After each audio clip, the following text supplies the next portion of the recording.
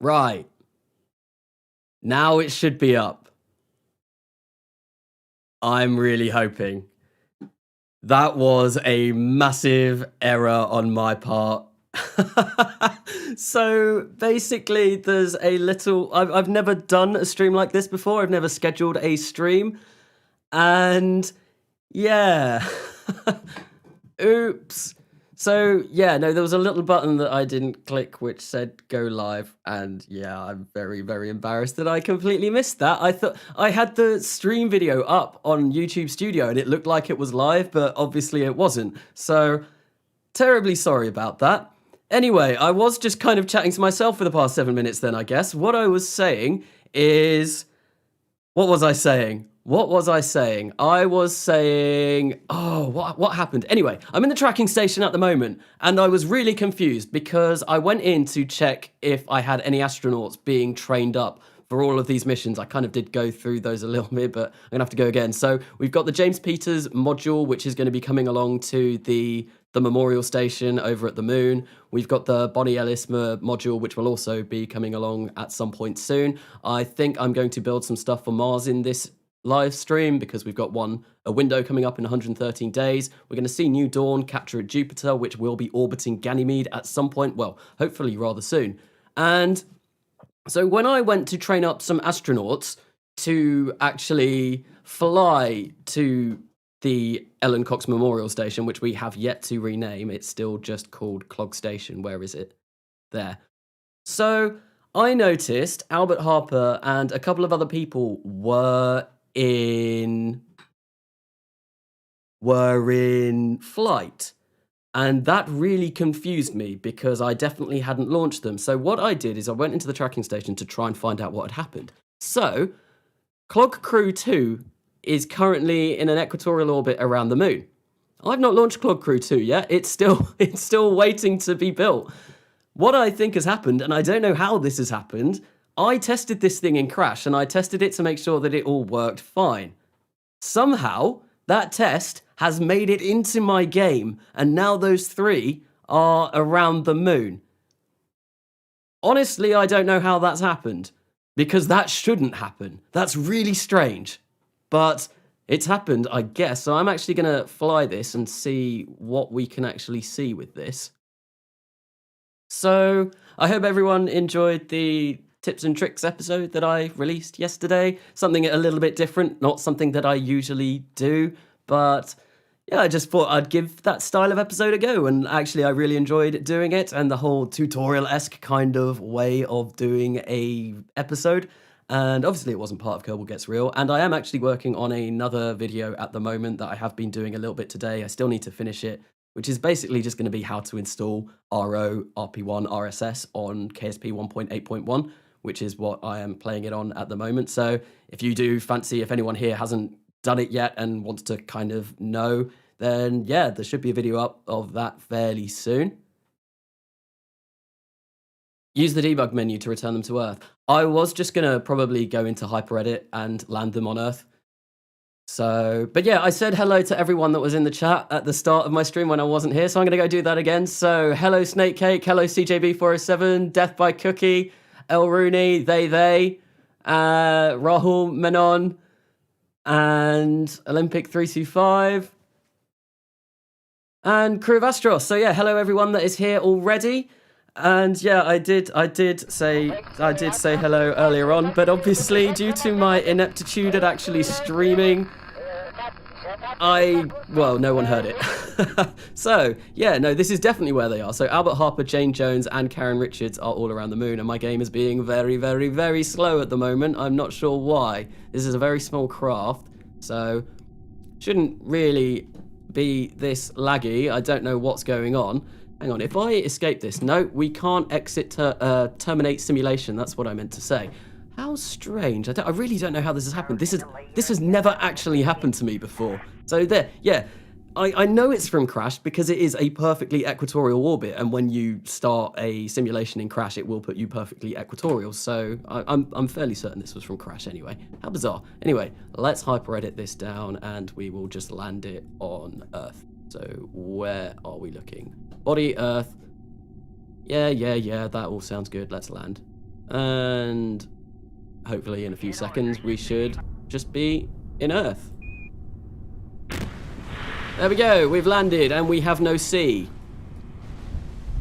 Oh, my game is getting really bad already. Actually, I was on Cosmonaut Crashes. I was watching his live stream yesterday and he was talking about how to maintain a stream, or not a stream, a realism overhaul install, and it made me a bit worried. It got me a bit worried that I've got far too many mods for this game to last a long while. So I am going to have to go through and prune some of my mods at some point, hopefully try and clean up a few bits. But there we go, we've brought these 3 back home. They never left, no one saw a thing. That was really odd, really odd. So let's just recover this and we'll do a normal recovery. That should, I wonder if I'll get money for that, because you do get money for recovering stuff. And actually, that's another thing that I need to do. I need to go in and I need to turn off my crash simulation costs, because I turned those back up for the tips and trick episode. And I am probably going to be testing things at some point soon. And I don't want to bankrupt myself with the, quite frankly, ludicrous amounts of money that you actually spend whilst testing in Crash. It is crazy, the amount of money that you spend in Crash. But, oh, I still can't get over the fact that I missed the go live button. Yeah, I really apologize for that. I was bang on 10 as well. I had this all set up bang on 10. I was watching the timer go down and I was like, yeah, let's wait for it to go down. But it was the first time, really, that I had, yeah, it's the first time that I'd done this.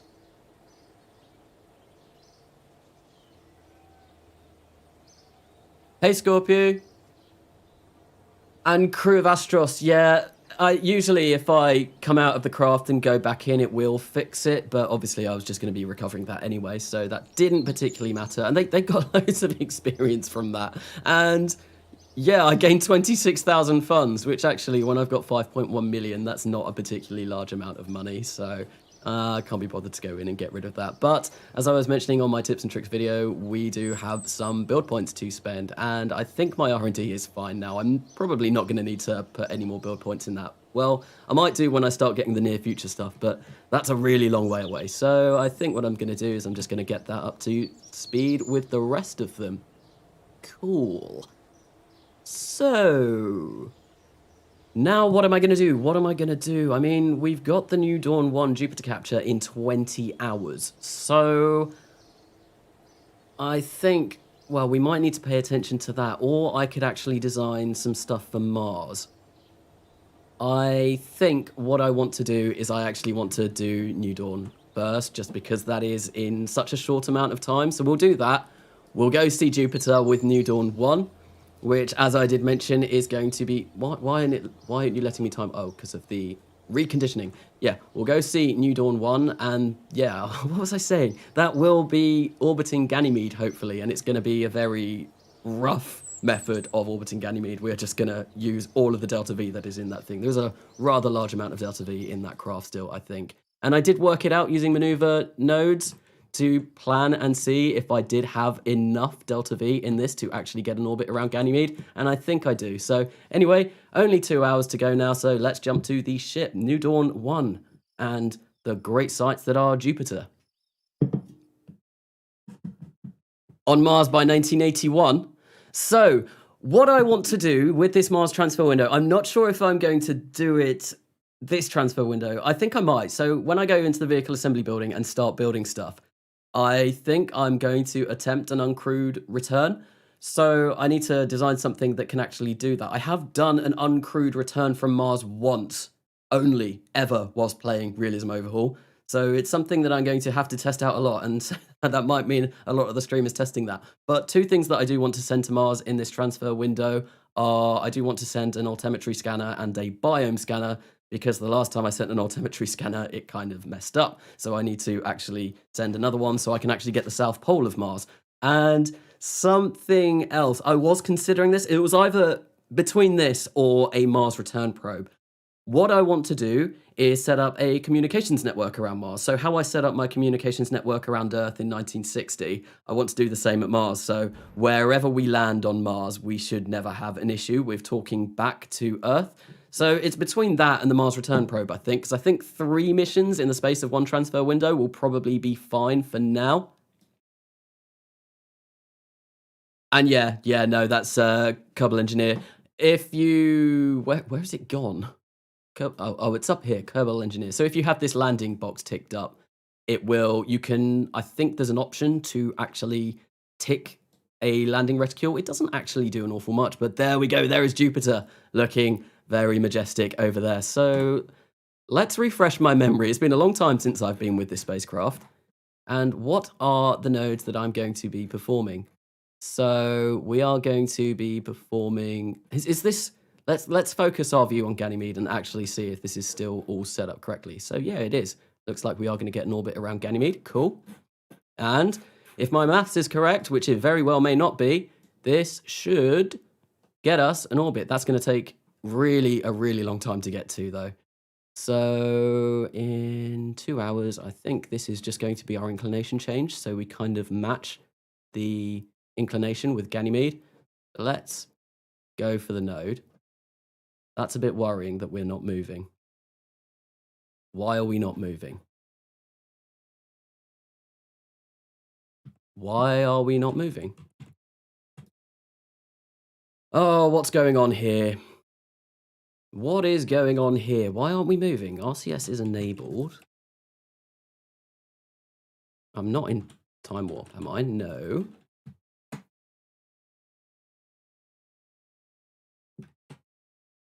We should have avionics. We've got power. We've got communication. But we can't move the spacecraft. What is going on? Avionics operational. Controllable. Yeah, we should be able to control this thing. How bizarre. Oh yeah, New Dawn 1 test. That is what it is. It's just New Dawn 1. When I was building this, I like to add tests to any kind of test designs that I'm doing, that I'm just playing around with in the vehicle assembly building, and this actually just ended up being a full mission, and I didn't bother to change the name. So this is New Dawn 1. Ignore that test. So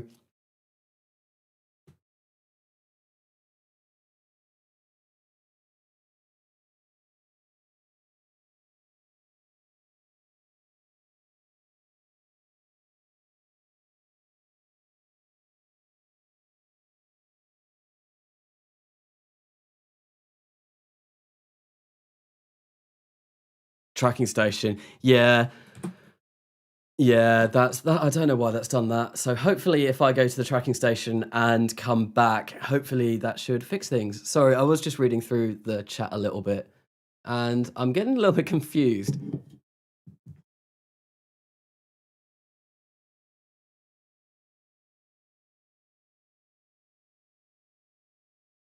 Thing is, I don't have quick save. Well, I don't have quick loads enabled, but I can. Well, you can enable them from a save, but if it really is an issue, if I go to the tracking station and then come back to the craft and it still doesn't work, I will probably quick save and reload it. It's a bit bizarre. Everything's been strange at the start of this stream. So obviously we had our crew kind of where they shouldn't be. And yeah, we've got no control over this probe by Jupiter. And I really want to get control over this probe by Jupiter because I really want to orbit Ganymede. Where are we looking? What is it? Is it a probe or is it a relay? It looks like it's a relay. New Dawn 1 test. Let's try flying this again. Yeah, no, I don't have quick saves enabled, but despite that, you can actually turn them on mid-save. All you need to do is go into the difficulty settings and turn it on in the middle of a save, and it won't mean anything. But I haven't. The main reason why I don't want quick saves on, you can still turn them on. The main reason why I don't want it is because I want to really force myself to, whenever something goes wrong, kind of actually play it through rather than, quick save and go back and revert or do anything like that. Because given that choice, well, I don't trust myself. Whereas now I actually have to go into a menu and go and do all of that. So it makes it a fair whack more difficult to actually do that. So that's why I've got them disabled. But hopefully this will work. Well, we're back at the craft. Apparently. Let's have a look. Yes, we've got RCS control. We can control this thing, thankfully. Well, thank you, crew of Astros, for the tracking station tip. That did work. Conglomerate by 1969. You know what? That's not actually a bad time frame. Obviously, when we're waiting for transfer windows, the main thing that we are going to be focusing on is going to be sending people to the moon and the Ellen Cox Memorial Station. So Conglomerate by 1969 might not be too far off. I don't know. I can't make any promises. I definitely can't make any promises, but I think that is probably a good estimation. Right, so we have control over this thing, and I'm just going to get rid of the screen and do a little bit of a kind of, you know, no HUD section of the video so I can use this when I compile all the footage later on for the episode.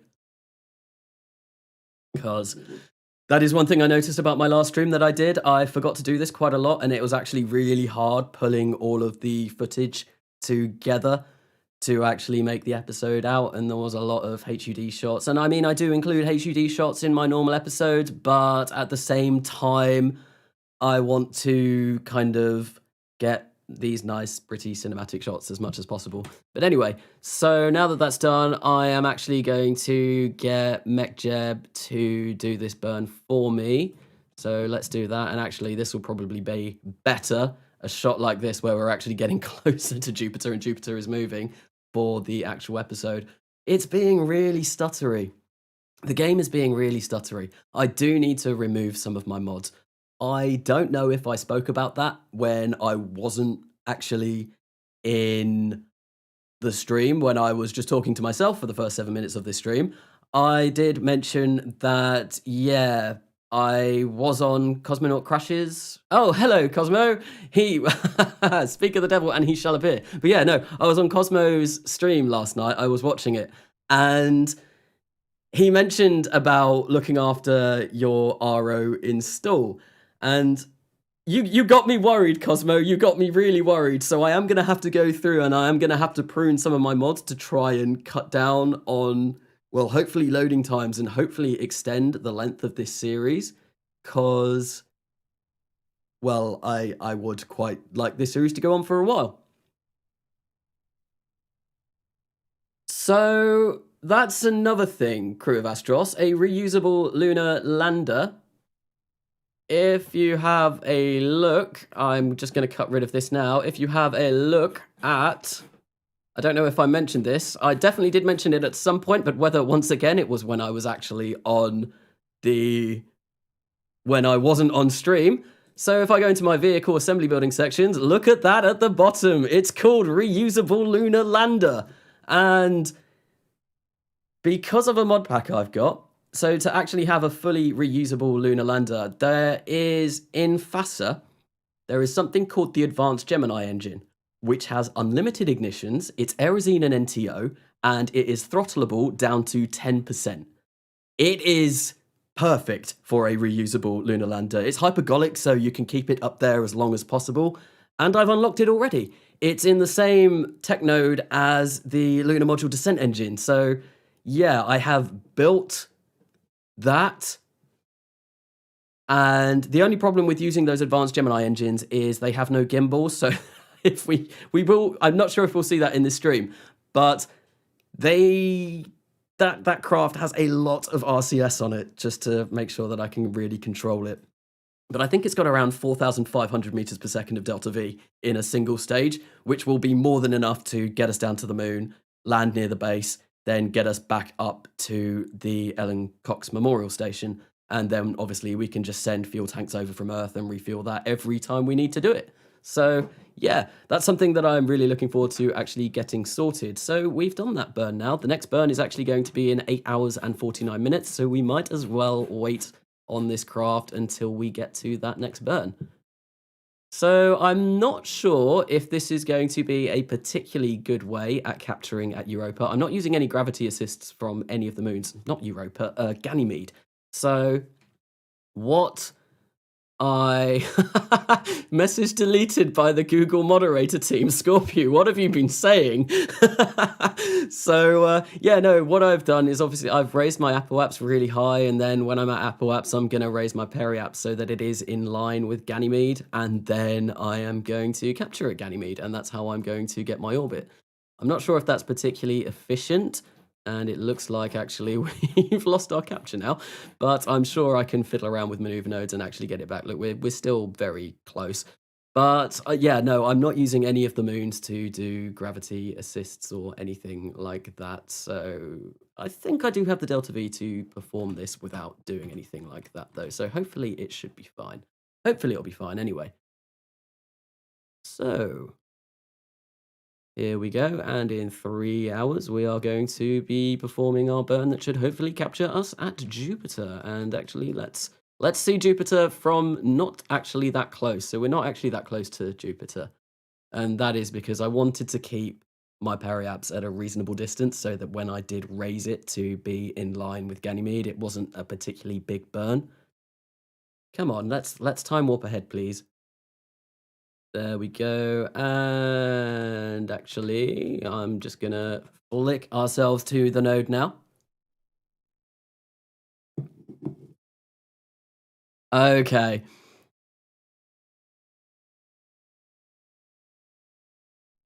So that Gemini engine, yeah, it's FASA, I think that's included in. It seems very, very overpowered for the time. I'm not sure if you. I doubt you can land on Jupiter in RSS. I highly doubt that you can do it. I wouldn't know, but I think the speeds that you would be going. I mean, look how far away I am already, and I'm already going 27,963 meters per second.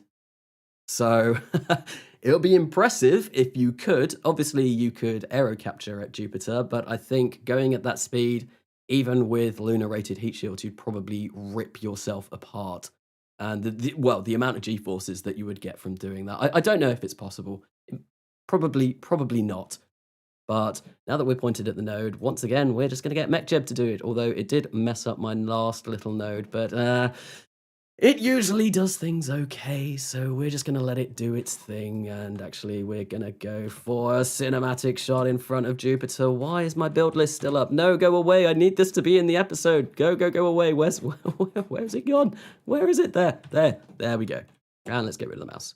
And hopefully this should look like a really cool shot when it fires up that AJ10 advanced engine. Sweet. Yeah, I think that will go in the episode, that shot, because that looks cool.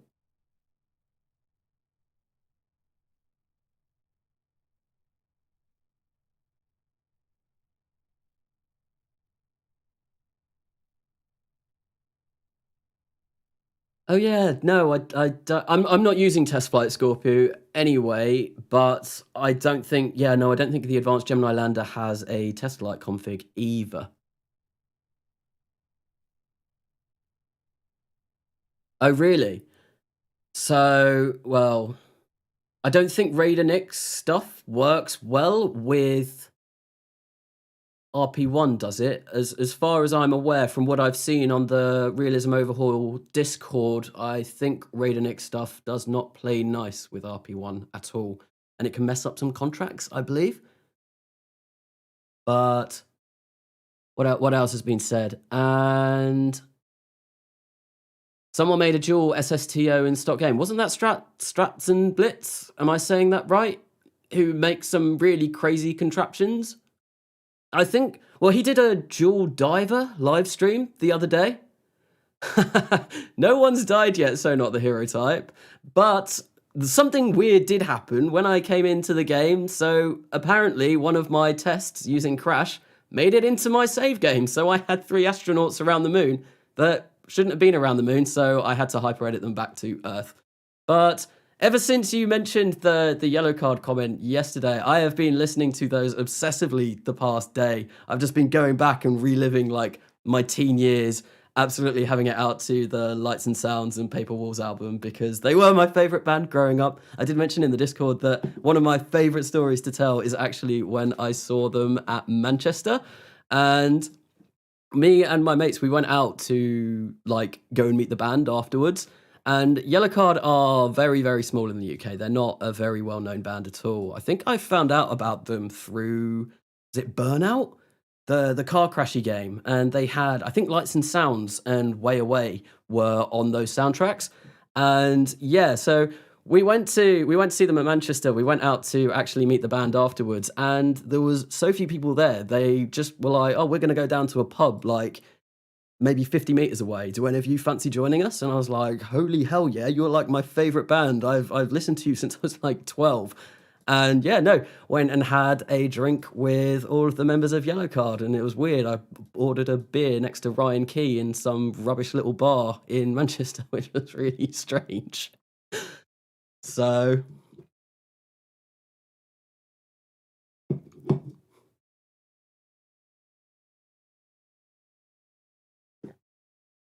anyway, so we have now captured at Jupiter, I hope. And yeah, no, that does look like a capture, but everything has moved over slightly. So I think what I am going to have to do is I'm going to have to get rid of all of these maneuver nodes and see if I can rearrange my maneuver so I can actually get to Ganymede. It still looks like we are relatively well inclined with Ganymede, which is promising.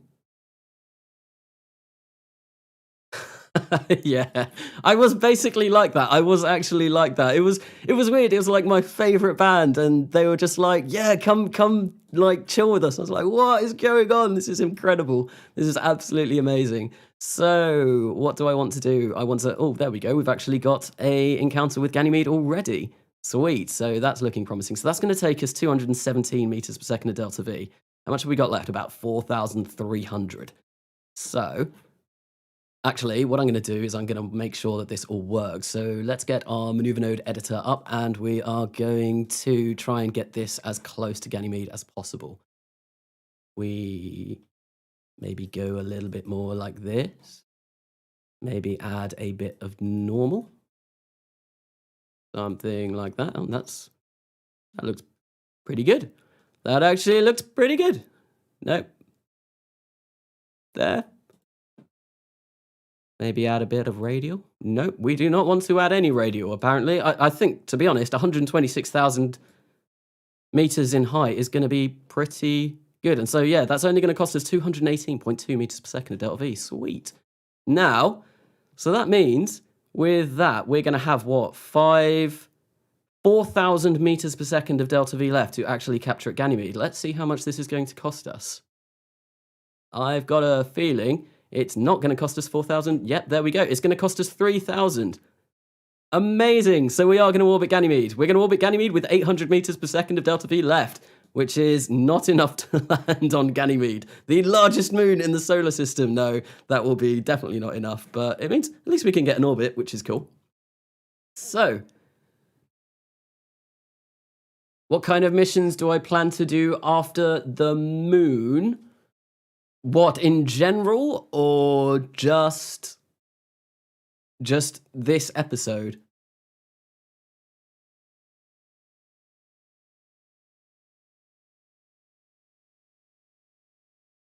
So not the hero slime. That's amazing. That's absolutely amazing.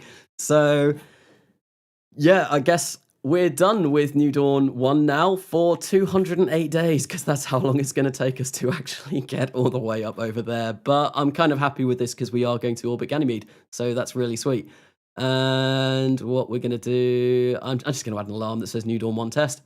So yeah, I did mention that it's called New Dawn 1 test, but it isn't a test. It is the actual mission that we are going to be flying. It was just me being lazy and not changing the name of the rocket. Rocket? Spacecraft. Okay, so we are done with New Dawn 1. Let's leave this. And actually, before I leave this, I'm going to get just, you know, a chill shot of Jupiter in the background. I do need to remember to get these so I can actually have enough footage to put an episode together.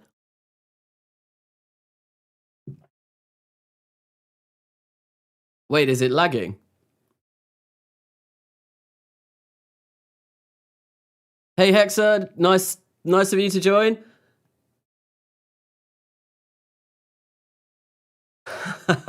Oh, it takes a long time to install the mods. So I am actually, just before I started the stream, I have started working on my RP1 installation guide that I am going to be releasing. Hopefully it will come out tomorrow. I've got half of it done already, and I just need to finish it off. So yeah, so I have been working on actually reinstalling RO, even though I've got RO on my computer. But yeah, it does take a while.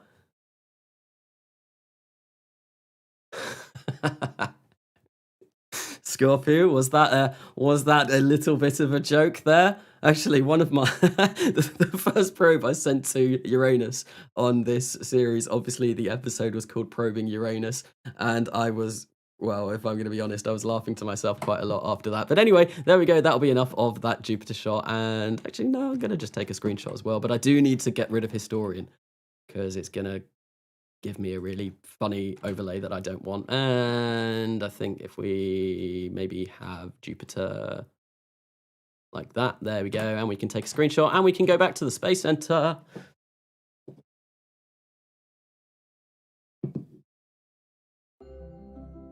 Oh yeah. RO and RP1 and RSS are so taxing on a computer. So I am currently running I've got an RTX 2070 Super, which is pretty decent. My CPU is a Intel i5 9600K, which isn't that great. And I have 16 gigabytes of RAM.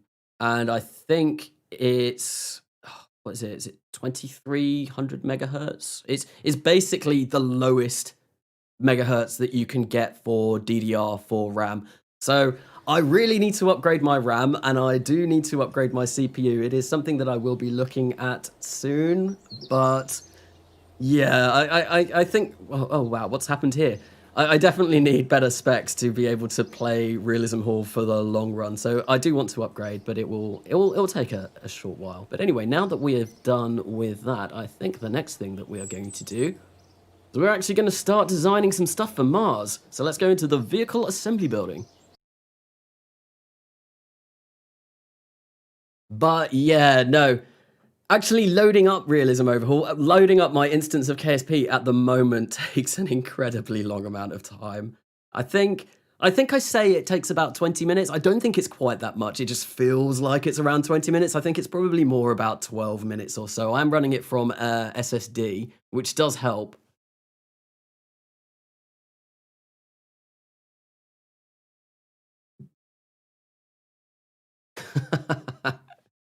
No, I have not tried downloading more RAM. Have you got a website which you can show me so I can download some RAM for my computer? Hey, Cohen V. I think I was actually talking to you on the Beardy Penguins live stream. I think I mentioned something about installing RO and RP1 on there, and I think you said that you could do it all on CCAN now. And I was arguing, no, you can't do it all on CCAN. You have to go into GitHub and do some wizardry with GitHub. But actually, now that I am putting together a tutorial video to do it, I've found out that the most recent version of RO and RP1, you can do it all through CCAN. So I was wrong. I'm sorry about that. But wait, you got me. Oh, you're getting me a website to download RAM. Is that what you're doing?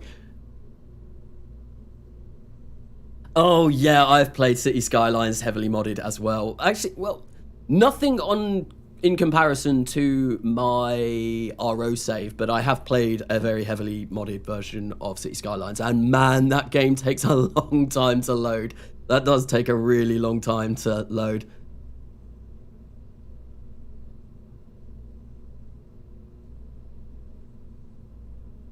Yeah, I think I'm on 388 subs at the moment. I think that was what I was on when I started the stream anyway.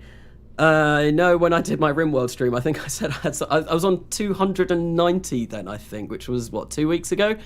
And yeah, no, it's been really nice. There was one day of, well, I went away for a weekend, and I remember there was one day, and I gained something like 40 subs in a single day, and I honestly don't know what happened there. I was kind of like sat looking at my phone round my mates who I'd gone to see. I was just like checking it every like 10, 20 minutes. I was like, oh my God, I've got like another 2 subscribers. This is amazing. So thank you everyone for subscribing to the channel. I really hope that you're enjoying what I'm putting out. But anyway, enough of this chatting. We're in the vehicle assembly building, and the first thing that I want to be working on, I think I'm going to work on a ScanSat for Mars.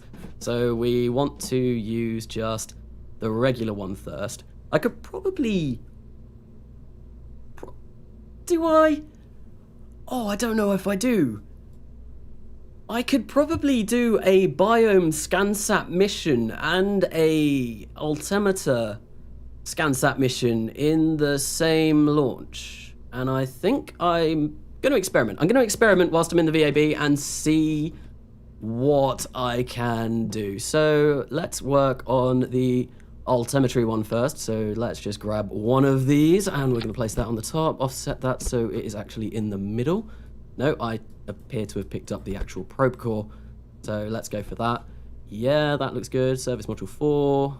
Let's not forget the deep space avionics, because those are very important, as we found out in the last live stream. Yeah. Anyway, so show tank UI, and we do not need anywhere near that much. I think I'm going to go for like 200, because I'm going to put an RTG on this thing, so we don't need any electric charge at all, because that RTG will last us for years. And speaking of, let's actually get that on here now. Where are we? I think we'll just use one of the cheapest ones, the 3 series RTG, and actually I'm just going to, you know, put that in there, hide it in the middle of the probe.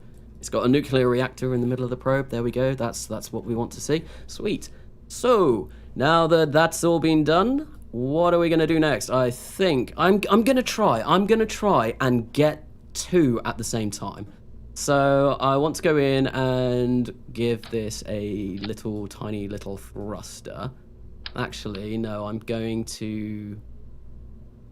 Oh, do I go for a fuel tank? Or do you reckon we can get enough fuel in here? I'm going to see how much fuel we can actually get in here. So let's change that to aerosine and NTO. And we will fill this up with aerosine and NTO. And that gives us 990 meters per second of delta V. And we want this to be in a 500 by 500 kilometer orbit. I don't know if that's going to be enough. I think it should be. I'm not sure. We'll have a little bit of a play around and see what we can do.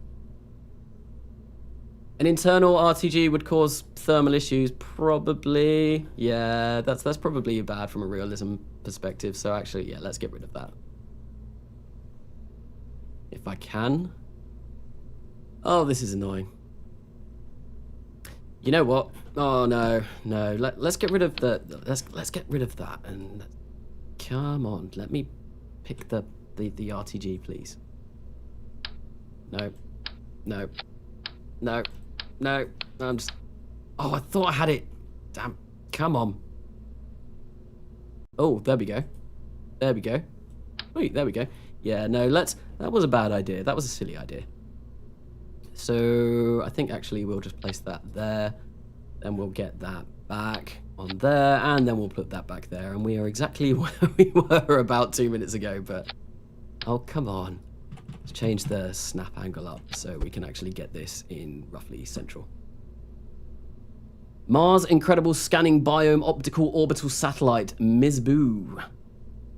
Yeah, I like that name. So I'm just quickly checking up on chat. There's a lot that I've missed. 3AA as of now. So yeah, oh, that was about the subs.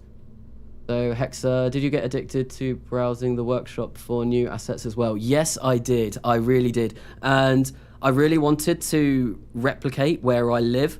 And I remember just absolutely trawling the workshop for as many UK item packs as I could find. And there are a lot. There's loads on the workshop for UK item packs, and it was really cool, some of the stuff that I found. Does posting links not work in YouTube chat? I don't know. I know maybe not on live chat, because I know you can definitely post links on just regular, like, well, a comment section, I guess. I don't know about live chat, though. For your install video, do you think you can have a download of your entire folder? No, I can't do that because it goes against the license of RO and RP1, I think. I'm fairly sure that you're not allowed to do that, so I can't do that, unfortunately. Oh, actually, Comby has already replied that, so yeah, no. Yeah, that, so I can't do that.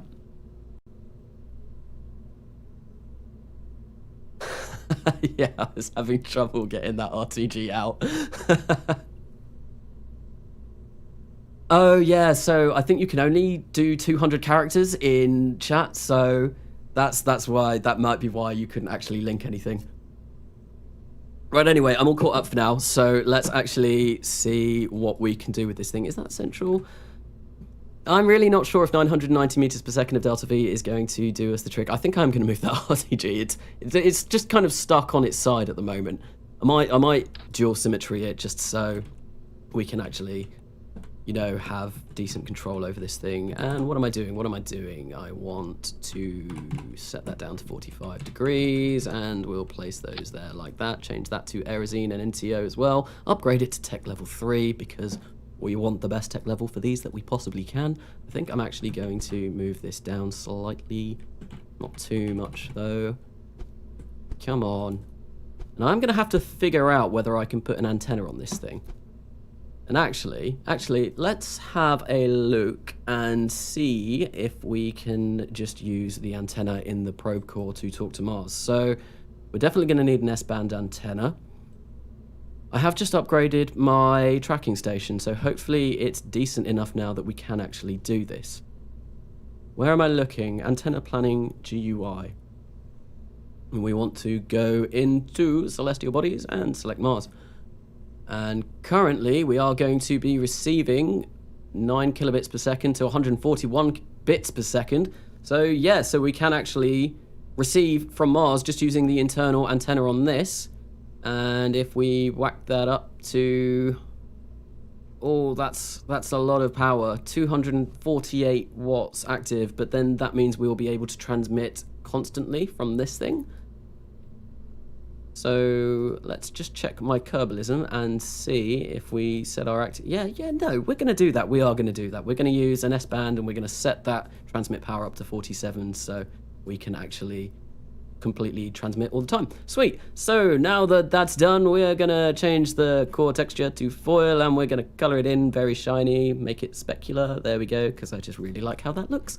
And for some reason, we have now only got 697 meters per second. Oh, it's probably because I added these RCS thrusters on. So I think actually, I don't know if that's going to be enough. So when I get to Mars, what I want to do is I want to use a capture stage. And what I want to do with that is capture at a roughly 500 kilometer orbit by I think it's 2.5 million, which is where the biome best altitude is. So when I've got that, the transfer stage will be carrying the altimetry satellite and the biome satellite. So I'll release the biome satellite at 500 kilometers, circularize at 500 kilometers, and then I'll release the biome satellite. Did I say that the right way round? I don't know. But yeah, the biome satellite then at 2.5 million, and then we'll circularize there. I don't know if that's going to be enough. So, you know what? I'm going to go with it. 697 should be enough. I think that should be enough. I really do. So hopefully it'll be enough, and hopefully that this isn't too offset that it's going to cause all kinds of issues. No, we're looking fairly stable. Right, so that's basically that done. And someone had a name for this. So it was Ms. Boo. So I'm going to actually, yeah, we'll go for that in there. Ms. Boo. Ms. Boo, that's a brilliant name. I'm going to keep saying that. And what does that stand for? So the Mars Incredible.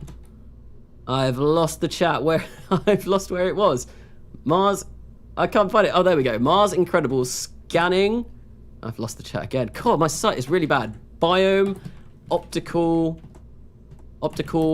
orbital satellite. Was that what it was? Satellite, yeah, there we go. Satellite. And if I've spelt anything wrong there, I'm truly sorry, but yeah, I think that was all okay. So Ms. Boo, so let's save this. There we go. Thanks for that name. That's rather cool. I'm quite enjoying that name. So now that that's all done, I did configure these, didn't I? Yes, I did. And we are on deep space avionics. We haven't set our avionics yet, though. What are we on? 0.2 tons. So actually, let's just... I'm going to raise that to 0.5. Hopefully that should be enough for what we want to do. And now that we've done that, I'm going to attach a payload adapter. Which one do I want to go for? Not an interstage, just this. There we go. And I think we'll set that down to be 2 meters. 2 meters. 2 meters sounds good, I think. And then underneath it, we are going to set ourselves a interstage adapter. And we will set that to 2 meters as well. There we go. And I don't know why that... Oh, yeah, it's because the top needs to be 2 meters. And then on that, what I want to do is I want to put a decoupler on there. We'll just grab a procedural decoupler. We will take the fillet off of that and make it a little bit smaller so it matches the size of that. And then I want to... Trying to think where I need to put the route to copy this entire part. I think if I set the route as that, and then I can just do this. Perfect, that's exactly what I wanted to do. And then I can place that there. Then we can remove the altimetry scanner, and we can go in and we can place a biome scanner. And I've obviously not got angle snap on, so I'm going to have to set angle snap so I can actually get this at the right place. There we go. Just offset that so it's roughly central. And these things look rather ugly, but they're going to do the job. And actually, I'm going to just colour this in. I think, yeah, let's just colour it in black. And I want ends to be plain metal. Yeah, that's going to do us the trick. And now, obviously, this is an interstage, so we are going to have to put some fairings on. Just, I mean, you don't have to, and it would save weight, but that's kind of, it would look odd. Because, well, it would be floating. That thing is currently floating. If I get rid of all of these overlays, yeah. I don't want to send a spacecraft up that looks like that. As much as it would work, I don't want to. So payload, and let's just get a conic recolor and...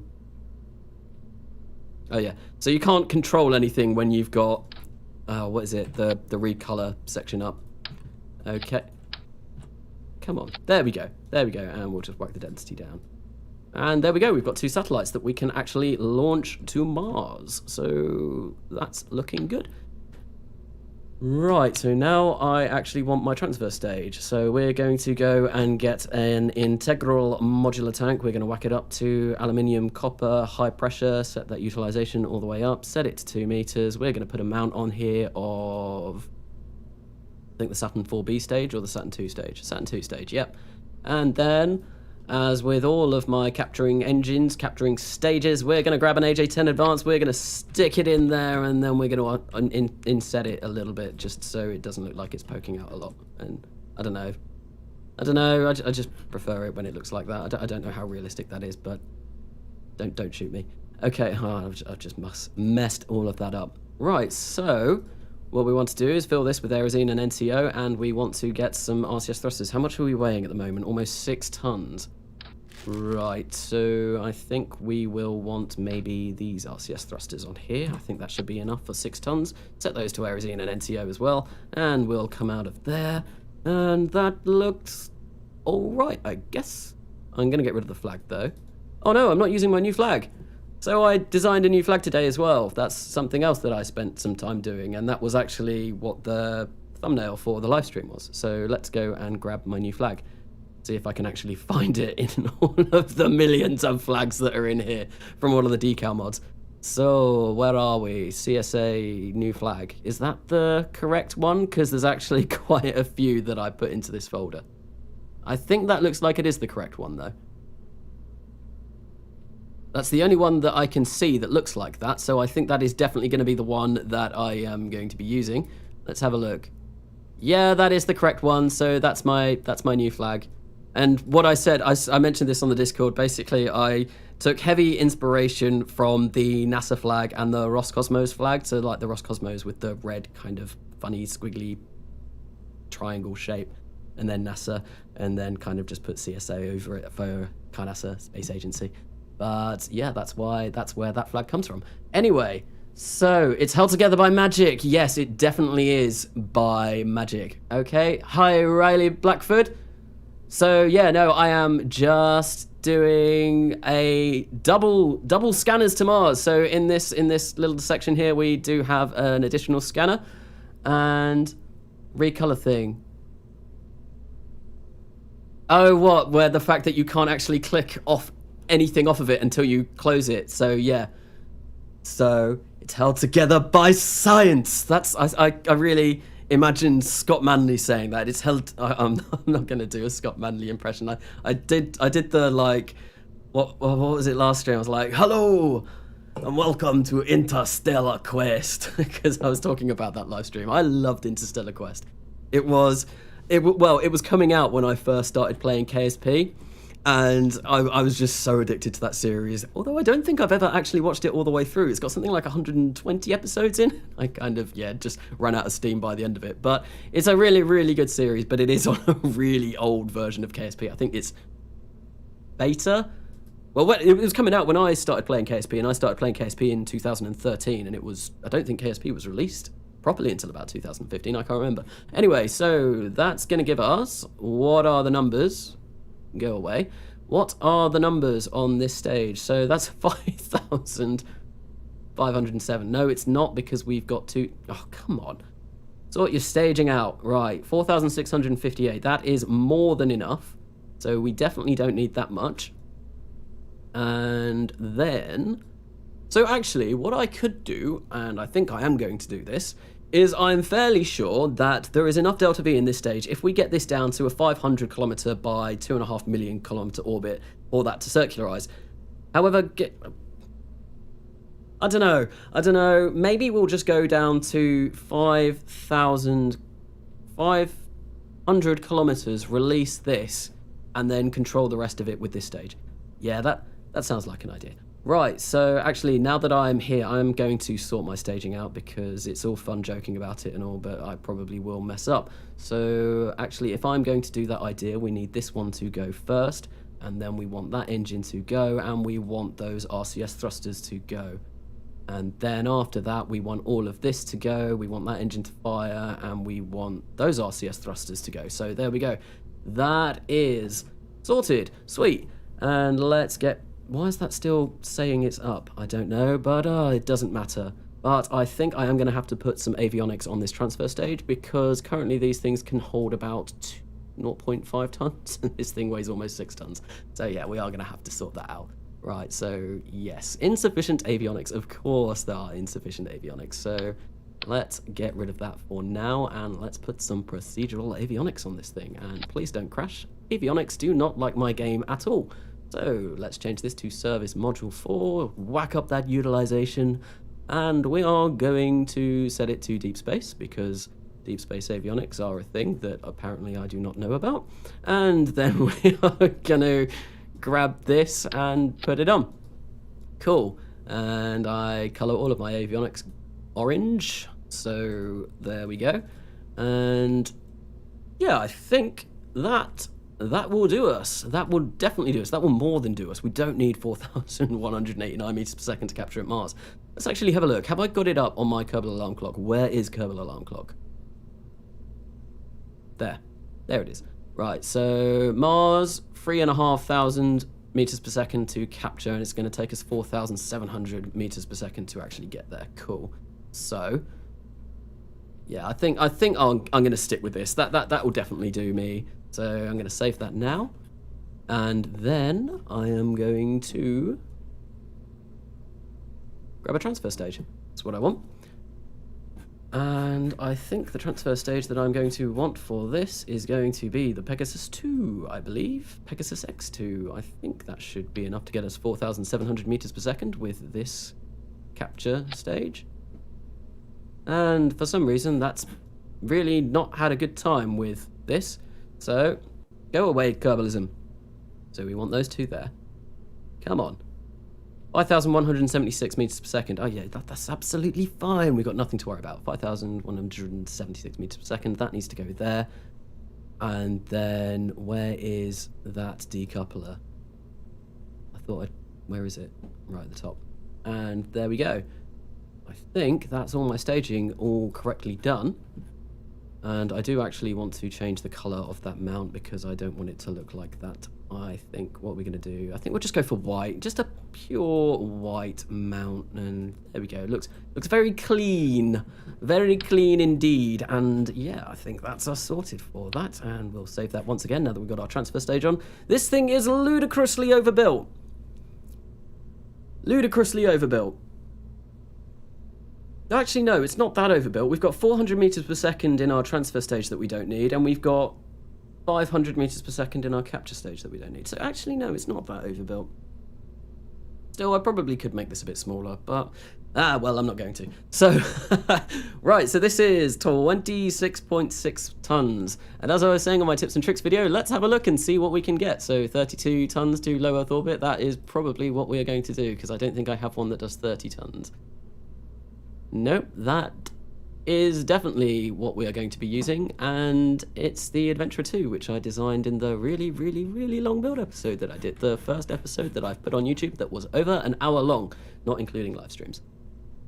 Oh, I'm going to have to get rid of my symmetry, because there are 2 of those RL10 engines at the bottom there, and I really do not want to be placing 2 of these rather large launch vehicles, because that will just make my game completely die, and we would not want that to happen. Right, so let's get rid of that. We will offset this down there, I think. Are we good there? Tell me we're good. Are we good? It's floating a little bit, but it's better for it to float just a tiny bit than actually be clipping in and then cause all kinds of issues when we launch this thing. So let's actually make sure that this isn't sticking into the ground. That looks like a decent height. Save. 2 E1 engines are going to go off, and I think actually we want the core stage to go off at the same time as well. So the 2 J2s, J2Ss, I believe they are. Then this is all of the launch tower stuff, which is going to go off at the same time as the solid rocket motors, and then we're going to release these solid rocket motors, and we do not want to fire up that RCS and those engines at that stage, I don't think. No, we definitely do not. Those should all be on the solid rocket motors, I think. Yep, and those are going to detach the solid rocket motors. Perfect. That's what we want. And then we want those, I think, is it the E1 boosters? We want those to go off after that. And we also want the separation motors to pull them away from our core stage. That'd be terrible if we smashed into our core stage. And then, where are we looking there? So then it's going to be our Pegasus stage. So that needs to go down there. And I think that is Ms. Boo done. I don't think there's anything else that I need to do for that. So yeah, I think that's all good. So what I'm going to do now is I'm going to save this, and we're going to go test it, because apparently I don't test enough at the moment. So I am definitely going to test this, and yeah, I think that's all good. So yeah, let's go to the launch pad, and whilst we are waiting for that loading screen to come up, I'm going to check back on chat.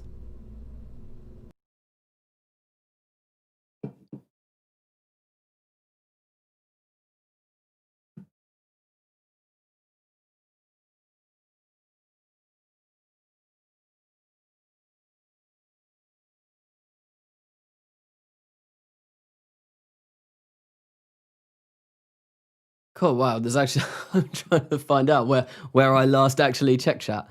So, oh yeah, it's held together by science, I remember talking about that. Don't shoot me, I'm not in the States, I don't have to worry. Yeah, that's true, I guess. Let's not talk about guns though. I don't know. I feel like it's a very controversial topic, and I would rather not get into that on live stream if I'm going to be particularly honest. And I mean, we still get some shootings in the UK. Obviously, nowhere near as many as in the States because guns are illegal over here. Well, not necessarily. Well, you can have a shotgun over here. You can own a shotgun, but pistols and all kinds of small arms are definitely not allowed. But yeah, we still have an awful lot of knife crime and stuff. We still have bad people on the streets, and I don't know what I'm talking about. But there we go. Yes, God, it makes me go crazy. Please never do that again. I don't know what that was to, but it's held together by supermassive W bosons that create the strong force on a large scale where it pulls the parts together up to a certain distance and then it becomes repulsive. I don't know why, but that's reminded me of that, what is it, docking port to orbit video that came up on YouTube very recently, and it's just a bit of absolute magic. Whoa, Scott dropping into the stream again, yeah. That was a pretty good impression. I don't know, I really don't think it was, but make sure to use one measurement system. Don't want a repeat of history. Yes, no, let's not have a Mars climate orbiter. Was it that? I think it was the Mars climate orbiter, 1999, where it... Oh, conversion from metric to imperial. The companies that were working on it incorrectly converted some measurements, and it led to the orbiter crashing into Mars rather than getting an orbit, which was very, very, very embarrassing for all parties involved. Anyway, we're on the launch pad now, so let's set our target periaps to 160. That should do us fine. 160, so we've got a nice circular orbit, and we are at a 90 meters per second booster pitch rate. What is our thrust to weight ratio on our first stage? Oh no, I can't tell because it's going to go off with these, but I think that's going to go quite quickly. I think 90 should do us. I don't think I want to change that. Booster pitch rate, no, that's all fine, and let's get rid of that. Don't want to be deploying any solar panels. There aren't any solar panels on here anyway to deploy, but let's just untick it anyway. Oh no, oh wait, no, my sim costs are 0. Okay, so I must have turned them off. That's strange. And I think with that, we are ready to go. Let's just actually set our inclination to our current inclination, engage the autopilot, and let's fire this baby up. I was really worried that wasn't going to work for a second then. There was a little bit of a delay. But it looks like we have our engines all lit up and we are going to go. Those solid rocket motors are firing and we are on our way to space. We are going boldly into that unknown frontier. I don't know. Anyway, I'm going to catch up on chat yet again because I don't even think I got to the bottom of chat. So, yeah, about the Scott Manley voiced over guest. Remember avionics next time. Yes. Avionics seem to be my Achilles heel at the moment. Smart, not overbuilt, smart error margins. Yeah, it's quite a bit over the error margins, but I suppose it fits nicely on this launch vehicle anyway, so that's not too bad. This is my favorite lift stage. Ms. Boo, my child, rise. Rise, Ms. Boo. Oh, wait, are we... No, we seem to be fine. So yeah, this is the Adventurer 2, and I built this in a build episode. So we've got 4 Al Gore IB solid rocket motors on the stage, and those will get deployed first. We've got the 2 E1 engines doing most of the lifting, and then we've got 2 J2S's, I think, in the core.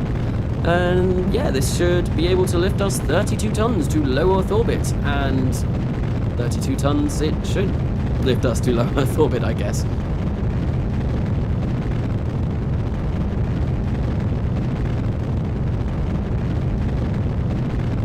So yeah, you can actually get charged for just carrying a butter knife around in the UK. I'm fairly sure you can. But is there lag? Or is it just like how slow this rocket is launching because of the yellow clock up there? I mean, we're roughly going at maybe a second every 2 seconds. So actually, I'm going to physical time warp through this because, yeah, it is quite slow. Anyway, still... Oh, there go the solid rocket motors. There go the Al Gore IBs. So Cohen V, still working on my own automated Ascent script with KOS. Even though I have no experience with programming, it comes with a jingle on boot up. That's really cool. So actually, my first ever experience with programming was with KOS. I didn't really stick with it that much, but last year in September, I started university doing computer science. It's the third time I've gone to uni, and I'd never finished uni before, but this time I'm doing well. So yeah, actually I've got a fair bit more experience in programming now. And yeah, no, KOS was my first experience with programming as well. And yeah, I should have stuck to it a bit more. And I'd be interested to go back and check it out now that I have a bit more understanding with how programming languages work. But MechJeb's just so nice. MechJeb is really good at getting my orbits. It just works, and it works for me. It's very, very, very good. And this looks like we are going to have around 534 meters per second of delta V remaining. Oh, you know what I haven't done is actually set the fairings to be deployed. That was a mistake. So let's get those there. And we will just drag that stage down there, and they should go. Oh, that was close. That very nearly didn't clear our core stage. So actually, when I go back into the vehicle assembly building, that is one thing to think about, is to actually raise the ejection power on those fairings. Yeah, I should do that. But, well, it looks like the launch vehicle is going to work. MechJeb for RSS RO. Yeah, no, it's amazing. MechJeb Primer Vector Guidance is a real lifesaver. And obviously I spoke about it in the last video that I did. I really, really do enjoy using it. And it's great for this series because usually when I do a launch, I can just hit F2 and just leave the launch be. And that way I get all of the, like, not particularly fancy cinematic shots. There are some series that are doing cinematics a lot better than I am, but it just makes it look a little bit prettier rather than having the HUD up. But this section here will not make it into the end of the video because I never put the crash tests in the actual episodic content. So this is why I've got the HUD up for all of this. Right, so it looks like we have made our 160 by 160,000 meter orbit. That is all looking promising. Where are the solids to detach that stage? There. So that's another thing I need to make sure that they go. Right, and we're just going to turn our RCS on. And bye-bye, core stage. Thank you for launching us into space, but you are done now and we have no need of you. Right, so let's just make sure that this works. This works. Yep, it does work. We'll just set ourselves to prograde. So it looks like the Pegasus X2 works. I think, yeah, that was what it was called. And yeah, no, that all works fine. I think, yeah, we don't really need to test that. And come on. Now, there we go. See, that's a thing. That's insufficient avionics, so we don't actually have enough avionics on this stage. So I am going to have to go in and give that stage a little bit more avionics, probably that section there. So this is why we test, but there we go. We've unlocked the avionics already, but I do want to have full control over this because we will probably have to do some fine adjustments with this stage, but the engine doesn't break anything, so I guess that's all fine. Do all of the RCS go. All of the RCS go, that's wonderful. And then I'm just going to cut this, and then we're going to deploy this next stage, and let's see if we can select it. I really hope I don't select the core stage by doing that. No, I did not. This works. This works a charm. We've still got 623 meters per second of delta V left in this. And yeah, no, we are good. That engine works. That's fine. And let's go back to this, because what we want to do now is we want to deploy this. Oh wow, that thing went flying. So yeah, this seems to work, and then hopefully, oh, of course we can't control this because it's got an S-band antenna.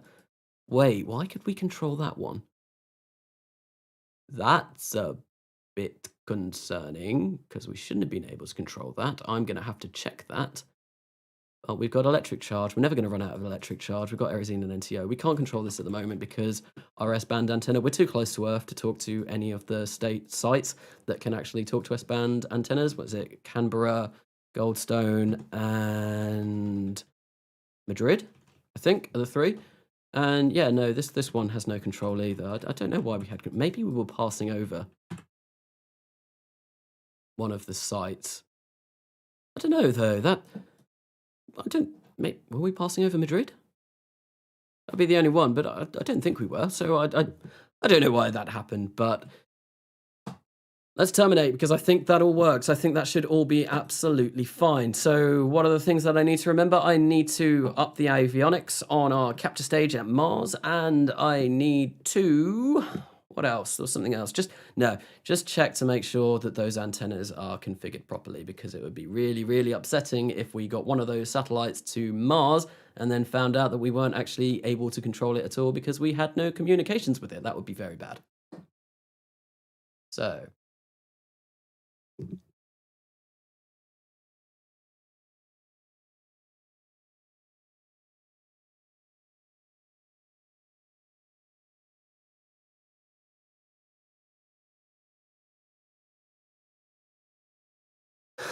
That was very dark, the Forks Gaming.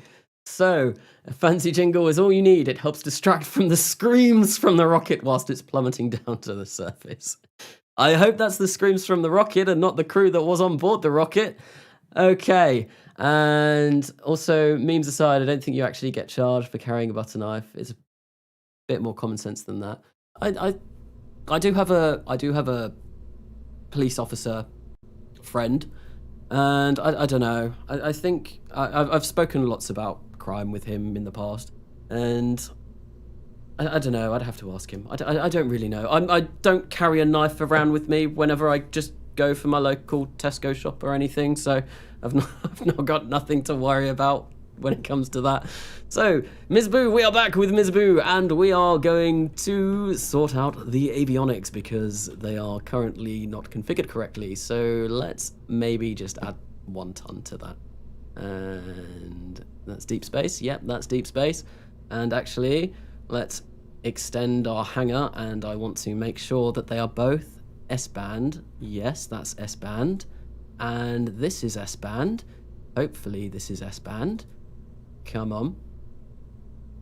S-band, yes. Perfect. Sweet, so that's that done. And I think, yeah, that all should work fine. So now that we've done that, we're going to go and tool it. Tooling. It's going to cost us 41,000 once all parts are tooled. That's not too bad. And I've not got my construction time up. 16,000 funds, that's nothing. What I mean about reusing launch vehicles, as soon as you've tooled one once, you can just use it over and over and over again, and it's absolutely fine. Right, so did I add this to the launch list? I don't think I did, so let's launch that, and actually let's get our construction list up and see how long this is going to take. 31 days. I think we're going to have to do a little bit of, well, wiggly-jiggly stuff with our build list so that we can actually get it all set up at the right time, because we've only got 113 days, 112 days now before our Mars transfer window comes around, and obviously we've got all of these that are being built, so I think we're going to have to make Ms. Boo... Well, I'll go in and see where we can kind of fit everything around. Anyway, so what to do next? I don't just want to send Ms. Boo to Mars in that transfer window. I do want to send a lander. Oh, I clicked leave. I meant to click new. Oh, now there's just going to be 2 unnecessary loading screens. Oh, that's my bad. Oops. So KOS is pretty intuitive and it's satisfying when it all works as planned. So to CoNV, I even taught myself how to use GitHub. I'll have a link when I have a viable release. Oh, well done. Yeah, no, I can imagine it is very satisfying because you're seeing your work through, like, your coding work actually do something. And that's one reason why I really like my computer science course at the moment, because, well, when I'm learning, it's something that I can actually see myself progressing in, and I made myself a full-on text-based RPG game, and it was like Pokemon, but with more like Pokemon crossed with D&D, Dungeons and Dragons, so it's very like adventure-y style, but the battle style was Pokemon. And that was, I spent my revision where I should have been revising coding doing that, but it worked. It really taught me how to code a lot better, and I actually ended up getting something like 95% on my first coding exam. So yeah, that was really good. But now we're going to have to go back into the vehicle assembly building because I am an idiot. Definitely not the crew. Yes, the Forks Gaming. Definitely not the crew. Hexa, still loading KSP. I forgot how long it takes when loading from a clean install.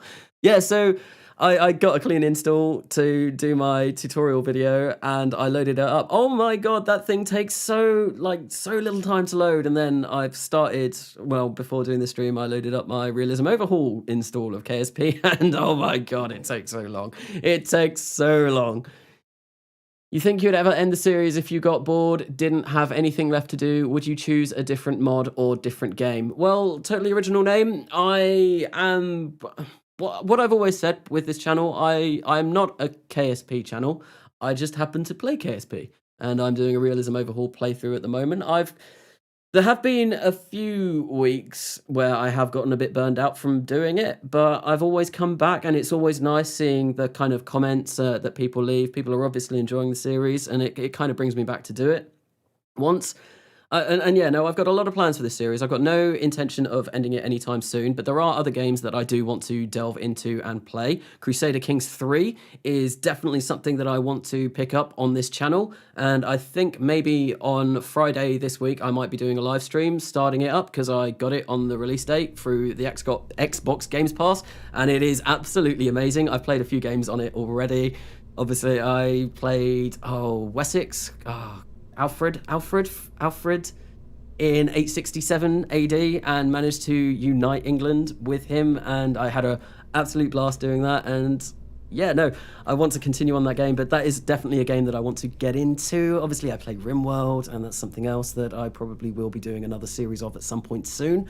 And I don't know about other mod packs in KSP because I am so in love with Realism Overhaul and actually going back to stock KSP. I can't get into it. When I downloaded the version, the clean install, I did go into stock a little bit and played around and just messed around and tried to make a stock Saturn V and ended up just in about 20 minutes, ended up landing on Eve, I think it was. And I didn't wait for a transfer window, I just straight up burnt to Eve. And yeah, no, I landed Jeb, Bob and Bill on Eve just because I could. And it's nice going into stock KSP and just building something in like 5 minutes that can work like that. These designs of Realism Overhaul, they take so long. But yeah, well, the next thing that I'm going to be designing will be the Mars return vehicle, which might take a really long time indeed. But before I start this, I'm just going to quickly check through chat. Tristan Mayer, welcome. Saw me on the Beardy Penguin stream. Glad to see you in the community. Thank you. Yep. I was checking out that stream. That's very cool because, well, excited for N9. He's done really well recently with obviously doing the collab with Beardy Penguin. Sorry, my voice is going a little bit there. Excuse me. And yeah, no. I watch a lot of the KSP YouTubers. Obviously, Matt Lown, I've watched quite a few of his videos. Scott Manley, I am absolutely in love with Scott Manley. I spoke a lot about Scott Manley in the last stream as well. It's just going to always come back to Scott Manley, but Scott Manley is a very sexy man, and he does very sexy videos, and he's got a very nice voice to listen to. And it's so good. Like, his videos are incredible. But yeah, so let's, once again, professing my love for our Lord and Saviour Manley. And let's keep having just a quick look down. So Mizbu A is the ScanSat and Mizbu B is the biome sat. Yeah, we can have that. That sounds good. Perhaps the second probe is heavier. Yes, the biome one is heavier. That's probably why the avionics were messed up on that stage. Probably. What will the lander be for? So this is... What will it be for? I guess... Well, we could look for manned landing sites, I guess. Game-wise, it's just so that I know roughly how much Delta V and all of that, and how well I can put a design together that can actually go to Mars and then return. Bluff-wise, yeah, it's going to be looking for potential landing sites, although we do have Tenacity on Mars at the moment, which is actually roving all around Mars and has been for over half a year now. So that would also probably be potentially looking for potential landing sites. And yeah, we've had a couple of landers on Mars, I think. We landed Tenacity, and I think I have landed something else on Mars. It was quite a long time ago now.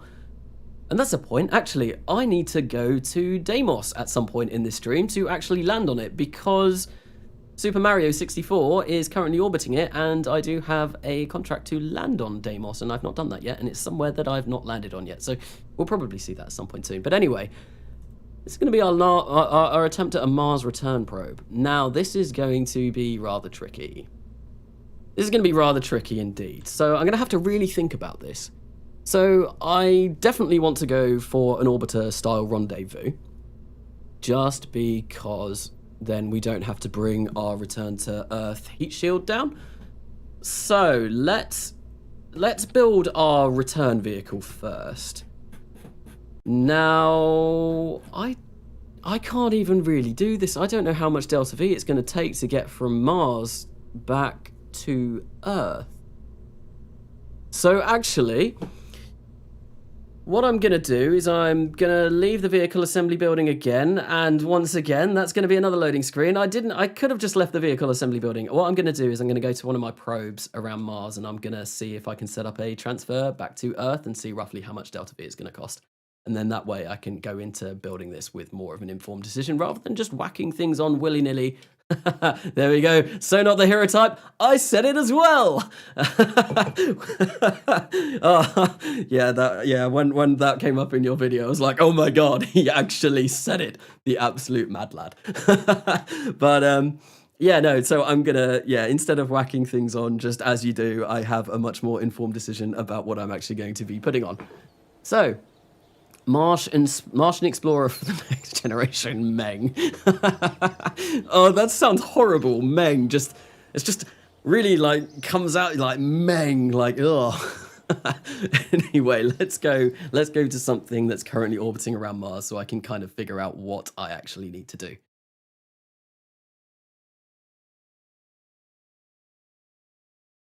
Where can I go, mod? What does that do? But anyway, Cohen V, thanks for stopping by.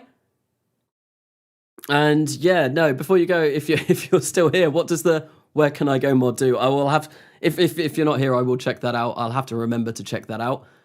But yeah, thanks for stopping by anyway. So where am I going? I'm going to Mars, because I do have a couple of things in orbit of Mars, so we should be able to find something that we can kind of get a rough estimate of how much delta V is going to cost me to get back. What can we go to? Ideally something in low Mars orbit. I'm fairly sure I'll have something in low Mars orbit. Hermes 3. No, I think it's going to be more leg. Mars Orbiter and Reconnaissance Landing Experiment Gambit, I think this thing stood for. I hope this thing still has batteries. It's been here for a very long time.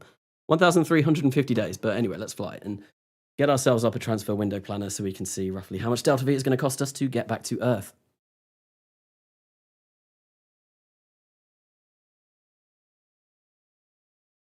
Oh, yeah. Because, yeah, it's Courage and Stupidity, isn't it? The two Kerbal Straits. So, L, I don't know how to get rid of the username.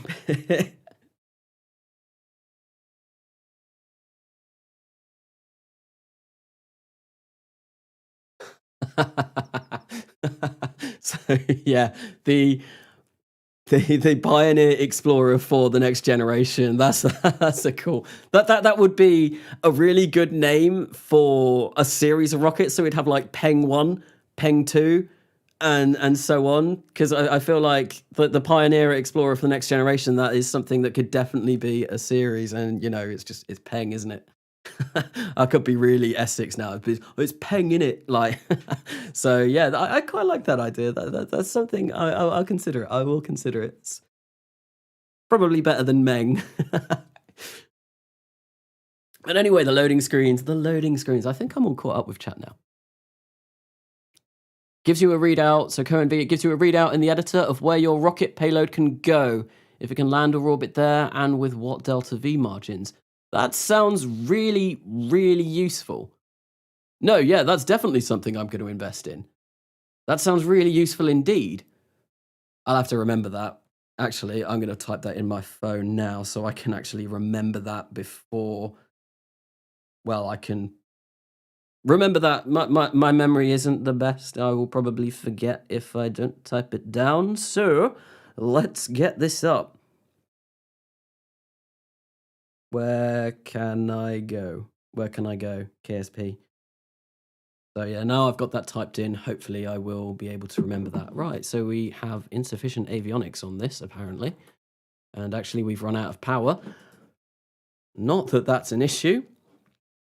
I think, well, yeah, we can still make our transfer planner. So what do we want? We want our maneuver planner, which is there. We're going to do an advanced transfer to another planet. We're going to go into the map screen. Everything is being really slow at the moment. I don't know why. I do apologize. Like I said, I need to get rid of some mods. We'll set Earth as target. Okay, so I guess we don't even need to include a capture burn, but let's see. Let's create a node. 2,105 meters per second of delta V to get to Earth. That's really not that bad. That's really not that bad. And if we don't include a capture burn, and we get rid of this, it's going to be about 2,000 meters per second of delta V. Okay, so, well, now that I know that, we can actually go back and we can start designing this thing. Sweet. So we want to go back to the Space Center.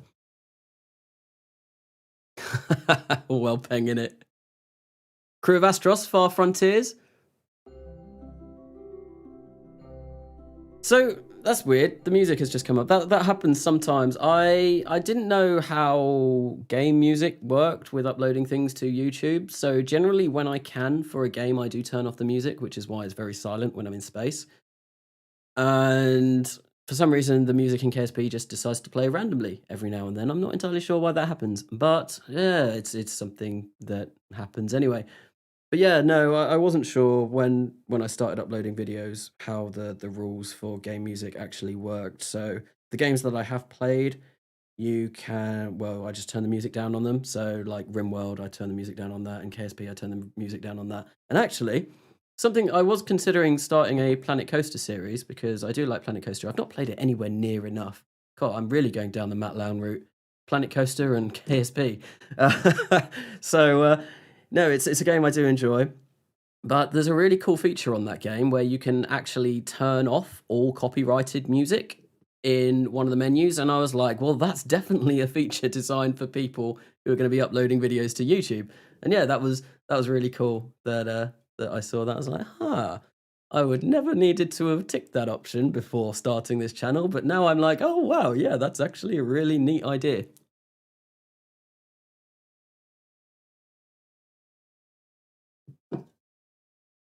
The inclination changing, yes, but it will, but it will still give me a very good rough estimation of how much delta V I am going to need.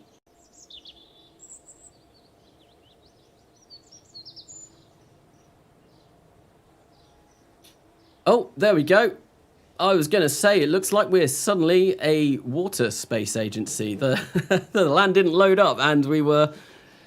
Yeah, that looked a bit strange. What is going on? Oh, yes, mod pruning will come soon. This is ridiculously painful.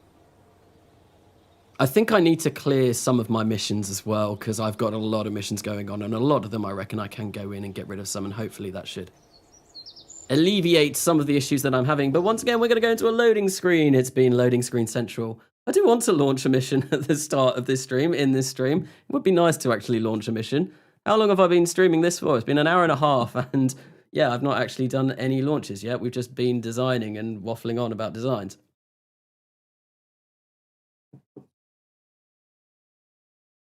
Oh, so KSP music is from Kevin MacLeod, so copyright free. I'm assuming his last name is pronounced MacLeod. That was my high school chemistry teacher was called, her last name was MacLeod, and that's how it was spelt, so. So not the hero type. I've not actually seen that happen yet. KSC going underground. That's something that I have not witnessed yet. I've seen, obviously, a waterlogged KSP just now, and I've also seen KSP when you play with KSC Switcher and you go to different launch sites all around the world. When you load up KSP for the first time and you start your save, the whole ground will be kind of glitchy. That's something else that I've seen that is weird with KSC. But we're back in the vehicle assembly building. Excuse me, sorry. Anyway, what do we want to do now? I think... I'm not sure. Was it Frontier? What was it? Well, we've got Peng and Far Frontiers. I might use Peng for something different, and I think maybe Far Frontiers for this, just because, well, a lot of my names have been quite jokey recently, and that's all come down to designing things on Livestream. So I think, yeah, we will use Far Frontiers for the Mars lander and return mission, and then Peng will be something that we use at another point, I think. I like the idea. I like both of them, so we are definitely going to do this. So Far Frontiers... and there we go, and we don't need to put a description in, and there we go. So I needed about 2,000 meters per second of delta V to get back. Obviously we're going to need to have this to, well, it will need to be hypergolic, and we are going to want to have a heat shield on here. So this is going to be me thinking really hard how to design this, because, well, I've not actually... No, I don't want to put it to a category. No, I don't think we want a 2 meter one. No, I think we are going to have to go with a 2 meter one, and we want a docking port on here. Hopefully a propellant only one. There we go. This thing looks ugly as anything. And then we are going to want some parachutes. Where are the parachutes? There are the parachutes. Okay, so let's whack some real chutes on. Oh, come on. There we go. And I think we'll just whack a couple of these on. Maybe there. That looks like more than enough. I think I'm going to go into the action group and actually make these a bit smaller anyway. So previous size, we want Earth. And how much do we weigh at the moment? 0.625 tons, but we are going to be getting rid of that heat shield. How much do we weigh without the heat shield? 0.375 tons. So I reckon we go for about... We want to have a sample capacity in here because we want to transfer our Mars sample into this stage. I reckon, yeah, we go for about 0.2 tons on each of these parachutes, I reckon. I think that should do us, hopefully. Hopefully. And where do I want input craft mass? We'll change that to 0.2 tons. And everything else should be fine. 6 meters per second, that's absolutely fine. Maybe, no, I'm going to raise it up to 0.3 and apply symmetry to all counterparts. Case cost, total part cost. Yep, that's fine. So this is going to be our probe that actually lands on Earth. And actually, I'm going to whack a couple of RTGs on here as well.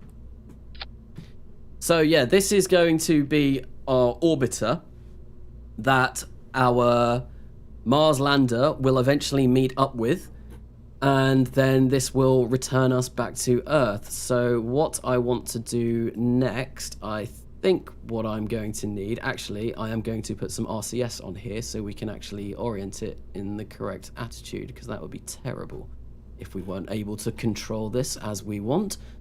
So let's get in command and control, and we're going to go for these RCS, and we are going to place 4 of them on. Set it to Aerosine and NTO once again, and come out of there. We're going to change this. We're going to change this. This does need to be deep space as well, because we are going to be operating this around Mars, and I think maybe we will set this to be about 2 tons just to be safe. I think that should do us. I think this is going to require a really large launch vehicle, this mission. I we'll have to see how big it's going to be. Right, so now that we've done that, what else do we want to do? We do not need that much electric charge, so I'm going to come out and maybe set that to about 200 once again. Update that, if it will update, please. And then what we're going to do is we are going to fill the rest of this up with Aerosine and NTO. How much is that going to make us weigh? Not a particularly huge amount, and that should be enough to provide our RCS control for when we want to orient this spacecraft when we return to Earth. There we go, we've got our parachutes, we've got our docking port to meet up with our lander.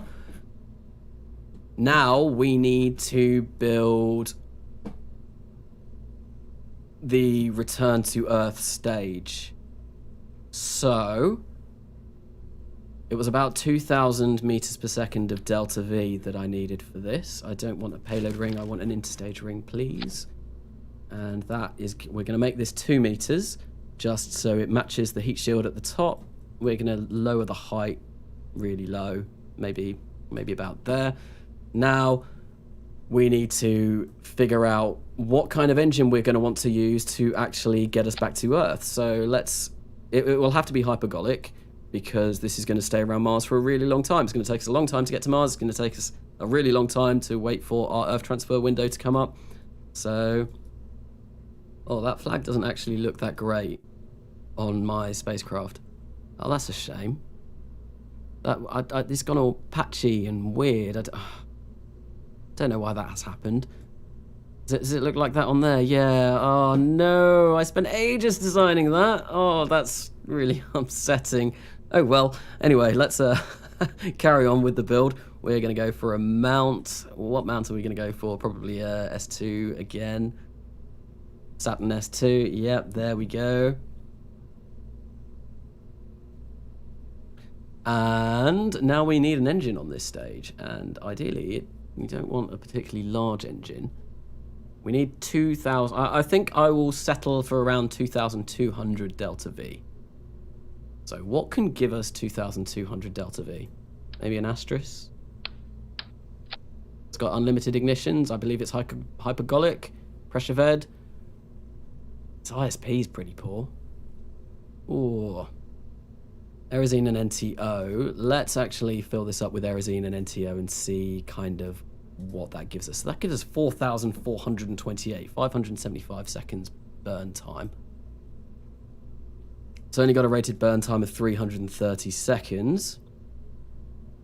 Let's lower the length. I am going to get rid of that flag. 300 and...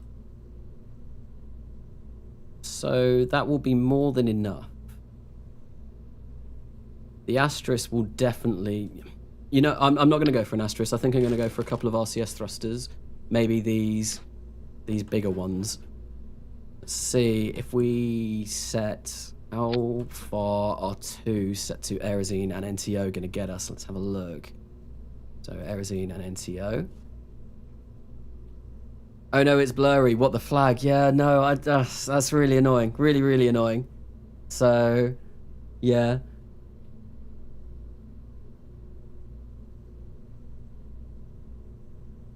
Yes, no, I know that actual electric charge doesn't have mass. It is the battery size that causes the mass to go up.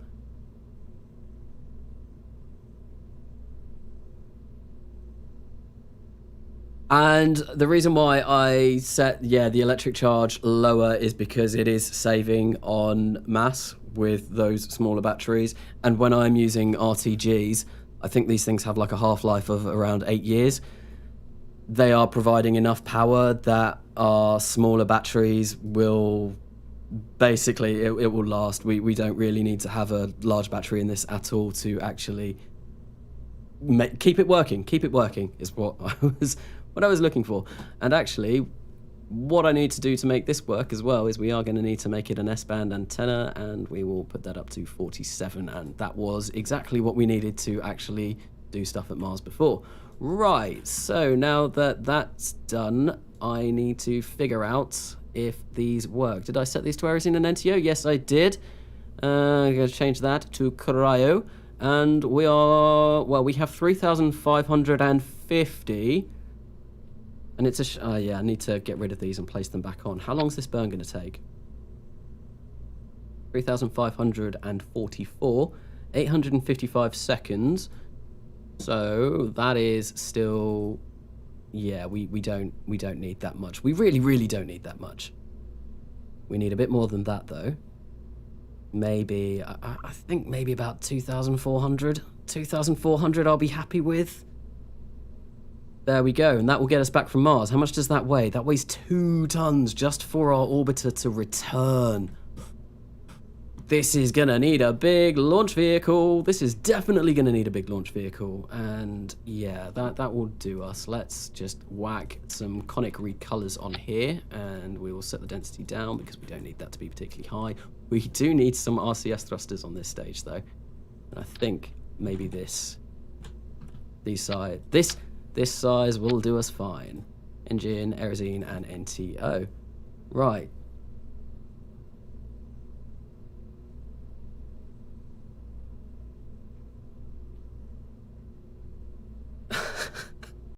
So, Carnassa. The name, I did explain this. I talked to someone about this on Reddit, I think. And it is funny, because obviously it's got NASA in the name. The where it came from originally is, I think it was my World of Warcraft character back in the day, back in like 2006 or something. I can't remember what it was. I started playing WoW from release. But no, I was called Karnas.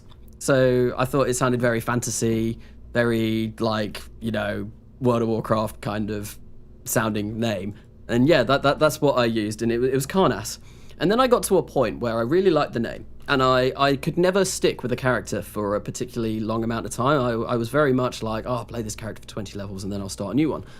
So what I did was, rather than coming up with a new name each time, I started a system where I had Karnassa was the first one, and then I had Karnazb for the second one, and then Karnask. And so yeah, that's that's how it worked. And Karnassa eventually became my favorite character, and I played that one the most. And yeah, it's just stuck as my name ever since. So that is the origin of my YouTube channel name, and it has been, I use it for everything now. I use it for like D&D and everything. So, and yeah, I've had that name probably since about, what, 2006, 2007, or 2005, whenever World of Warcraft came out. Anyway, so enough of talking about WoW. We have now sorted this out. We are going to sort out our staging, so that will go at the same time as that. That all looks good. But we do need more avionics. Actually, no, we don't. This way, I'm gonna set this up to 3 tons.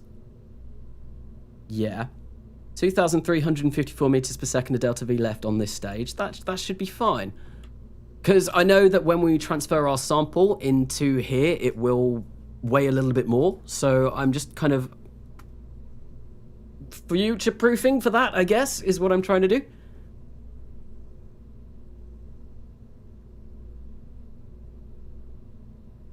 Oh, oops. Was I supposed to give the wrong answer? I didn't read the fourth thing. Sorry. I can't read. Give me a break. Yeah.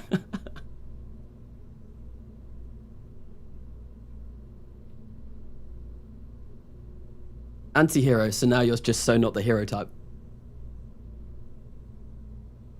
Yeah. I mean, yeah. I guess liking cars and NASA, I think that would be an obvious answer. That would be the probably way most people would think. But no, that was how I originally got my name. Anyway, oh no, what's going on here? Oh, it's frozen. That's not good. Oh, it's really not liking me picking this up. Maybe it's because I accidentally picked it up by the payload fairing. So I'm going to drop this. A spinny wheel of death has come up. That's not looking promising at all. Come on. Please don't crash. Please don't crash. Please don't crash. And it looks like we're back. I heard a little click that indicates that I have dropped the craft. Come on. Come on. I have let you go.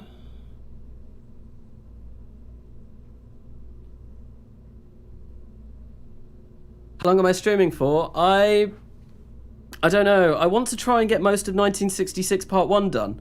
But, I mean, it's been 2 hours and I've not launched a... What is going on here? Also, I only had...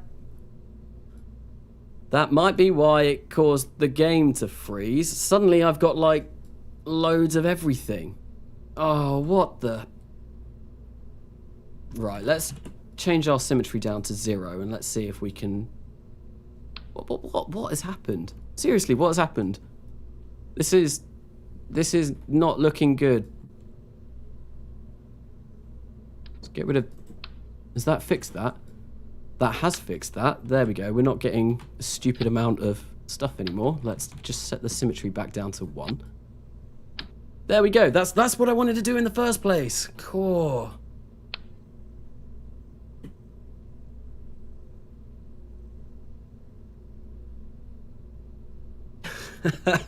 Back with more RSSRO and 0.3 FPS. That's just the way I like it. Barely able to see what I can do. I do need to kill some mods. What is going on? I'm just... What the... I wasn't doing anything there. I was literally scrolling up to get this higher up in the vehicle assembly building and it was going all weird. Anyway, so now that's our orbiter stage. That is going to return us to Earth. Now what I need to do... I'm going to actually save this.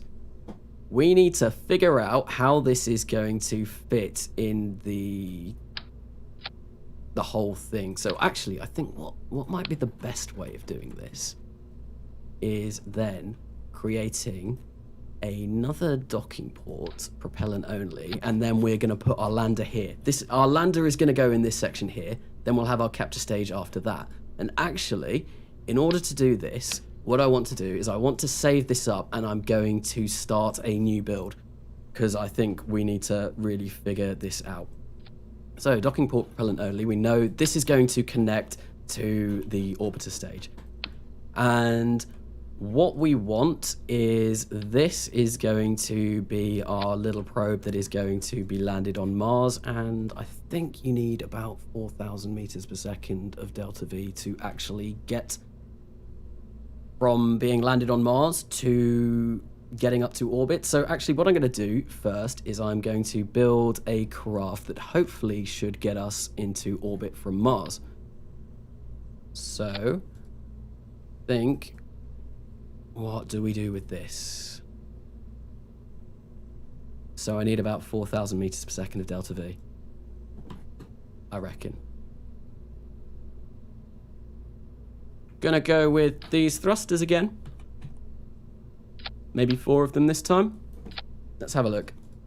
And we are going to, not nitrogen, we do not want to fill it up with nitrogen. Nitrogen is terrible. Gonna fill it up with aerosine and NTO. That gives us 7,714 meters per second. Well, that's definitely more than enough. We don't need it quite, but yeah, it weighs 13 tons. We definitely do not need that. Right, let's actually make it 1 by 8, and then we've got 4,612 meters per second. So Cosmonaut Crash is in at the moment. You've done a lot of Mars missions. How much delta V does it cost to actually launch from Mars into a low Mars orbit?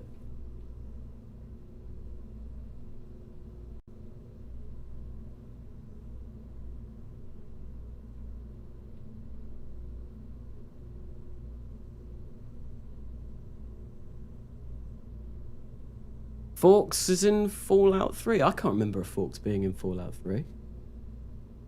No, I did finish Fallout 3. I can't remember Forks, but obviously Forks. Yeah, I know Forks from Harry Potter. Being from the UK, it's a necessary requirement that you must have had read Harry Potter at least once in your life. I think. 3.5-ish kilometers per second. Okay, right. So yeah, I don't even need this much. Cheers, Crash. Think what I'll do, just to be on the safe side, we'll go maybe 4,000 meters per second,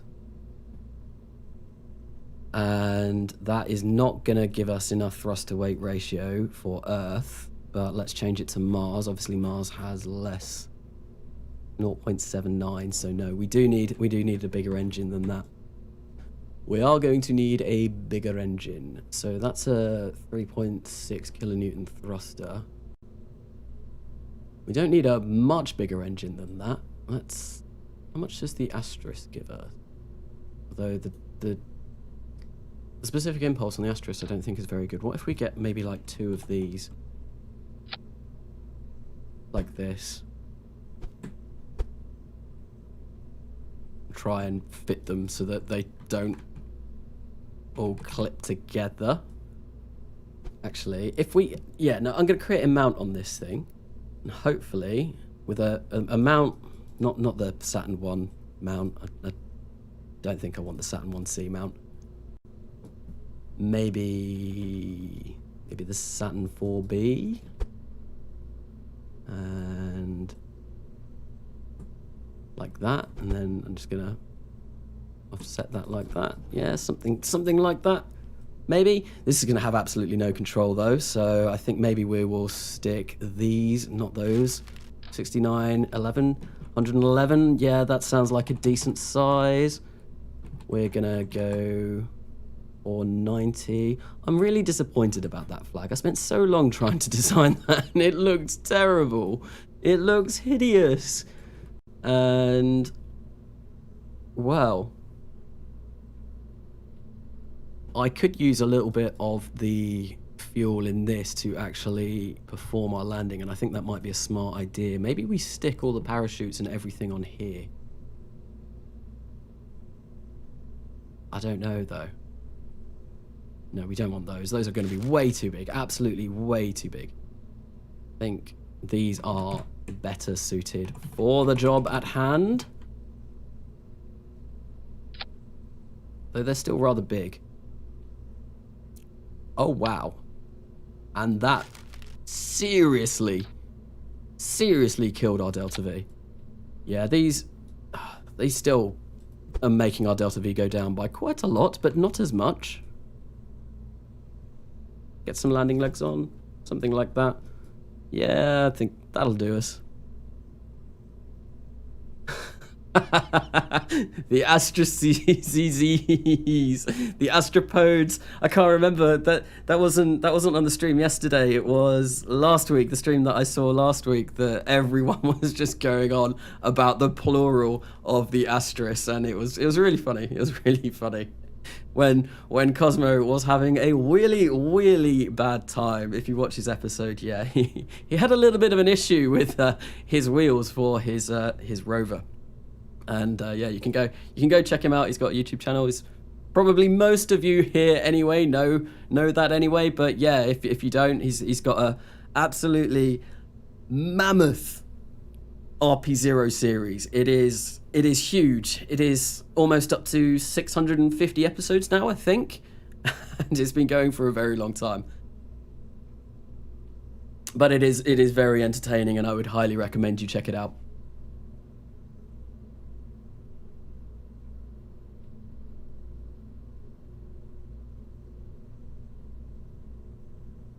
Yes, we do.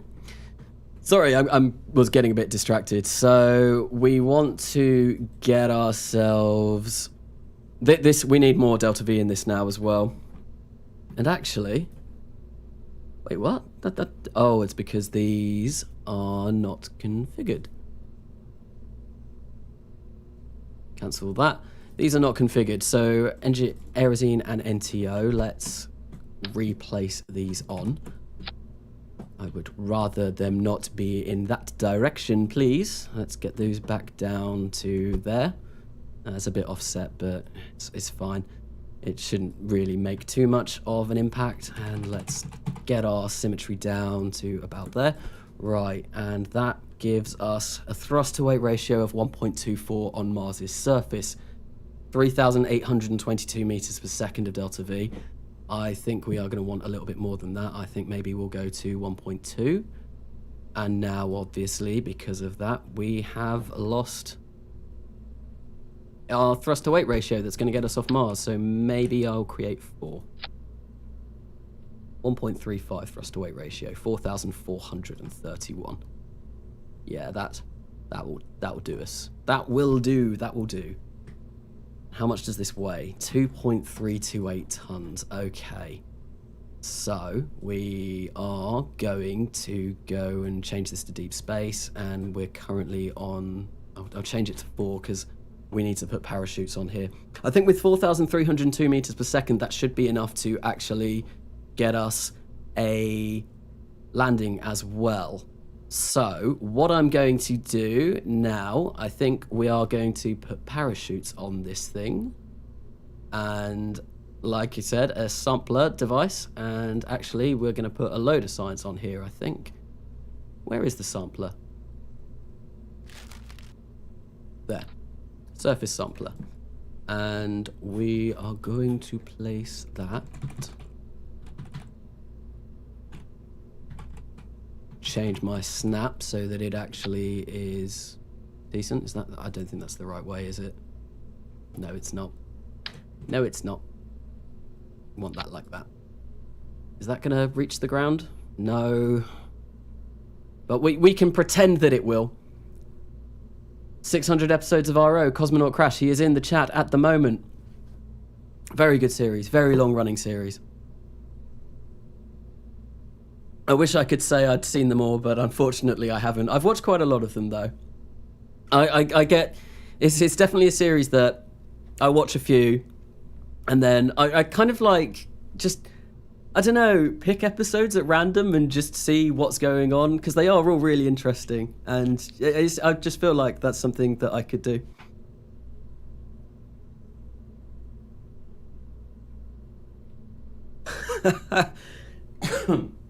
Excuse me. But yeah, Crash he's done an awful lot of very, very cool stuff. But we've got our surface sampler. Now we are going to need some parachutes, and I am gonna try and get away without using a heat shield on this. I'm not sure how smart that's gonna be. Or do I? I don't know. I'll see. Right, anyway, parachutes. Parachutes, we do need parachutes. Oh, come on. Oh, this is terrible. Why is it so slow? Why is it so slow? Parachutes, right. That's what we want to be. Right, so my game is fully freezing at the moment.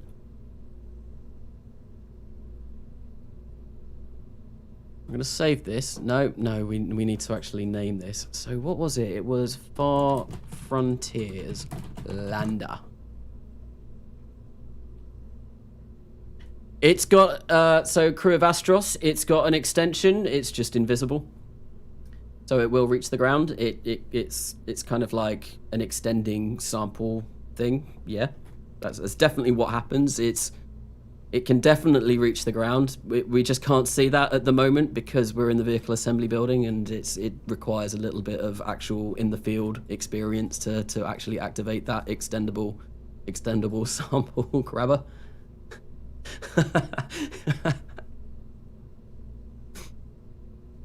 But yeah, so anyway, parachutes. Right, so we're gonna want, I think we're gonna want 4 main chutes and 4 drogue chutes. So let's do it like this. And now comes the really fun part. Oh yeah, of course. 3,160 meters per second on this stage, because our parachutes are going to weigh a lot. They're going to weigh an awful lot.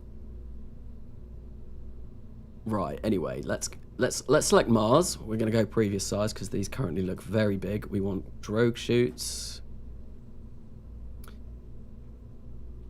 Come on. Oh, that's not looking good. That's really not looking good. Please, please, please, please don't crash. Please don't crash. I think once I've designed this, I might have to do a restart of KSP because this is getting really silly. And before I do my next stream, what I am going to do is I am going to go in and probably clean up my save file, because yeah, it's getting quite unbearable at the moment. It's still doing a spinny circle of death, which is really, really not promising.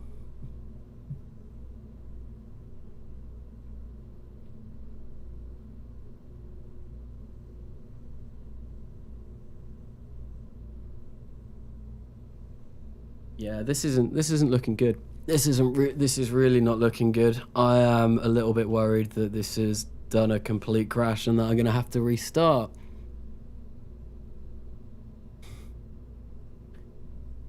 Oh, come on, game. This is all because I tried to click on a drogue chute case texture. I did save this just before coming into doing the parachutes though. So at least when I come back, hopefully, when I come back, I can actually just get straight back into it. But I think I'm gonna have to restart KSP, because this is unbearable. This is really slow. Really, really, really slow. If it hasn't crashed already, which I have a good feeling that it has. Ah.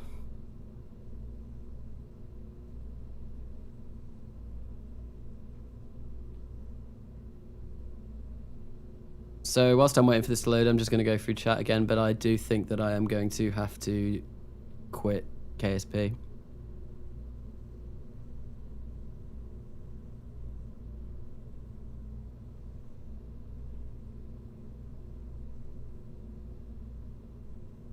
An argument with the guy because he didn't think it was fair that they only had British actors in Harry Potter.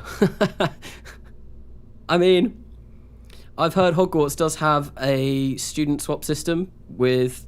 I don't know what the magical schools in America are. It's not mentioned in the books, I don't think. I know there are a few. I don't know if it's mentioned in the new films, Fantastic Beasts films, because I know that's set in America. But yeah. Yeah, no, I'm gonna quit out KSP because I think this has actually broken, and I might as well do this now rather than waiting. Yep, there we go. There we go. That was a crash. That was a crash. It actually crashed when I tried to end it. So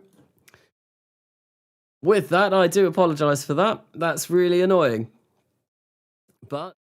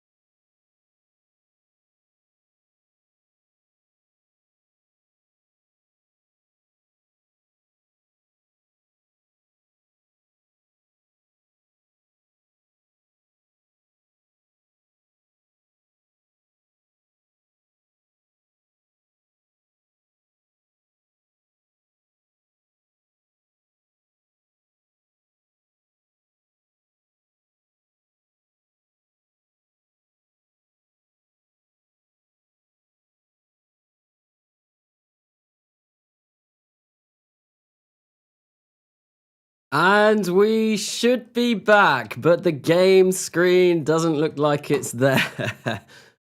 Hopefully, once I actually open up the game again. Come on, where have you gone? Game, come here. There we go. It's loaded, just about, and it's going to take a really long time to do this. Oh, it's a long process getting back into this game. I've said it so many times on this stream already. I do really, really need to clean up my game because this is getting unbearable. I might have to downgrade my texture pack or something because the 16K textures, I don't think I can run those properly. It's a shame because they look really nice, but I think just for my sanity and for the sake of doing these streams, I am going to have to lower them. I think they were all right before I started streaming, but obviously streaming is going to take up a lot more. But where are we? Kerbal gets real. There we go. Let's go in here. Hopefully I haven't lost any progress because of the crash. I think Kerbal's quite good at saving stuff, so we shouldn't have lost anything, but that will be a real bit of a bummer if we have. I don't think we will have done, though. But we're going to have to get straight back into the VAB and start working on Far Frontiers, the lander. Well, not start working on it, hopefully finishing it, because I would quite like to get that done. This has turned basically into just a build stream, and obviously I do build episodes, and yeah, I usually, when I go into those build episodes, I have kind of some idea what I'm going to do, and well, with Far Frontiers, I really do, I haven't had much of an idea of what I actually needed to do to build that up properly. So yeah, this is taking a really long time to build that up, but I do want to get a couple of launches done in this stream anyway. And well, as soon as I have finished Far Frontiers, we will be getting onto some launches, and hopefully, well, we can send the Ellen Cox Memorial Station crew #2 to the actual Ellen Cox Memorial Station. That was something that we should do, and I'm a bit worried about doing that on stream again. Because obviously I sent the first crew in the last stream and it didn't end well. It ended, well, about as badly as it could have done. So hopefully nothing goes wrong. Like I said, I did say really early on in this stream that I did go in and I did fix all of the issues. I made sure that I set everything to deep space avionics and I upped the oxygen in there. So hopefully nothing too bad should happen. Anyway, we are back. We are back in KSP and we're going to go straight back into the vehicle assembly building where we should be working on finishing this Mars lander.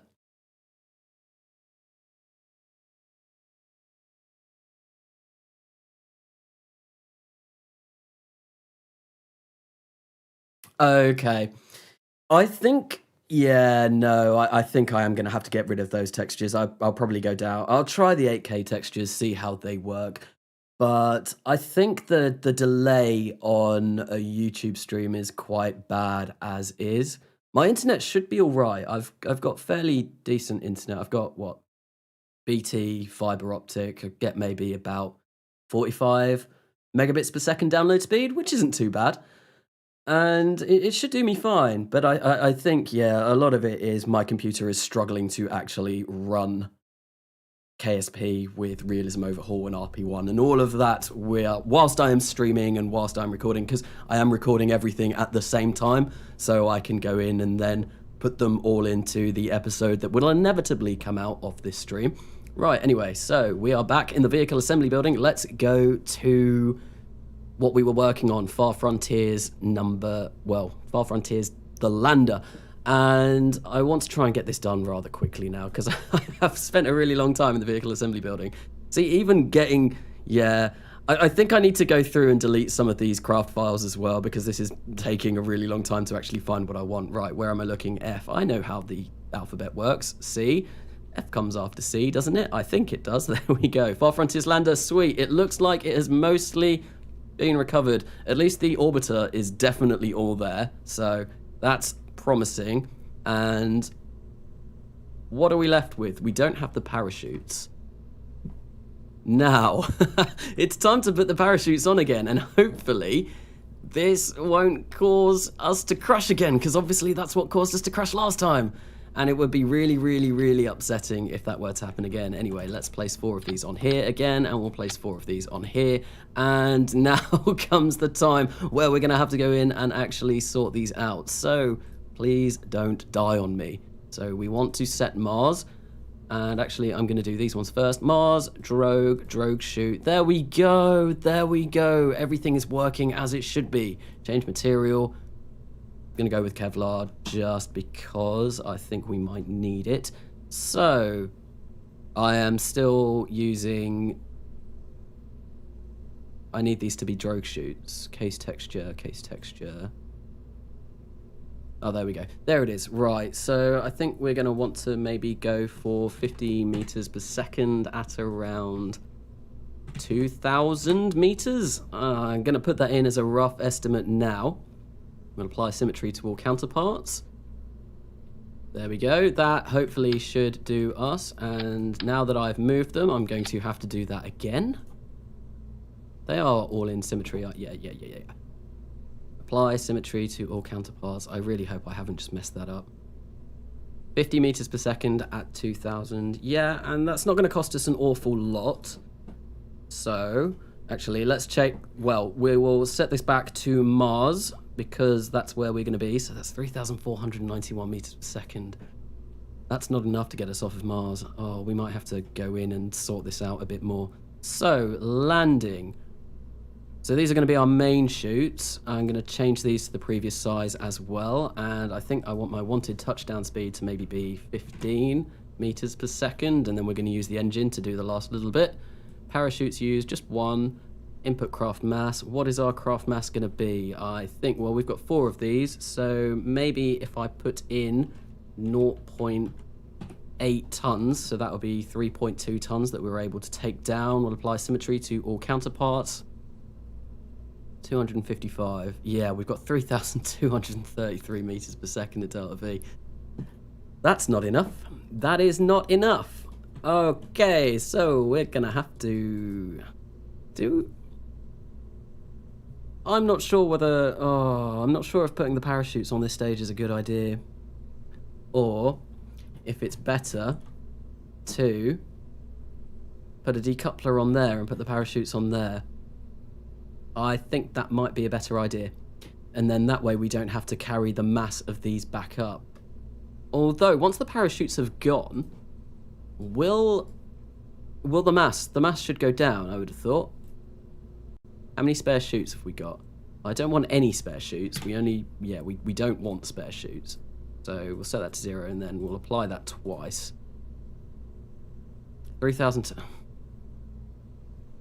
But the problem with doing this way, yeah, no, I am gonna put the parachutes on a little structural bit at the top here, and then hopefully that should save us some weight. So I do want the decoupler around that way, and we will place our drogue chutes like that, and then we will get our actual chutes. And I think what I'm going to do is I'm going to rotate them 45 degrees, and then it's just going to be a mess of parachutes on top here. There we go. Fine, and then we can actually decouple those parachutes, which is what we want to do. So we'll get those to go down there, and then we've still got 4,000. Yeah, no, that's definitely the way to do it. That is definitely the way to do it.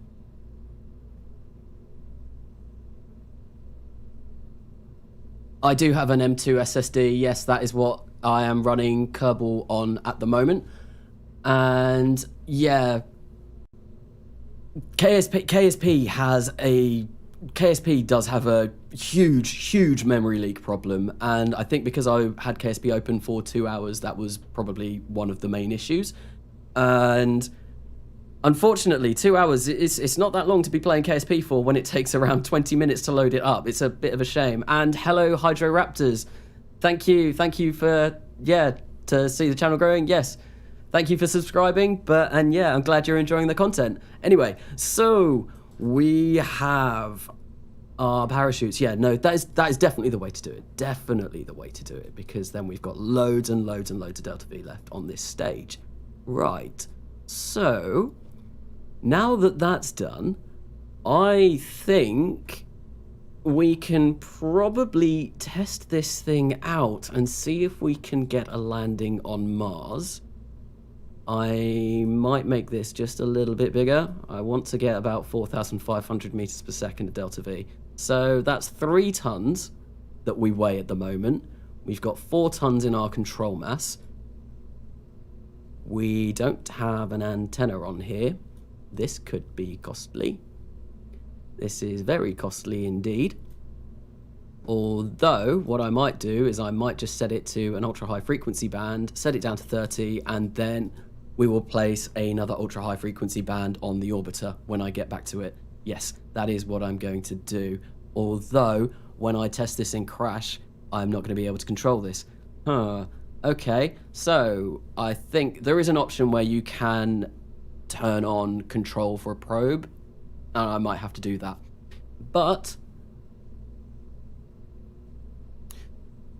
miss much? No, not really. Apart from the fact that, well, you were here when it crashed anyway. I'm just kind of figuring out the best way to actually land this on Mars, and I think this should be fine. I think this should do us. I really think this should do us. I don't think we're going to need a heat shield for Mars. Thing is, this is a little bit bare. Oh, we don't. You know what we don't have that we do need? We do need RTGs. That would be something that's going to be very useful because we need power on this thing. So let's just get a couple of those and we'll place those there.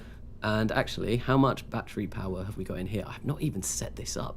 There we go. This should actually give us a bit more delta V because we are not going to need that much electric charge. So let's once again set this down to 200. It's enough. It's enough. And, well, there we go. Look, our delta V's gone up to 4,887 meters per second. So, actually, we can maybe make this a little bit smaller. 4,000. Oh, yeah. Oh, why didn't I do that before? This is going to be great for this. 4,005. Yeah, and our thruster-weight ratio is 1.47. That's quite a high thruster-weight ratio now. That's looking much better. And our landing legs still at a... No, they are not. They are definitely not.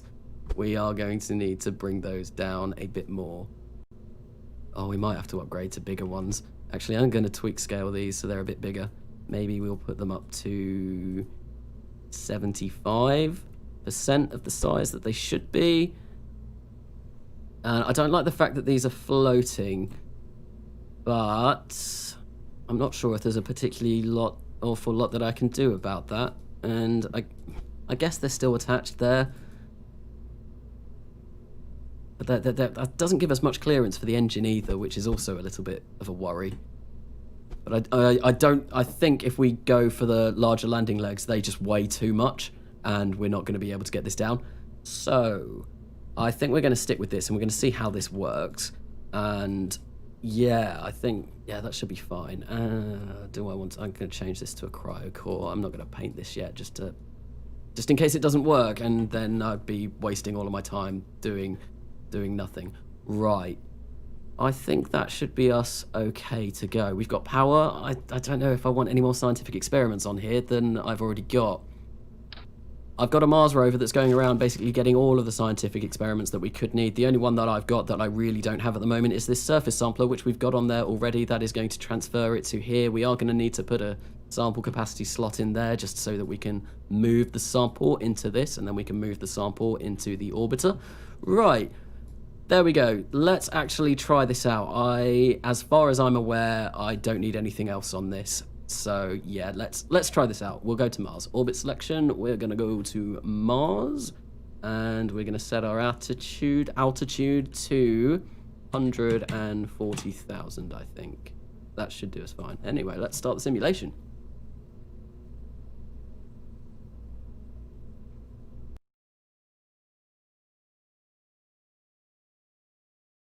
Oh, sorry about that. So, Hydroraptors, yeah. Okay, so yeah, I didn't realize that, so that's my bad. There is, if you go onto my actual channel though, you can find the Discord link in my about. So it is there if you want to head on to the Discord. But yeah, I didn't realize that. That's my bad.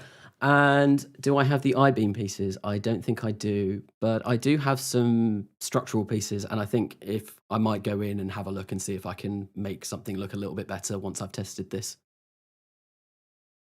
But yeah, I mean, the floating pieces on it, they are still attached. They are completely attached to it. It just looks a little bit weird. It's not floating from anything. It is all attached to the leg, but it's a piece that looks like it should be attached to the main spacecraft. So that is something that I do want to try in and go and fix. But yeah, it does add mass.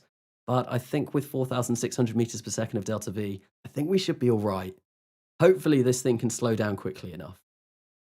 Testing Mars landings has taken me a really long time before, so if I get this first try, I will be very, very kind of like a shock, shocked, dumbfounded, astounded.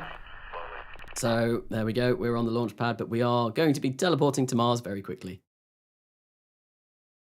There we go, so we are now in Mars orbit, and like I said, we are going to have to change our settings so that we can actually control this. When we actually get to Mars, we are going to have the orbiter, which we will be able to, so we will be able to control this anyway. So I think, where is it? Is it under advanced? Require signal for control. We can get rid of that.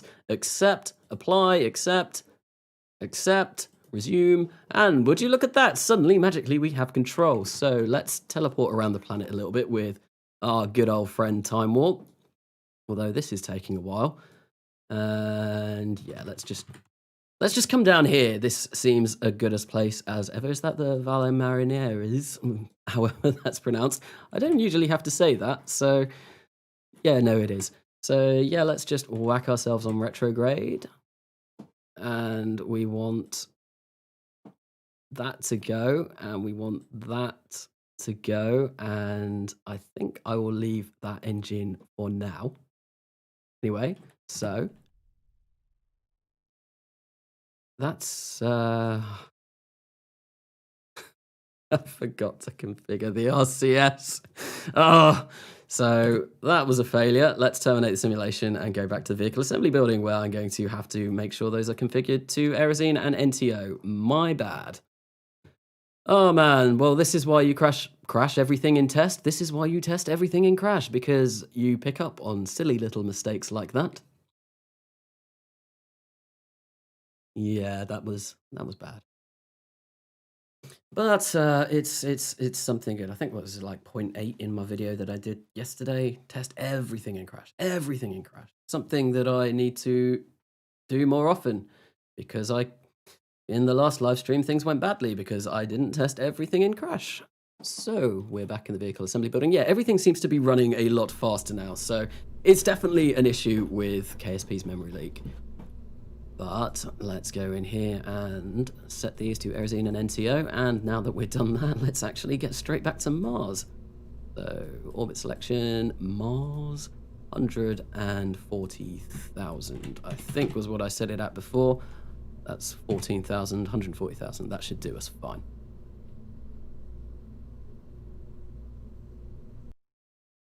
Ideally, we don't want to be crashing everything in the test, but yeah. Hopefully this thing doesn't crash whilst in the test. Hopefully. You never know. Like I said before, I would be very, very, very, very surprised if this works completely. Because, well, building a Mars lander is quite difficult, especially when you're using parachutes, because it's really hard to kind of figure out the parachutes. And this thing doesn't have a heat shield. I don't think we are going to need a heat shield, but I don't know. And hopefully 4,500 meters per second, once we get back into orbit, this thing should be able to rendezvous with our orbiter as well, I'm hoping. Obviously, we can leave this on Mars as long as we need to actually get a good ascent to meet up with the orbiter, so that's not an issue. Well, the only issue would be if our Earth transfer window is coming up, but I think this will be reconnected with the Far Frontiers orbiter way before the Earth transfer window comes up. Stress testing. So, come on, game, let's load in and actually get this sorted out. And I want to get through this build. I want to get through this build so I can get to launching. Because I do like a good launch. I like a good lunch as well. And now I am hungry. I mean, it is what, like midnight here. It's gone, I think it's way past midnight now. It's almost, it's 1:45. Oh dear. But anyway, let's do, oh, I need to go in and make sure that I can control this thing again, because obviously when you go into crash, it creates a quick save and quick load and reverts to where you were before, which is how crash works, I think. Advanced. We don't need signal for control. No, we don't need any of that wonderful signal. No, we can just control this magically with the power of our minds. And I don't know. I really don't know. Right. Anyway, so let's just set these. Oh, I don't know. What will use less delta V? The one big engine or the four small engines? I think we'll go for the one big engine for now. Anyway, let's do that. There we go. That's what we like to see. And we are going to just burn this engine slightly. And actually, well, on the way down, I need to remember to arm all the parachutes. So here we go. I'm going to get my periaps to, I think, maybe about 0 meters. We'll try for 0 meters and see what that does. Hopefully nothing too bad. Hopefully it all works. And we are using quite a bit of delta V to do this. And actually this is really slow. So, and there we go. We are on 0. Now that we've done that, I am going to go in and arm all of these parachutes, because it would be a real shame if the parachutes weren't to go off on live stream. I should have told myself that last week, but we all learn from our mistakes. Anyway, there we go. All of those are armed, and let's time warp until we hit the atmosphere, because it's going to take a really long time to get down. It's going to take a really long time to get down anyway, but yeah, we can at least time warp through most of it. Oh yes, that's a very pretty sight. And of course, we are loading up the atmosphere, the surface, so everything went a little bit funny for a bit, but we should be good. And we are now making our descent down into Mars. This is Hydroraptors. Yes, this is a sample return mission from Mars. Hopefully. Hopefully it will be. That is the intention. So I don't know if you were here before, but I have designed an orbiter that this thing will meet up with that has enough delta V to do a transfer from Mars to Earth. This is going to be the lander section, which is the second bit that we have been working on. Once I've done this, I'm going to put the lander and the orbiter together in the vehicle assembly building. Then I'm going to build our capture stage at Mars. Then we're going to see what kind of delta V we need to actually get this over to Mars. And then we'll put a launch vehicle on it. And that should be the entire thing done. Let's physical time warp through this, because this is going to take a really, really, really long time, because we've got such a shallow descent profile. Well, it's not particularly shallow, but I suppose a lot of Mars descent profiles are very shallow because, well, the atmosphere is not that high. But look at the planet shine. I love coming to Mars for planet shine, because obviously it's all like red and orange on your spacecraft, and it just looks really nice. Really, really nice. How's my sleep schedule? My sleep schedule is all over the place. It's not really a schedule as much as, I don't know. I sleep occasionally. It's not really the streams. I mean, I do stream this late because I know a lot of my viewers are from America, so I try to stream when a lot of my viewers would be available. But because I'm type 1 diabetic as well, and that can really mess up my sleeping patterns. Even when I've got a good sleeping pattern, it can really throw me if I've had like a bad night with hypos or hypers. So yeah, that can be really annoying. And sleeping doesn't matter really at the moment when I go to sleep and when I wake up. I'm not doing anything else as such. I am going to be starting university again in 4 weeks though. I don't know how that's going to affect this channel. I won't be uploading as much because obviously I'll have to do uni work as well, but I still will be uploading when I can, and I'm hoping to carry on doing at least one live stream a week. But yeah, sleep is sleeping is not great.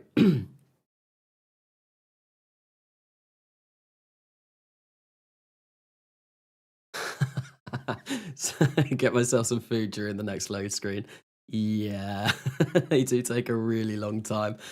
But oh no, it's just not particularly. I've got a can of Coke here. That's my energy at the moment. That should be more than sufficient. Me and my wife just went shopping today, so I think we've got a lot of food. Might be able to get myself some toast if I'm really hungry. whack it on. She's gone to bed now. She went to bed about 15 minutes ago. So I might be a little bit quieter just to not annoy her. So my office is opposite my bedroom. And yeah, so she will be sleeping in there. And I don't really want to wake her up because that would be very mean of me. And yeah, I'd rather not annoy her, but no. Sometimes I'm just going to get too excited about what's going on screen, so I might shout in joy or shout in despair, depending on what happens. More likely despair, the way things have been going. But even at 4 times physical time warp, a Mars descent is going to take us a really, really long time. Not as bad as a Venus descent, to be fair. Venus descents are the worst. And actually, not that I've done one yet, but I do plan on doing one at some point soon. Titan descents. I've heard Titan descents are absolutely horrible. Well, Titan's atmosphere, I think it starts at 600 kilometers.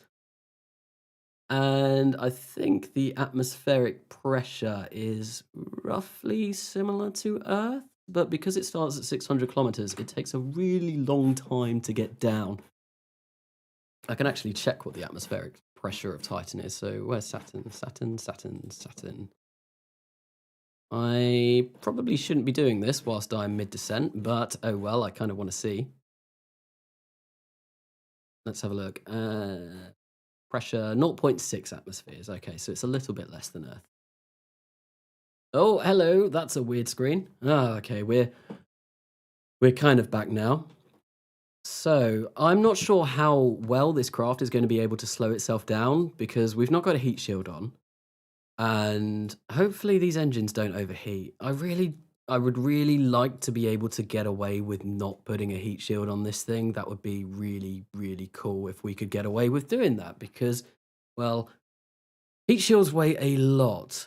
And that's why I'm doing a orbiter rendezvous mission rather than just doing a direct descent from Mars that's going to take us back to Earth because that heat shield weighs a lot and it's just unnecessary mass that we need to land on the surface of Mars. Right, so we are slowing down a bit now. We have just about hit flying low. There we go. I think flying low is 50,000 meters at Mars. Yep, we are now flying low. And hopefully nothing burns up. We are slowing down. Usually when you come in at Mars, you don't need a heat shield, I don't think. Hopefully those engines are going to be okay. Well, we've only got one of them activated at the moment. I also hope that that's going to be enough to slow us down, but we might have to activate all 5. Wait, oh no. Well, that's annoying. So I've not configured the parachutes correctly. Oh, this is not going well. So like I said, it does take a few times to test actually landing on Mars, and obviously that was a failed test.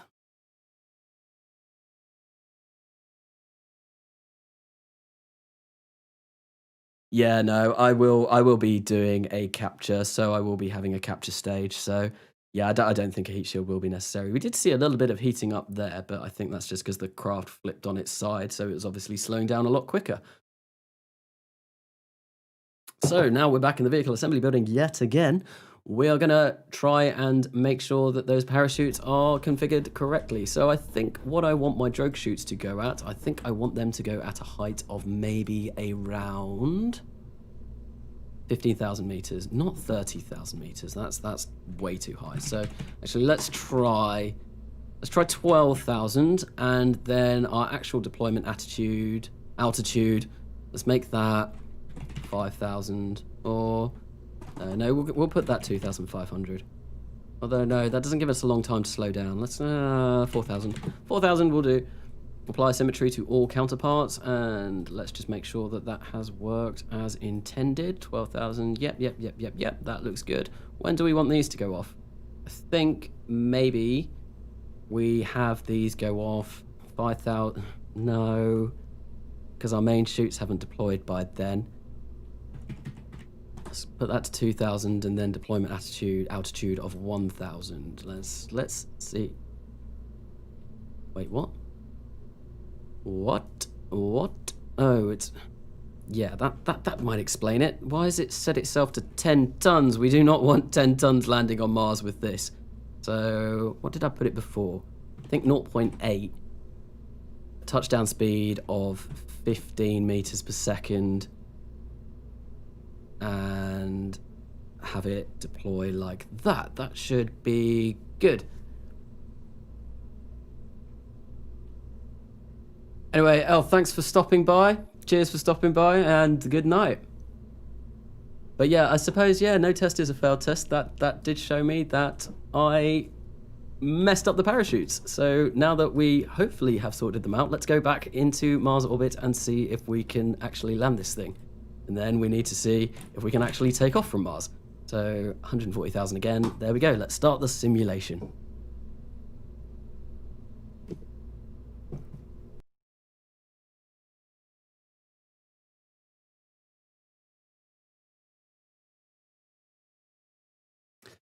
But yeah, no, I was talking about, I think was on 388 subs at the start of this stream. I've gone up to 390 since streaming. So if any one of those two is in here, welcome to my channel.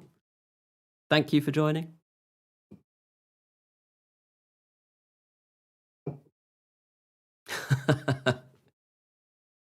Told.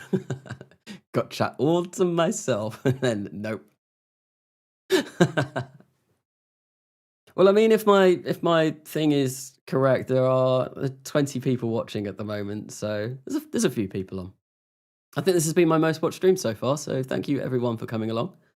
I think, well, the most concurrent viewers I had on my first stream was about 22 people at once, and this stream I think went up to 35 at one point. So yeah, no, thank you everyone for coming along. It's always nice when there's people in the stream, and it's always nice to see chat getting involved, and I do like looking through the chat, even though if sometimes I do kind of stop what I'm doing a little bit just to focus on chat. Sorry about that. Probably, I don't know, not used to streaming. I mean, this is only the third, fourth stream that I've done, I think. I never really meant to go into streaming, but actually after doing the first couple of Kerbal ones, I really enjoyed it. So I thought, you know what, let's try and make this more of a regular thing. Anyway, so once again, we're going to have to go in and give ourselves control over this. So advanced, require signal for control, accept, apply, accept, resume, and there we go. Once again, control, magically, sweet. So let's get round to the light side of Mars again, because we would like to be able to see this thing as it comes down. Okay, retrograde, turn our RCS on, and once again, we're just going to use this main thruster and the RCS. There we go. Let's activate that. Hopefully it shouldn't take us too long to turn around. I think our delta V has dropped a little bit though. Hopefully we've still got enough to get us back to orbit. I really hope we do. Anyway, let's fire this up and make our descent again. Fair enough, Matt the Lombax. To be fair, I'm very chilled where I'm sat doing this. I'm sat at my desk chair, but I've got a nice comfy pillow behind me and it's really nice. Oh, I should be paying attention. There we go. Oh, I caught that just in time. Last time I wasn't paying attention to what I was doing and focusing on chatting instead. That ended really badly. And actually, no. Before we start time warping, let's actually make sure that our parachutes are all armed. So that one is armed. Let's just get these as well. Arm all of these 4 so that they actually go off, because we would like them to go off so we don't smash into Mars's surface at about 300 and something meters per second. It might even be faster than that. It probably will be faster than that if our parachutes don't go off. Mars's atmosphere, obviously very thin, so it won't slow us down a particularly large amount if we don't have parachutes. Whereas if you're like at Venus, you can pretty much land at Venus without parachutes if you've got a light enough craft. We are testing Far Horizons. Wait, was it Far Horizons? Far Frontiers? Far Frontier. We're testing the lander. Hopefully this lands this time. This is the 3rd time that I've done this test. Anyway, we are in Mars's atmosphere now, so let's do a physical time warp. And yeah, we want this to land, and then we're going to see if we can get this back up to orbit. And once we've proven that we can do that, well, then we can go in and finish off this whole craft.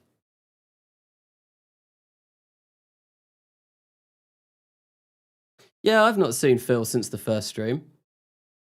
He has left a comment on a video. I think he might have joined the Discord.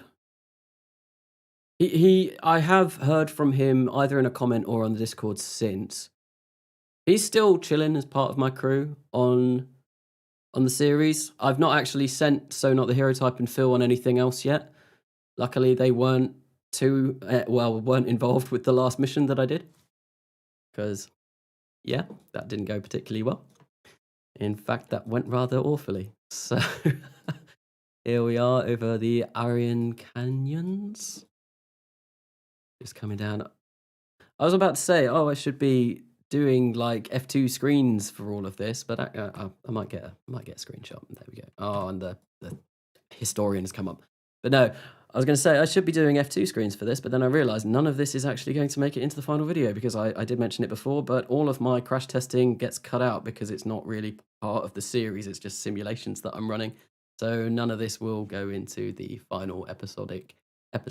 And actually, the way this live stream has gone, the only thing that will be going into the 1966 Part 2 episode will be New Dawn 1, doing a few maneuvers around Jupiter. Everything else has been spent in the vehicle assembly building. Although, actually, no, I probably will put some of the vehicle assembly building bits in the episode. Although the problem with doing that, so when I do live streams, I notice I don't build as fast. When I build, usually in KSP, I'm sat here dead silent, just kind of like really focusing. So I build a lot quicker when I'm not live streaming. And when I am live streaming, I like wave my mouse around a lot because I'm like trying to highlight what I'm looking at and explaining what I'm doing. So actually doing a super fast build time lapse, which is what I do. I think I set them to 8 times speed in the regular episodes. It looks really silly because like a lot doesn't happen at once, and then suddenly like my mouse will just like go completely mental all over the screen. And it's not great for viewing back, especially at 8 times speed. So I don't know if these builds will make it into the final episode. I'm not sure. I'm not sure. We'll have to see when we get to it. When I get to editing it. Hopefully it shouldn't take me too long to edit this video. I mean, it shouldn't take too long. I think the longest video that took me to edit at the moment was, it was the longest episodic video, which was, I think it was 1965 Part 2. But oh man, so much happened. 3 missions to Venus, 3 missions to Jupiter, although only one of the missions to Venus actually flew because I made the mistake of not configuring, well, not even configuring RCS. I didn't even place RCS on the craft. I just kind of completely left it. That was really silly of me. But yeah, and yeah, no, an awful lot happened in that year. And yeah, no, it was a good year, mostly. 1966 so far has been a pretty terrible year. But we will rise from the ashes and we will rise to prominence and glory. And I mean, I have made back all the money already, pretty much, that I spent on insurance and payouts to the families of those who tragically lost their lives. So yeah, no, I landed on, where was it that I landed on? I completed a contract. I can't remember what contract it was for. Oh, Venus. Landed on Venus with Voila 2, so that gave me a lot of the money back. So, Far Frontiers, forgot your own name. Yeah, don't worry, I do that all the time. I can't remember what Super Mario 64 stood for. It's like Surface, which was the SU, Probe, something like Rocks and Other Interesting Objects in Mars. Mars was the M for Mario, I think. That took me way longer than I'd like to admit to actually come up with that name. But then I thought, it was the year 1964. What's a great acronym that I can do for 1964? Super Mario 64, one of the first games I ever played. I remember playing that with my dad when I was really young. And we never managed to complete it. I think we got up to 119 stars out of 120. But yeah, never actually finished it. And I did enjoy it. It was a really, really, really good game. Really good game. And yeah, I think, yeah, probably one of the first games I ever played. Another one of the first games I ever played was a game called Transport Tycoon Deluxe, and I still actually have that on my computer. There's a version that they've done of it called OpenTDX, which is just, it's basically been made a lot more modernized. Still all the same graphics and stuff like that, but you can actually play it on a modern PC, and it's open source. It's pretty much identical to the game back in the 90s, but they've added a lot to it and it makes it a lot better. Really cool. Really cool. And if you like kind of like tycoon games, it was one of the first great ones. So it was, is it Chris Sawyer who did? Yeah, I think it's Chris Sawyer, isn't it? Who did like all of the old roller coaster tycoon games. It was one of his games anyway. And Locomotion was like well, not the expansion, the second version of it, I think. But yeah, I actually noticed that I had that on my PC earlier on. So we are still going quite quickly, and our shoots are about to go off. And of course, yeah, no. So we didn't slow down quickly enough, which is a problem. Why have we flipped this way? No, we're not going to slow down quickly enough. Which means we might need to burn all of these. But I don't know. I really don't know. Colony in the sun, Hydroraptors. Yeah, we could place a colony in the sun. Might be a bit toasty. Oh, well, this is going to end badly, isn't it? Our parachutes are definitely not going to be able to survive. Oh, did I set those drogue chutes to... I'm not even sure if I set those drogue chutes to be Kevlar. Well, there we go. There go them. Oh, it's going to cause the game to lag if I crash, so let's just terminate the simulation. And let's have a look, because obviously that wasn't working. They're making a remake of Super Mario 64 on Switch. Oh, that's cool. I don't have a Switch. I have an Xbox One and my PC, but that's about it. Never got a PlayStation 4 or PS4 is the most recent, or is it PS5? I don't know. I've not followed PlayStation for a really long time.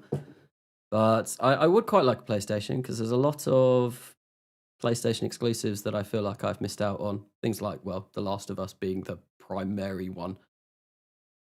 I've never played it, and I kind of really want to because everyone says it's one of the best games ever. And I've just not been able to because I've never owned a PlayStation. I think, well, I owned a PlayStation 2 back in the day, but I moved to Xbox 360 when the PS3 came out, and then Xbox One when PS4 came out. So yeah, it's PS4 that's the current generation of PlayStation, isn't it? I think. I don't know.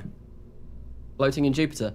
Well, in episode one of the Kerbal Gets Real series, I did say that I wanted to land man on Jupiter. So unfortunately, I don't think that's going to be possible. Roasted Kerbal. Toasty. Right, so let's go in and sort these parachutes out again, because obviously that didn't work. Right, so are they set to Kevlar first? Yes. So that's worrying. And are these set to Kevlar? No. But I don't think we'll need those set to Kevlar if we can get these to reduce our speed enough. But we are going to have to slow down quite a bit more, which means I think we're going to have to raise our tank size. What's our weight? 2.5. That's gone down. How was that? What happened there? Is it 30 funds, 0.4, 255 funds? Okay, well that's gone down quite dramatically. I think we can probably get away with making this a little bit bigger and then using some of this to actually really slow us down. And I think I'll fire up all of those engines. If we weigh 3 tons, I think hopefully we should be able to do that. We can see, we can see. This is all going to be a lot of testing at the moment. Just a lot of testing to make sure that this is okay. Right, so are these legs still going to be in a good position? No, they are not. No, they are not. And I think we're going to need to make them bigger.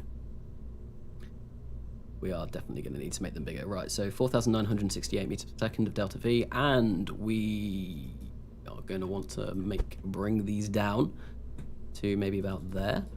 Yes, I think that will do us nice. And actually, whilst I'm doing this, let's actually give it a structural component so that we can actually attach it to something. And I think, is it this one that you can... Nope, it's not. Is it this one that you can make... Yes, planar. And what we'll do is we'll do that 4 times. Maybe set it in a little bit.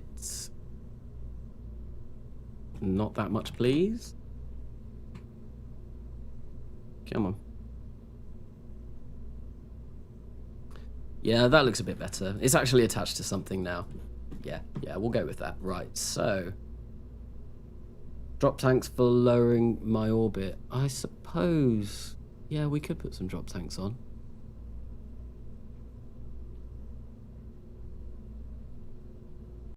That might help. Yeah, let's. No, I'll see if this works first. I'll see if this works, and then if it doesn't, I will have a look at using some drop tanks with fuel lines that are feeding into this main tank, and see if we can get better results doing that. So let's save this and go, and once again go back to Mars.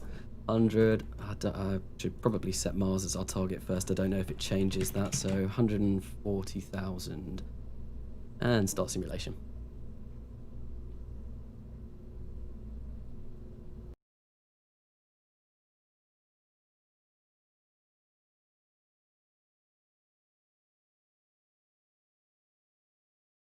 Yeah, I much prefer playing games on a PC. I've always been a PC gamer. I think you can get, well, just mods, basically. I love mods. I absolutely love mods. And I prefer playing with a mouse and keyboard for the most part as well. I like having an Xbox though, because it's more like a party kind of thing. So if I have some friends over and we want to have some drinks, we'll whack like FIFA on and play some FIFA and drink to it. And yeah, sometimes it is just nice just chilling on a sofa and not being sat at a desk. But I much rather play PC. I very, very rarely touch my Xbox. My wife plays on the Xbox a lot more than I do. Much, much more than I do.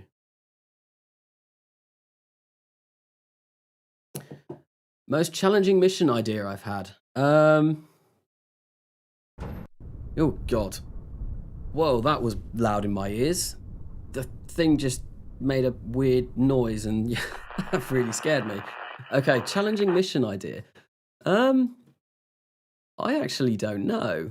I've never really done anything particularly challenging, especially not on this series, I guess. I've just kind of followed the natural progression. This is probably the most challenging thing I've done, is actually doing a Mars return. And I don't know, maybe one thing that I would quite like to do soon, which will come about, is maybe landing on one of the Galilean moons, and that's going to be challenging. I'm going to have to use a lot of gravity assists from all 4 of them to lower, well, to basically make the orbit feasible rather than packing just a stupid amount of delta V. I think Scorpio, who was in the chat earlier on, has a cool video of a Europa lander, I think. I'm fairly sure he's got a video of a Europa lander. But yeah, so if you haven't, go check that out. It's a cool video. Does a very cool Mars landing as well, and a Mars base. I should really have watched this video before attempting to do all of these Mars landings, and maybe I could have learned something before doing that. But no, I decided to go into this head first and think, you know what, I'll do it when I do it.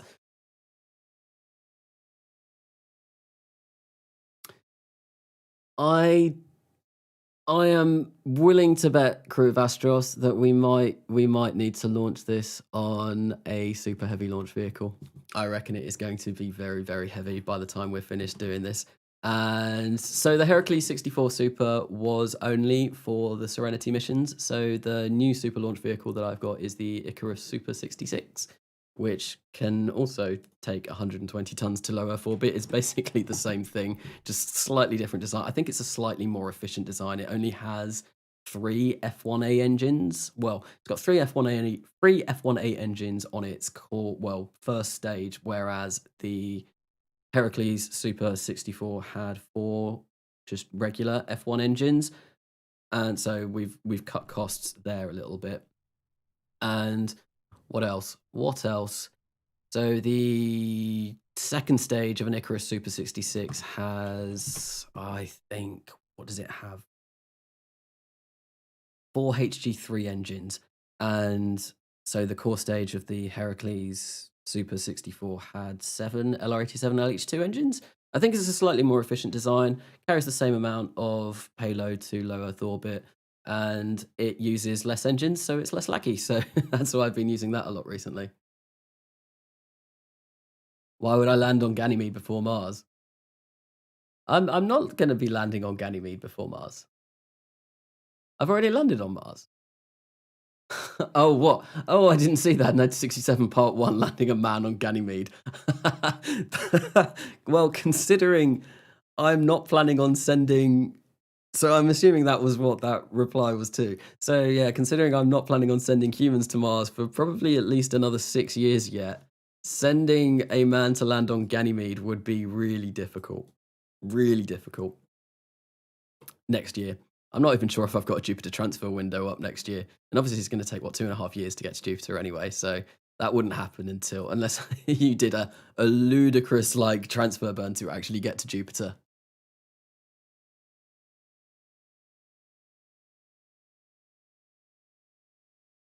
But yeah, no. Returning, yeah. So obviously, New Dawn 1, which we saw earlier on in this stream, is going to be able to.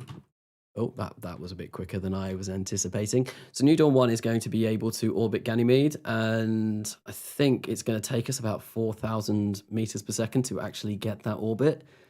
And then I don't know how much Delta V you need to land on Ganymede, but I am going to assume it's maybe about 2,500, 2,600. It's obviously bigger than the moon. It's the biggest moon in the solar system. So you probably need a lot of Delta V to land on Ganymede. Maybe 2,600 is going to be my rough estimate from kind of just picturing the size of Ganymede in my head compared to the actual moon. I don't know. Someone in chat might know.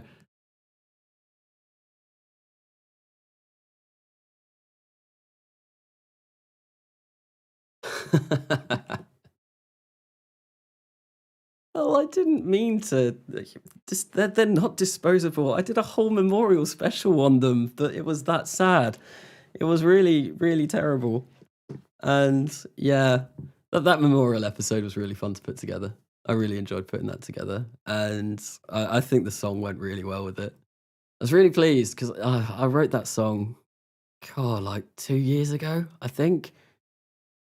And yeah, I just thought it fit the episode really well, and it was like a sad song, so it kind of like was a sad situation. And obviously I tried to line up the shots on screen with parts of the song, and the bit that I was really, really happy with, the bit I thought was the best bit, was where the song cut out and I did the kind of news reporter voice as the camera panned up from the moon and earth to James Peters and what was her name, Bonnie Ellis just floating away.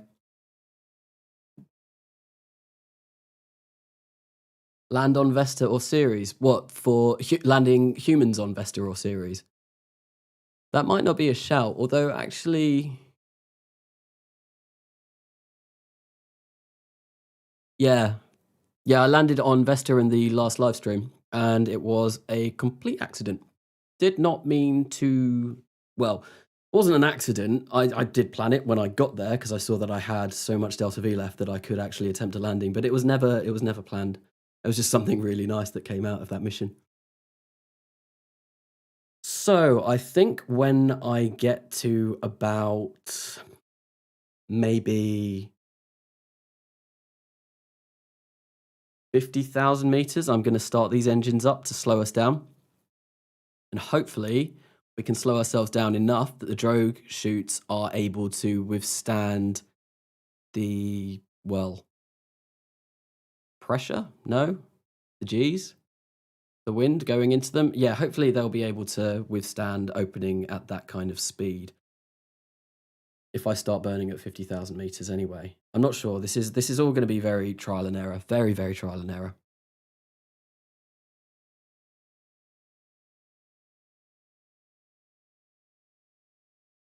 Really? Only 1,970 meters per second?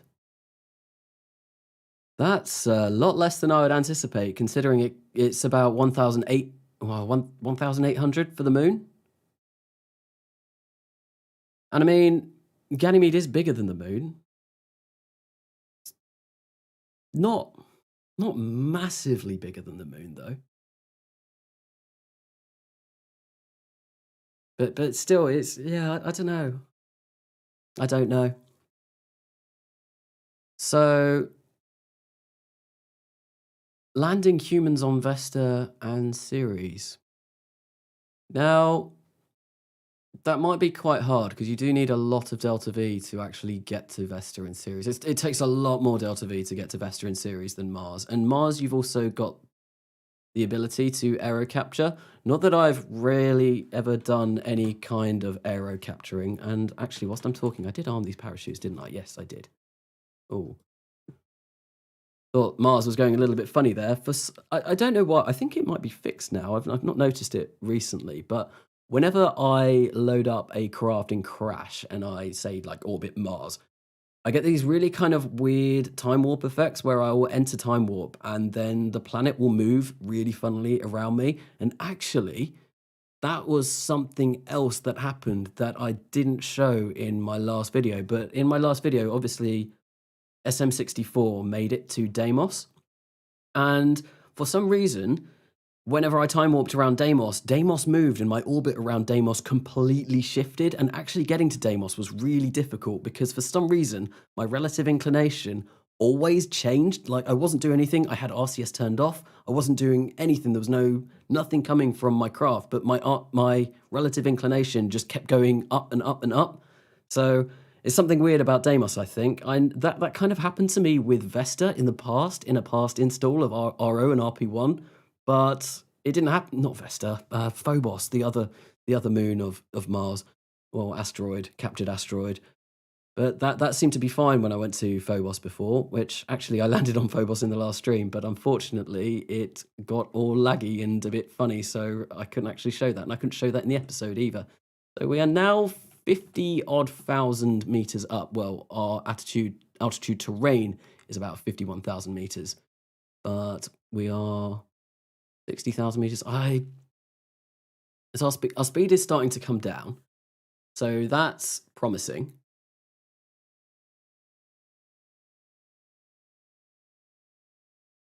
Oh, really? So it's only about 240 more delta V to land on Ganymede.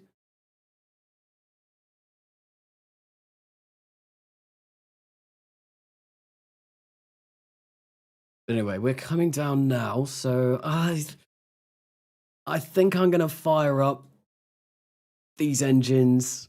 Oh, maybe I'll go for 55,000. I did turn off physical time warp because we were coming down quite quickly. I don't know. Oh, this is no. I'm gonna stick with 50,000. That's what I said originally. 50,000, and that's when we're gonna fire up the engines. We are coming down. Our speed is coming down rather quickly now. Well, not rather quickly, but it is coming down a lot more. Let's try 50,000 and hopefully we still have enough. Right, so that is lowering our speed quite dramatically. But obviously we don't want to use too much of this fuel. I can't remember who said it in chat, but I think drop tanks may be a good idea. Because I'm not sure how much fuel we're going to burn doing this. This maneuver is going to cost us a long time. No, it's not. It's not going to cost us any time at all. But yeah, no, this maneuver will cost us a lot of fuel. So I think, yeah, drop tanks may be a shout. But we'll see with this anyway.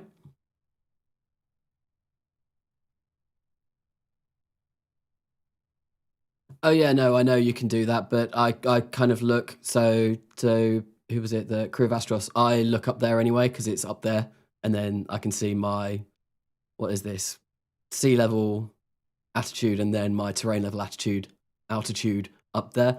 It's just the way I do it. But we are slowing down. Do you have any plans for reusable launch vehicles similar to Falcon 9, New Glenn Starship? No. Just because, well, Kerbal doesn't really like. Well, if you go further than 2.2 kilometers from something whilst you're still in the atmosphere, it will delete that craft automatically. And there is a mod that can fix that, but apparently it is one of the ones that is on the RP1 blacklist because it is just so stupidly broken with RP1. And so, yeah, no, probably no plans on doing anything like that for the foreseeable future. And if I wanted to do something like that, like I think we was talking about KOS earlier on, it would definitely be something that I would like to look into doing a KOS script to actually do a landing, but then I don't think it will be something that I do. But we cut down our speed a fair amount. The problem is we're not getting an awful lot of drag because, well, we're very long. It'd be much better if we had like a big heat shield on the bottom of this, but like I said, I don't really want to be using a big heat shield. Right, let's fire up our engines again now that we've got a bit of that lovely red stuff coming up, the particle effects. So we can hopefully slow ourselves down a bit more, but we've got 3,000 meters per second left. That is going to go up because we are going to get rid of the parachutes and all of the, well, the parachutes and the decoupler, that will go and hopefully provide us with a little bit more delta V. But yeah, I think drop tanks are going to be necessary. I really do think they are going to be necessary, but that's just going to add so much weight to this thing. But then I guess we won't need that for the parachutes because we will have dropped them before the parachutes deploy. Oh, hello. Right, okay, that's not looking good. That's the wrong way. When are our drogue chutes going to go off? Very soon, and I think the fact that we're still getting re-entry effects means that they are going to break. No, wait, yep, they did. They did slow us down a little bit, though, but obviously not enough. Okay, so yes, we need to burn a lot more than that. I think we need to burn sooner, and I think we are going to put some drop tanks on this thing. Because it looks like we're going to need them.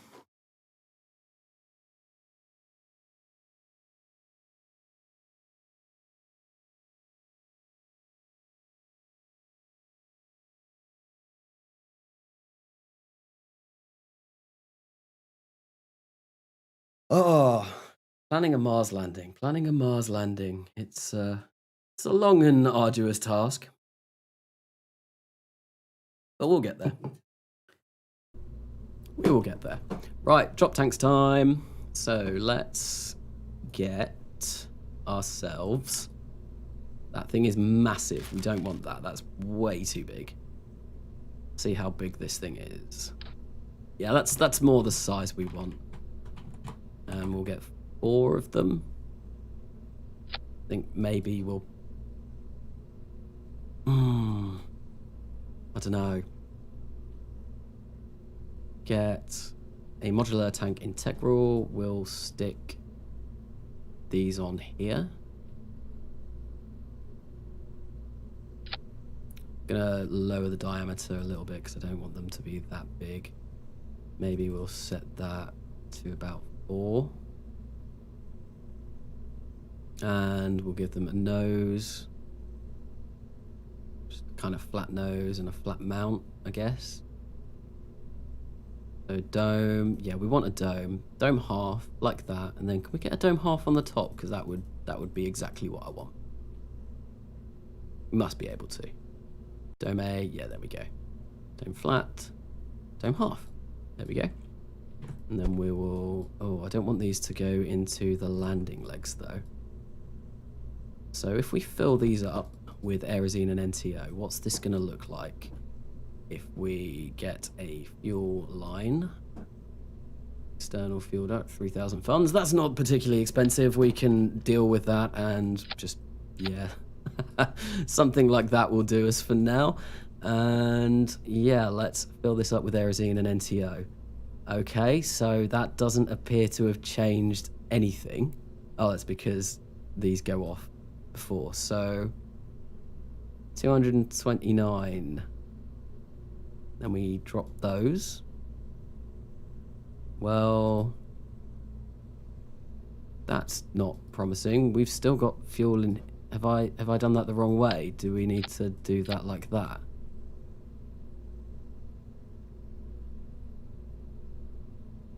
Right. 500. I thought that these would pump the fuel into here, and then would use these first. If that, well, that's how it works in stock KSP. I'm fairly sure. Air brakes or grid fins? I don't think I have any air brakes or grid fins. Oh no, I do have air brakes. Actually, yeah, no, that would be a really good shout. Let's do that. How much do they weigh though? Oh, they don't even weigh. Whoa, they are massive.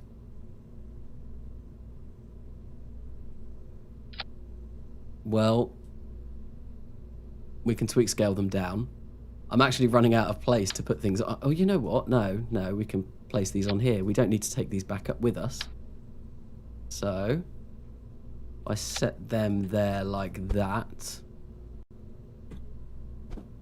And then if we deploy those, I think they want to deploy the, it doesn't matter which way they deploy, does it? Right, yeah, there we go.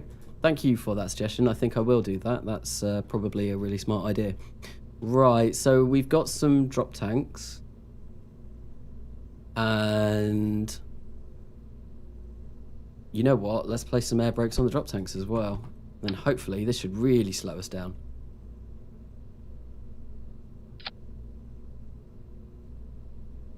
Deploy those. Deploy those. I think, does it matter that they're that way?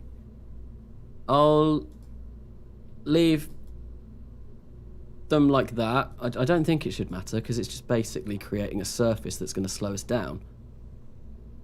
But I don't know. I really don't know. And I'm really confused as to why this is making my delta V less. I don't think that should be happening. What do we weigh now? 4.1 tons. Is that from these? Ooh, they weigh a lot. But we actually need to up that because, yeah.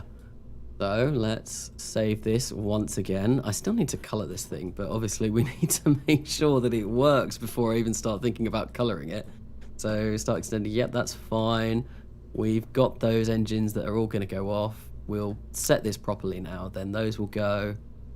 Yeah, that's what we want, I think. And actually, let's create an action group. So actually, no, I'm going to create an action. Oh, do I? Yeah. I'm going to create an action group that's going to arm all of these parachutes. And we'll create an action group that will deploy, extend, and extend. There we go. And that should hopefully make everything a bit easier.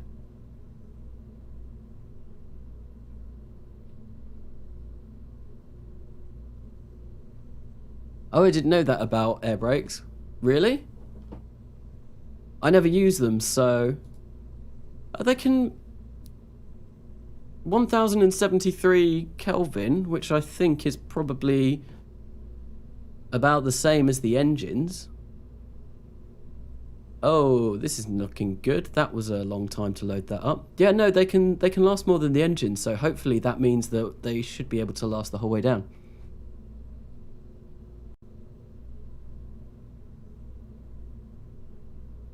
Aero brakes to control yaw and pitch.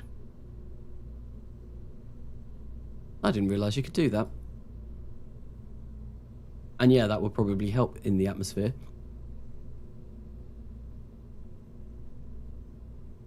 So actually, yeah, no, our delta V is saying that we've got 4,089, yes. Although it still says we only, yeah, no, I think you're right. That the best way to check is actually go on to MechJeb. This is usually good with realism overall. So we've got 3,440 meters per sec. So if we use all of our delta V in these drop tanks, we will have 3,440 meters per second left. But that isn't taking into consideration that we are going to be getting rid of this top part. If I actually get rid of that, then we're going to have 4,936 meters per second left. So, oh, I really hope that hasn't reset all of those parachutes. That will be really, really, really upsetting. And I have a feeling that it might have done. Mars. So let's just apply symmetry to all of those. Target altitude, yep. 12,000 and 4,000, yep. That looks good. And on to touchdown speed, 15, 2,000, yeah, that's all good. That's all good. That hasn't changed anything. So let me just check my action groups before sending this out again. So 2 is the air brakes, 1 is to arm the parachutes. Okay, brilliant. This thing is looking kind of, I don't know, I was really unhappy with how this looked at first, but actually I'm kind of getting, looks kind of weird with all of the air brakes sticking up like that, but hopefully that should slow us down enough. I thank you for suggesting, was it Krivastros that suggested air brakes? Because I would never have thought of that. I never used them, so, but yeah, no, it's a really, really good shout. So thank you very much for that. So once again, we're gonna go to Mars, and hopefully now we should maybe see something a little bit better.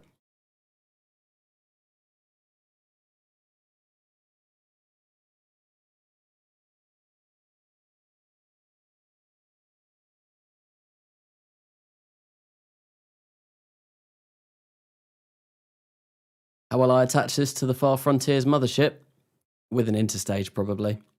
I think what I'll do is I will have an interstage section where the top node is going to be the orbiter, because obviously now I can't connect this to the docking port. So the top stage of the so the top node of the interstage will be the orbiter, and then within the actual interstage section will be the lander.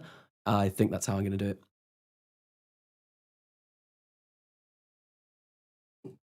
Because I did think about that. I have already thought about that, because obviously I now don't have the docking port available. But I think, yeah, I think that will work.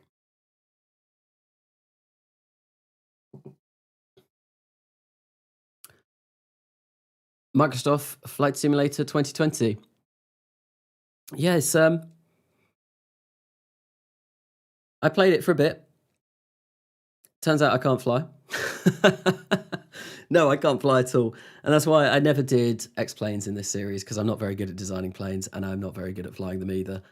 But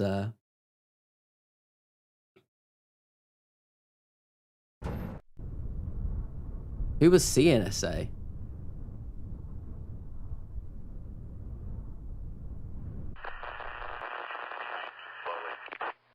I'm not. Did I miss something? Who's CNSA?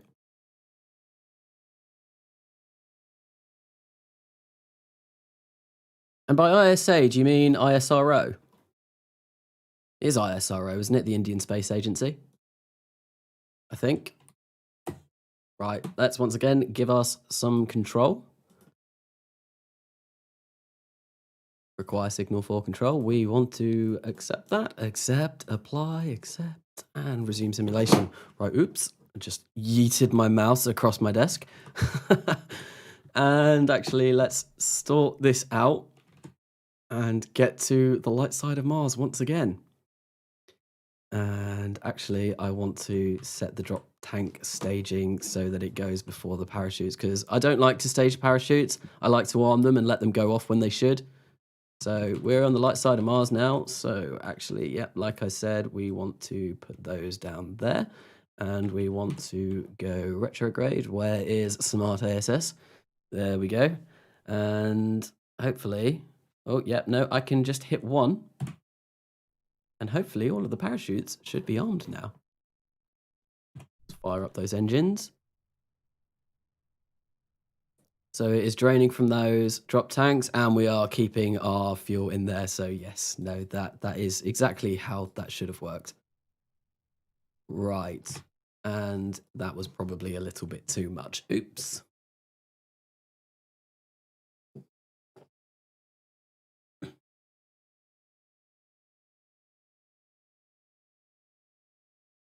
Okay, I didn't know that was the Chinese National Space Agency.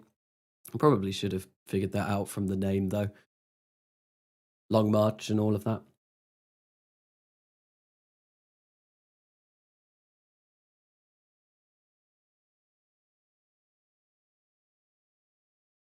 Absolutely every space agency, even the UK doesn't really have a particularly good space agency, UKSA. There's a flag for that in KSP, though. Pretty cool looking flag. But yeah, we've never really done anything with space over here. Although we are developing is it the Sabre? Sabre engine, which is the Rapier in stock KSP. I think it's called Sabre in real life. On the Skylon. What was that? I think my cat is probably having a field day next door. Totally original name. So we are still building Far Frontiers, which is going to be our attempt at sending something to land on Mars and then return it to Earth. And actually, I should be speeding through this. So yeah. Hopefully this works this time. We've got a lot of air brakes on here. And cool. Oh yeah, no, they that looks so awesome. That looks really cool. And actually, well, no, we probably aren't going to be able to control those properly. So if we hit 2, well, now that I've extended all of those, I'm not going to be able to unextend them because I didn't set a control group. Oh, but they're not like solar panels. Brilliant. You can do them all at once. Oh, that's marvelous. That's brilliant. That's amazing. I really don't like that in solar panels. When you've got symmetrical solar panels in KSP, when you deploy them, you would have thought that they'd deploy all of them, but no, they just deploy one. So usually I set solar panels to an action group anyway, just so you can deploy them all at once.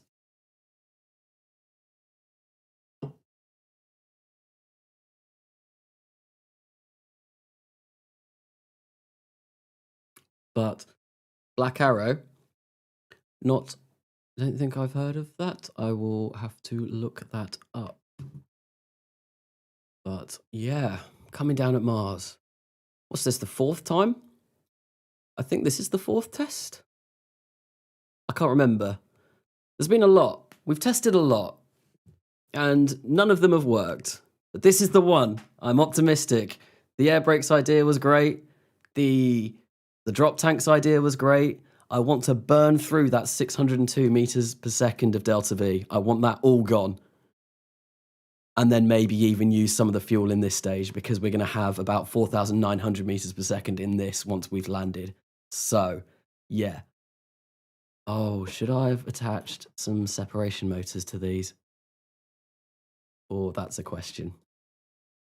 That is the question that I think we will find the answer to very, very shortly when these come crashing back into this tank. That would be bad. The brake action group deploys them, does it? Oh wow, it does. Oh, thank you for that. That's really cool. I didn't know that. Yeah, like I said, I never use air brakes. The 5th test. Oh dear. Well, hopefully fifth and last. Hopefully. Is this actually going to slow us down? No. We're not low enough in Mars's atmosphere yet to really be slowing down. I think what I'm going to do, though, is I'm going to start burning the engines at around 60,000 this time and see if that does any better than when we started burning those engines at 50,000. It was 50,000 the last time that I started this stage. I think it was anyway.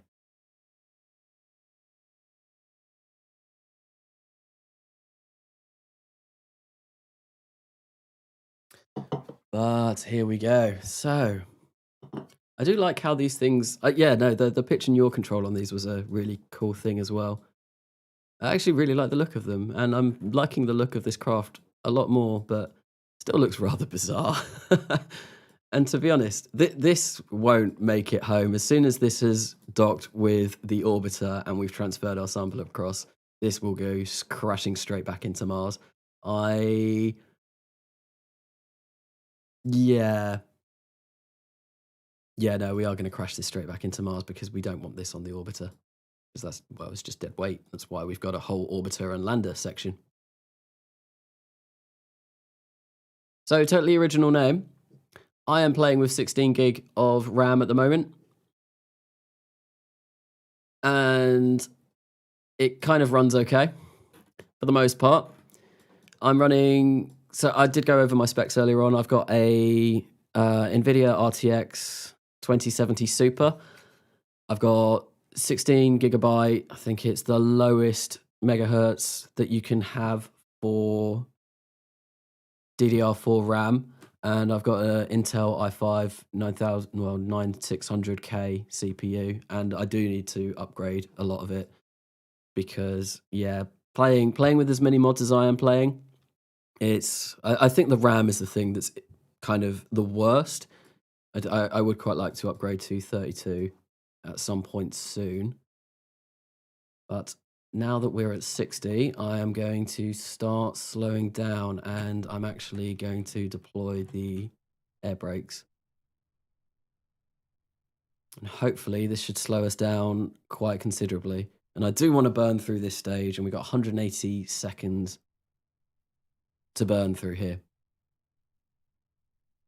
But yeah, no, you can definitely run it with 16GB of RAM. Actually, was my velocity going down? Well, it is now. So it's like a little flower with a giant fiery pit of death in the middle. Does look really cool once they've all been deployed. I really like the look of this now. But hopefully this should work. And I did arm all of those. Yes, I did arm all of those. And once again, just a really slow descent through the Martian atmosphere. Although this is looking a lot more promising. We're down to almost below 3,000 meters per second. I think I want to be at around maybe 1,200 meters per second when those drogue chutes deploy. That should hopefully mean that they don't rip. I don't know. I can't remember kind of what I was looking at when I brought down Tenacity and when I brought down Moreleg. They were both successful. Tenacity didn't even use an engine to come down. Tenacity just used parachutes. And, well, that's because it was so light and it had such a wide surface area from, I think it was a 2-meter heat shield, and it barely weighed anything. So it was really, it slowed down through Mars's atmosphere quite nicely. But this is looking a lot more promising than what's gone on before. Hopefully everything works as it should. But yeah, thank you very much in chat for suggesting the air brakes and the drop tanks, because I think those will help dramatically.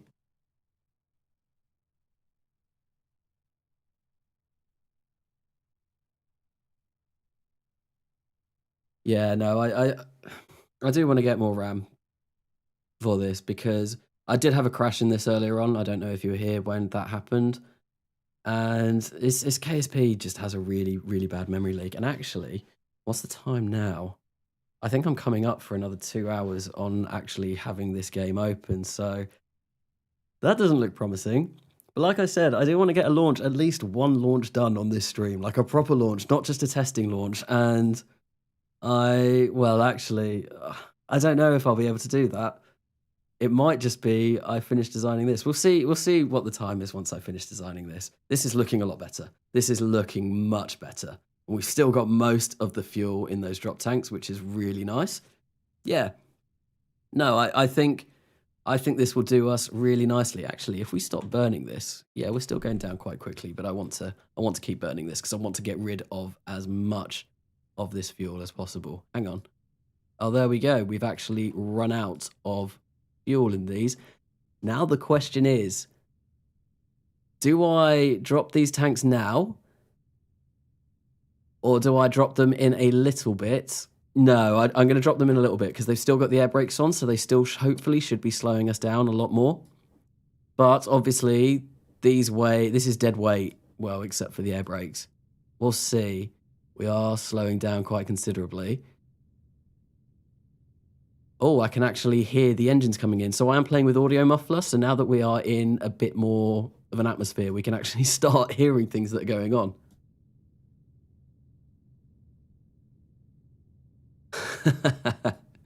I might need the RAM download link again, yes. So, come on, we're still going about 2,000 meters per second, and our parachutes are going to go off any minute now, and I'm not sure if we're going to be okay. There you go, parachutes are about to go. They've 3 of them held. 1 of them broke. Maybe 1 of them isn't set to the proper configuration. Right, well, there we go. That kind of works.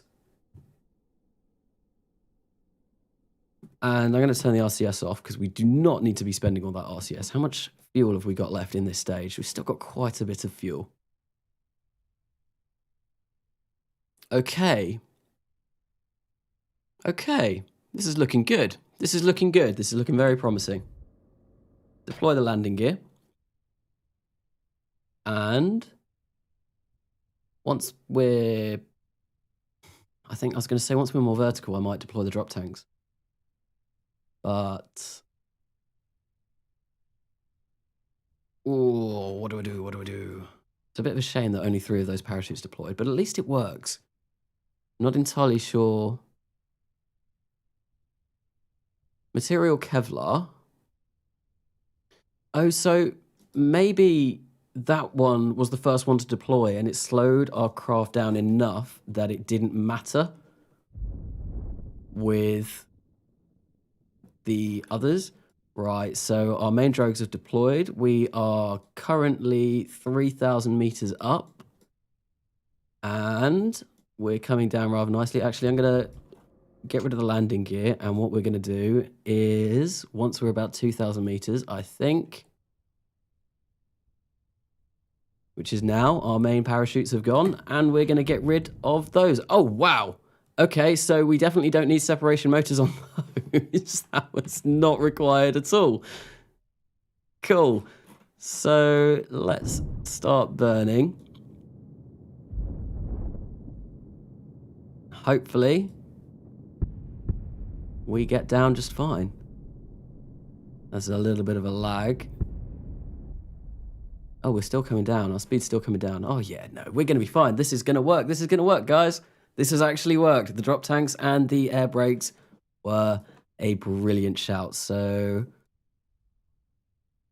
how long? Impact time in 11 seconds and counting down. We're going 18. So this is, yeah, this is definitely going to slow us down. Right, so... I might deactivate that center engine. Although we do need that to slow down, actually. Once I get a little bit closer, I'm going to activate it again. And then hopefully we are 30 meters up, so let's activate that. And 3, 2, 1, 0. We have landed. We have landed on Mars. Don't tip over. We have landed on Mars. There we go. That was a success. We have done it. We have landed. Now, what we want to do is bye-bye decoupler. We just hit ourselves. Actually, you know what I need to do to make sure that this 4,340 meters... I think this is it. I think this is done. Surface analysis. So let's run all of these and we should be sending our sample up to our probe core.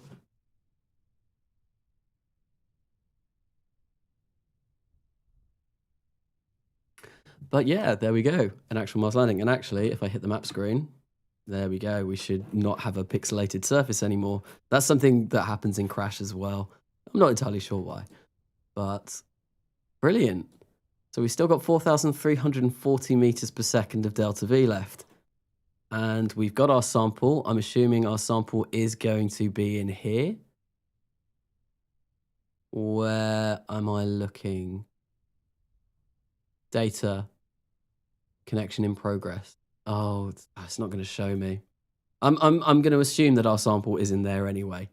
Obviously, we've not got connection because we are using the cheaty method of connecting to this. But that's it. Cool. Right. So we'll wait for this to run properly. So that's going to take 30 minutes. So let's time warp ahead. We might see that go down, our delta V, because obviously we are taking samples up and we will be getting heavier. But it doesn't look like it's going down. So hopefully we should be okay. And as Cosmonaut Crash was saying earlier on, well, 3,500 meters per second should be enough to get us into a low Mars orbit. Oh, we're doing a little bit of a bounce. And he said if I do it with MechJeb, which of course I'm going to do. So where do we want? We want to be maybe 140 again by 140. Go for our current orbital inclination. Booster pitch rate, maybe, or maybe 80 meters per second. I've never launched from Mars with MechJeb, so this will be very interesting. Mid coast, yep, that's fine. And engage autopilot. And here we go. We are going up. And hopefully... Oh. Need the RCS for control. That could have gone really badly, really quickly. But no. No, we are on our way back up. Hopefully, we managed to get to a fairly decent orbit. It's going to take a while, though. I mean, we've already used about... I'm sure... Wait, how much did I have? It was about 4,300 and something, wasn't it? We've used a fair bit of Delta V already. There we go. We are turning now. We're still gaining. I think this might do us quite well.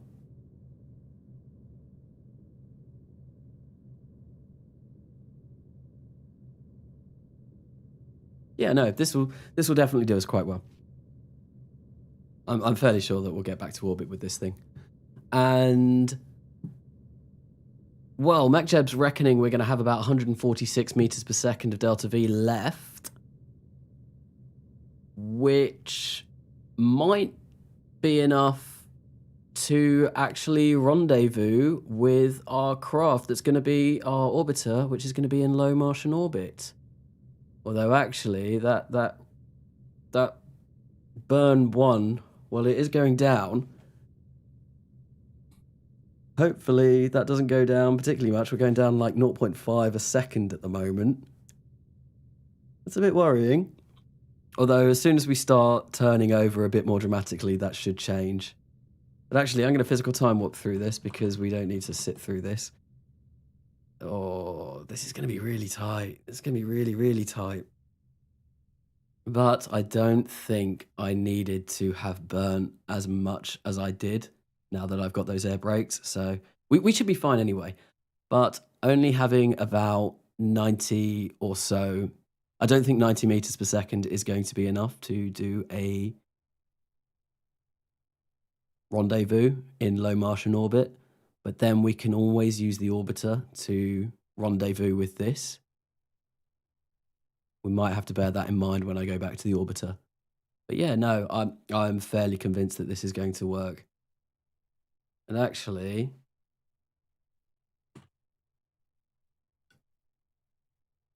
maybe I will get rid of that emit coast stage because, well,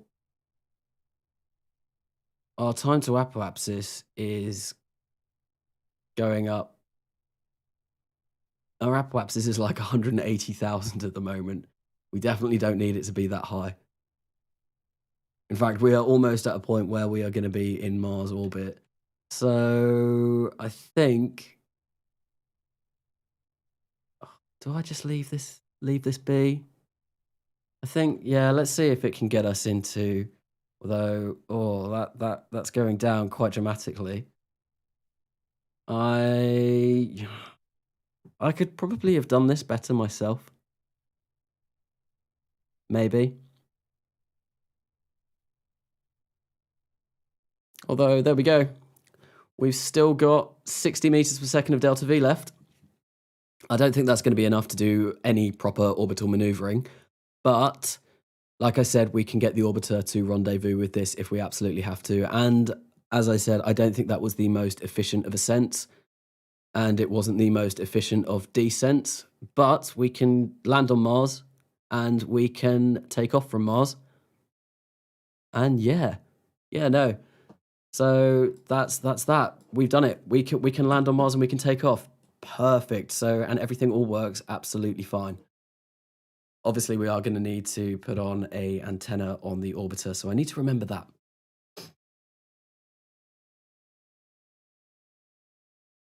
Yeah, crew of astronauts. Yeah, I think probably we will be using the orbiter.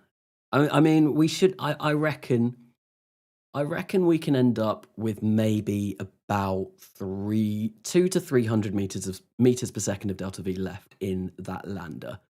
If I do it a little bit more efficiently when I actually do the real thing, which hopefully that should be enough to rendezvous. And if it's not, if we get close, yeah, we can use the orbiter for the last little bit. And then we are good. And then the orbiter will make its way back to Earth. Sweet. So that's all done, actually. Now let's actually make this all pretty. So I think what I'm going to do is I'm actually going to change that from foil. And it's Mars, so we're going to make that orange. And ooh, what do I go for this? Maybe something. I'm really liking orange and white at the moment. I think we'll keep this as white. We'll make that white, and then maybe we'll make the drop tanks look a little bit different. So, what to do for the drop tanks? Yeah, I quite like that. But I think the core is going to be all white. That looks very boring, though. Although I do... But it's clean. It's boring, but it's clean.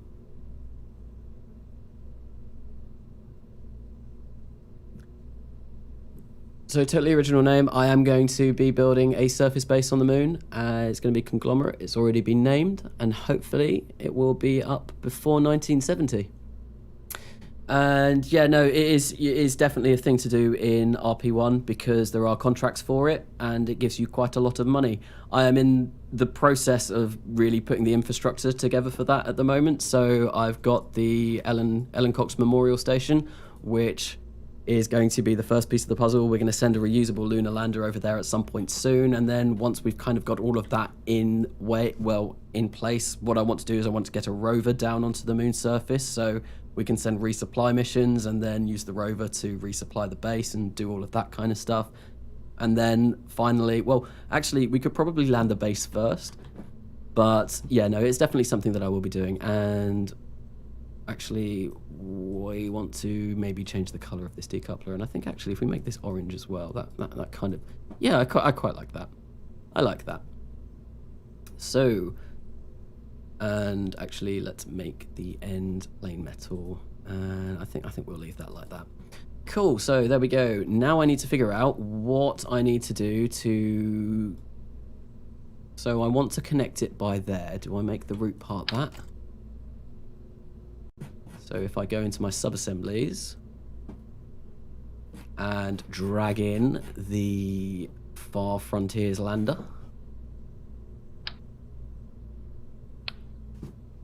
Far Front Land. Legend. Far Front Land. No description. Don't need a description for this. So if I grab this out, what is the node that it tries to connect to? Because I want it to be that engine. It is that engine. Perfect.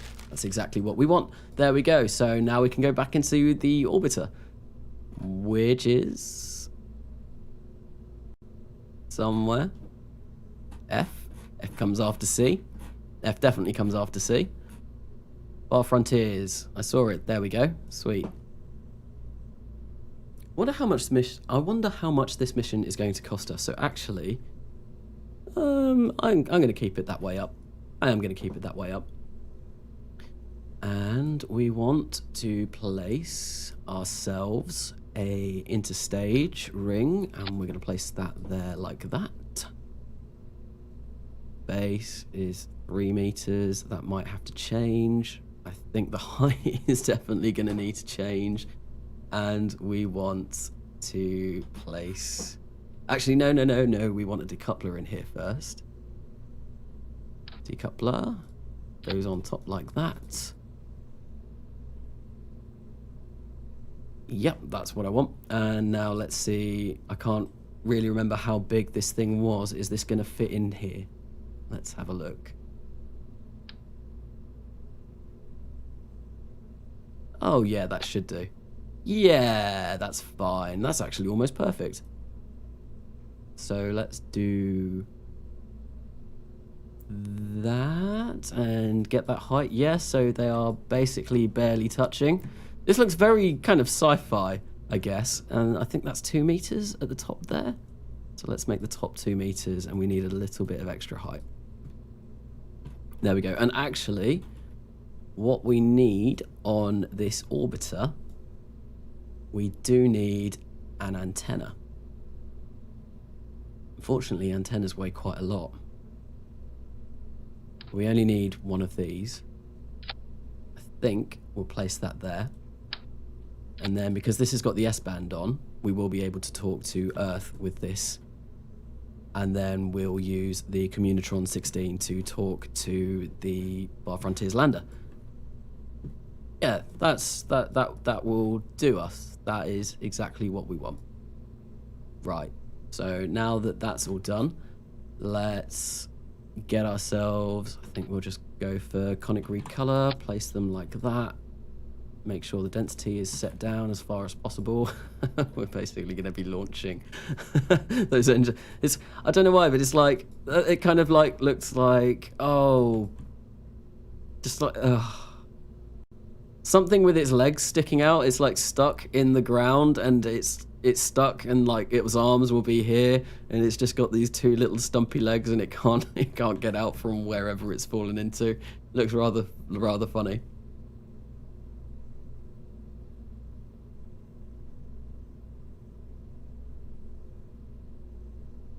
So with Kerbalism life support, I get, well, it's nitrogen to set up pressurization, so you just need to resupply them with nitrogen every now and then. There are parts for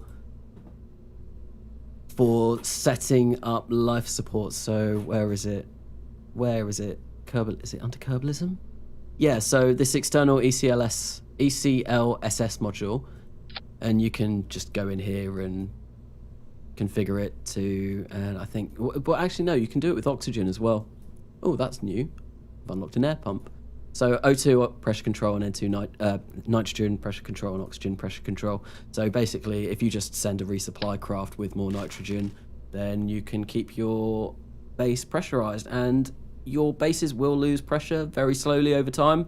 It's not particularly drastic, but yeah, they will. For ISRU, not at the moment, as far as I'm aware. I think that will be coming at some point soon. I know the RP1 and RO developers are working on adding in situ resource, is it resource utilization? I think. But yeah, no, ISRU, they are working on bringing that into RO and RP1. I'm not sure when that's going to be. Like, your guess is as good as mine. I like looking through the GitHub every now and then and just kind of seeing what the developments are. But yeah, hopefully that should be at some point soon. And I know they are updating ScanSat to work with that as well, I think, which is why ScanSat can be a bit funny on some installs. But yeah, that should hopefully be in soon. And that will definitely be kind of like a late game, more focus on the late game, because really at the moment there isn't a particularly big focus on the late game in RP1, which is a bit of a shame. And there is a mod that I have picked up recently called CH4, which is changing history, or methane if you want. And no, it adds a load of alternate history engines, and it also adds kind of more futuristic engines as well, which is really nice. And definitely this is a series I want to go into and do like manned Mars missions and all stuff like that. So definitely I'm very glad that I picked up that mod. And yeah, no, it looks to be really cool, and I'm not sure if I've got any engines unlocked from that mod yet. I'm not going to look at those now. We don't need to look at those now. We need to finish Far Frontiers. That's what we're going to be doing. Right. Anyway, so we want a modular. How much does this weigh at the moment? 7 tons. Oh, this is going to be a big rocket. This is going to be a very big rocket, and I think we are going to be launching this on a super heavy launch vehicle. Right, so let's make this 3, and we'll make... No, we don't want it. We don't want a nose. We do not want a nose. No, we want a mount.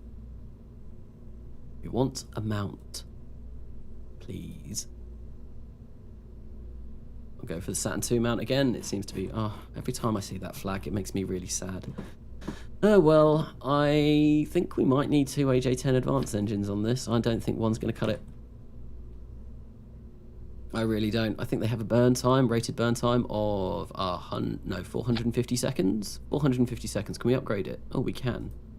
What does that change the burn time to? 450 seconds still, but hopefully that makes things a little bit more efficient and kind of, yeah, let's have a look. So what do we want to capture at Mars? 3,500 meters per second of delta V. Okay, so what does that give us? 2,500 meters. No. Oh, brilliant. Although that's a little bit too much. So we... Oh. You know what, though? 450 seconds, 3,500 meters per second. That's perfect. That is absolutely perfect. Brilliant. Okay, so there we go. Let's go in here and, well, we can change. Yeah, we won't need this much power once again. So actually, let's get rid of some of this power and we'll set this to 200 as well. 200 just seems to be a nice arbitrary number that I've been going for everything. And that gives us 3,000. Yeah, this is gonna do it. This will do it. And the great thing about this is I'm fairly sure I can launch this on an Icarus Super 66. Well, not a great thing. I am going to have to launch this on an Icarus Super 66, which is a very expensive rocket to launch. But, you know, hopefully placing these on doesn't reduce our delta V an awful lot. Well, it does a bit, but yeah, it's fine. It's fine. Aerosine and NTO, make sure that's all okay. We're going to get rid of the flag on there. Toggle flag visibility. Nope, there we go. And that's going to be our craft that gets to Mars. The thing looks ludicrous. Actually, if I look at it this way, now those are the legs. The AJ10 Advance are the legs, and these 2 black sections of this are going to be the eyes, and that's its nose. And if we if we had symmetry, like 2 times symmetry, like that, there we go. It's got 2 little stubby arms as well. So this thing looks rather strange. But if it does the job, if it works, then it's perfect. So cool. Right, so let's go in and make sure that our tonnage is set correctly. So we want configuration deep space. We want to have about 20 tons on there. I think that should be enough with all of the tonnage, the avionics that we've got inside here. Avionics, we've got 27 tons at the moment. So yeah, that's definitely enough. And yeah. So we need 4,700 meters per second of delta V to get to Mars, and I think the Minotaur stage will be able to do that. I'm fairly certain it'll be able to do that. Okay, so open recoloring GUI. Let's color this in whilst we're here. Yeah, we're gonna... I think this is gonna be a very clean looking mission, so we're just gonna go lots of whites still. But I think maybe I'll make that cryo, and we will change the core texture. Oh, yeah, maybe like that. Yeah, black and white. That looks cool to me. I'm happy with that. Sweet. So let's save this up because I don't want this to crash and lose all of this progress. And then let's go grab ourselves a Minotaur stage because that will definitely be what we need to actually get to Mars with that much delta V. So Minotaur 1, LR87, LH2 upper stage. Please have 4,000. Oh, well, my editor extensions has stopped working. Reset mode and snap keys. There we go. Please. Okay. I'm pressing the wrong key. It's getting late here. It's getting late. Well, that's not promising. 343 meters per second. That's definitely going to change. Definitely going to change. So that's because this has all been done at a really weird... Where's the power coming from? We are going to have RTGs. There's actually currently 4 RTGs on this craft. We've got 2 on the orbiter stage, and we've got 2 on the lander. So that's where the power's going to be coming from. Deep freeze, I don't know what that is. Is that a mod that kind of, is it like cryogenically freezing Kerbals so that they can go long distances? If so, I don't think that works with RP1 or Realism Overhaul.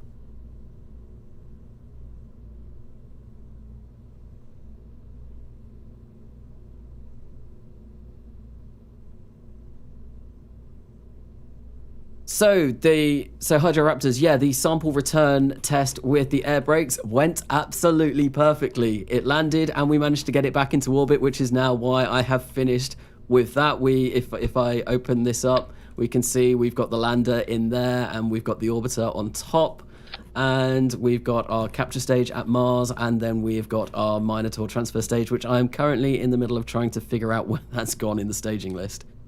Oh, wow. Oh, boy. So we've got 6,163 meters per second of delta V in this stage. So we are definitely going to go to Mars. So that we need, where are you? We need that to go there.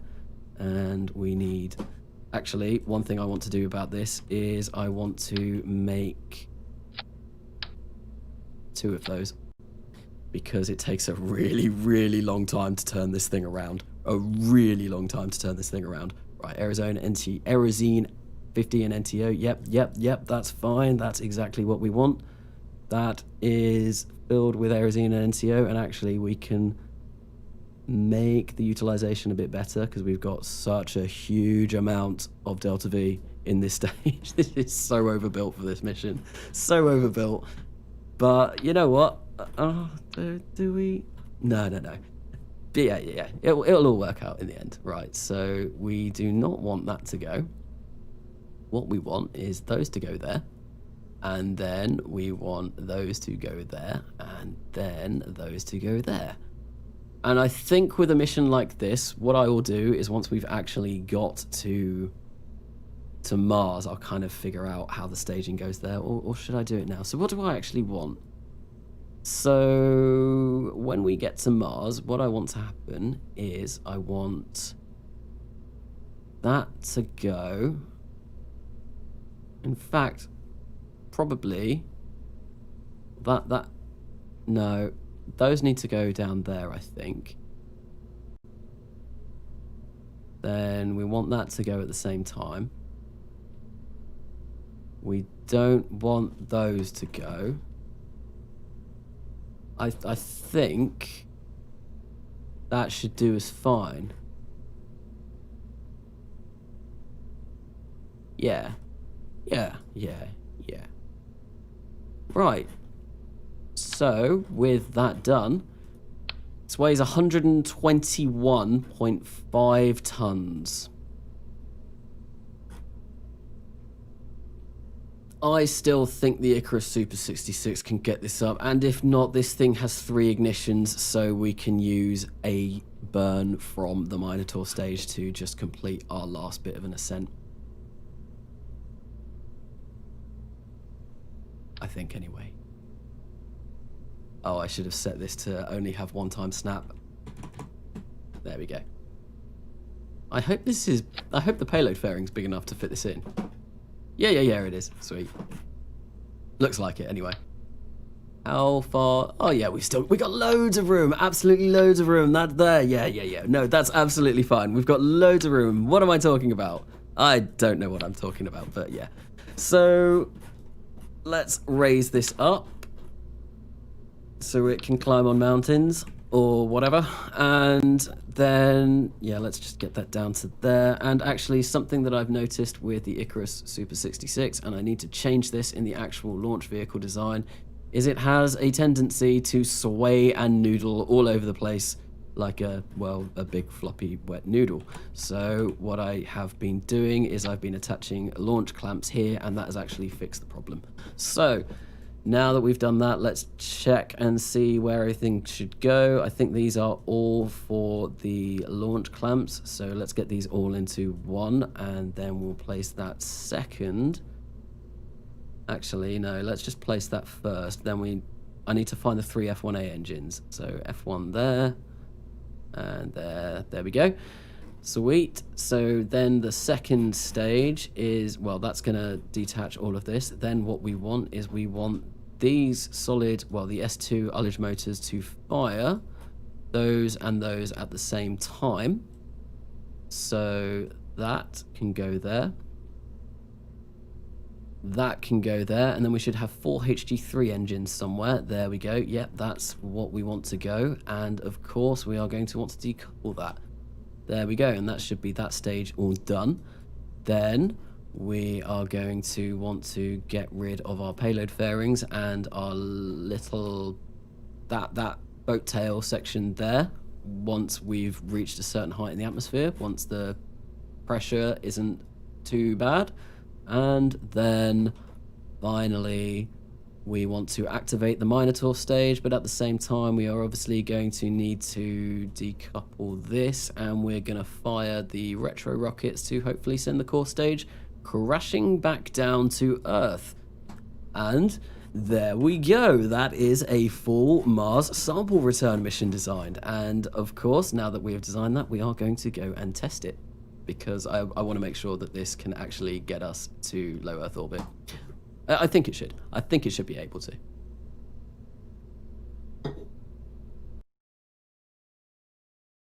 Why are all the KSP YouTubers you can think of British? I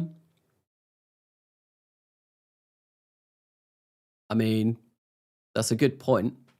I think most of the bigger ones are British. Well, like Matt Lown, Scott Manley, Beardy Penguin.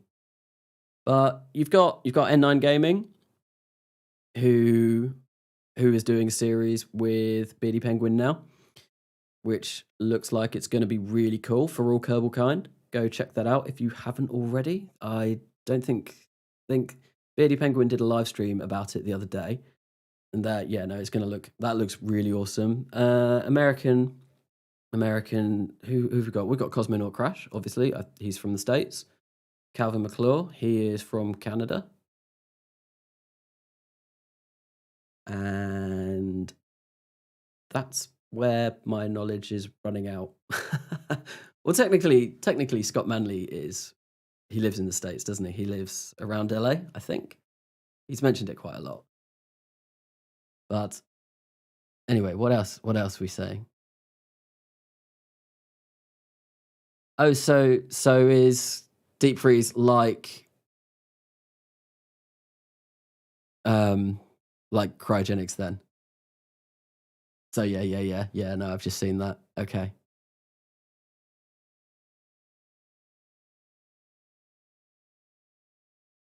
I've not heard of Bradley Wistance. Is that really bad? Is he quite a big KSP YouTuber? I'm gonna look him up. I'll have to look. I hope.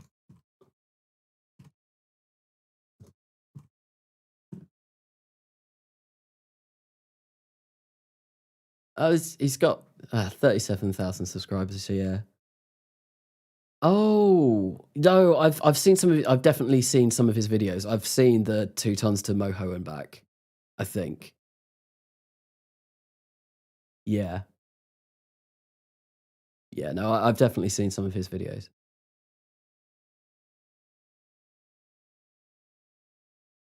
Well, this is taking a really long time to load.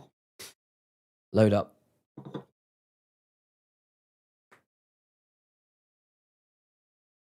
Oh, is that about Scott Manley in Oakland? I think this is loading now.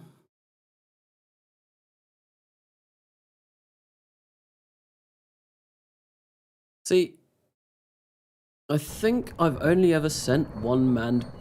Oh, that's some horrible creaking noise.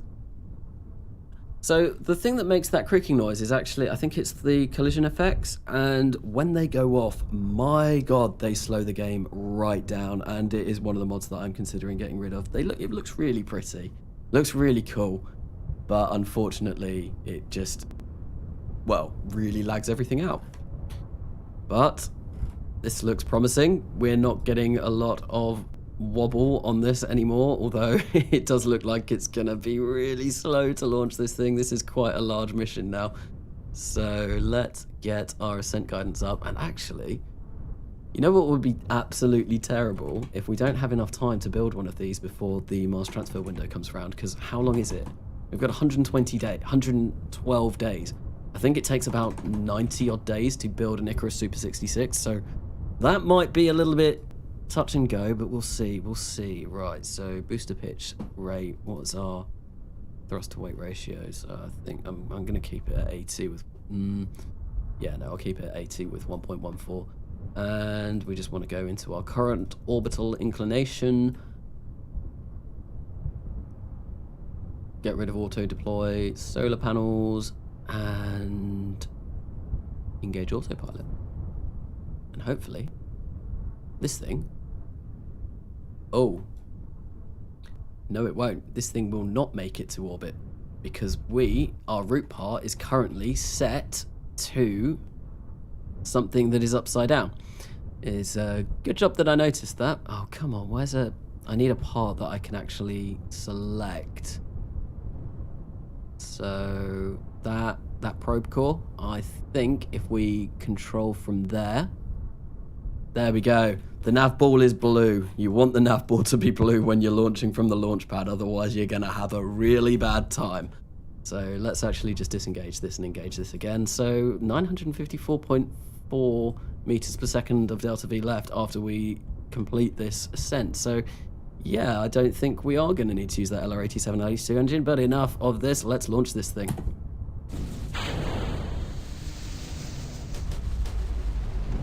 There goes those 3 F1A engines, and of course we are going to detach that, and we are going to be on our way to space. And let's physical time warp this.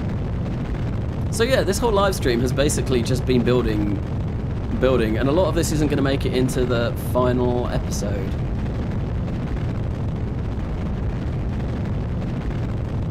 A KSP2 series? Yeah, probably. I'm really excited for KSP2. I remember watching the trailer, the trailer with outro by M83. Oh man, I've watched that trailer so many times. I probably might try a stock series because I'm interested to see how it is. I was playing stock KSP for years before I started Realism Overhaul and RP1, so it's definitely something that I would quite like to do.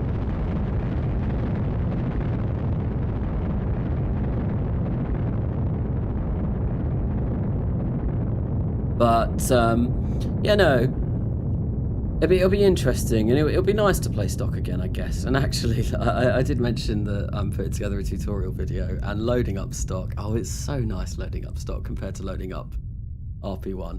When you load up RO and RP1, you can go away for ages and just it takes so long to load.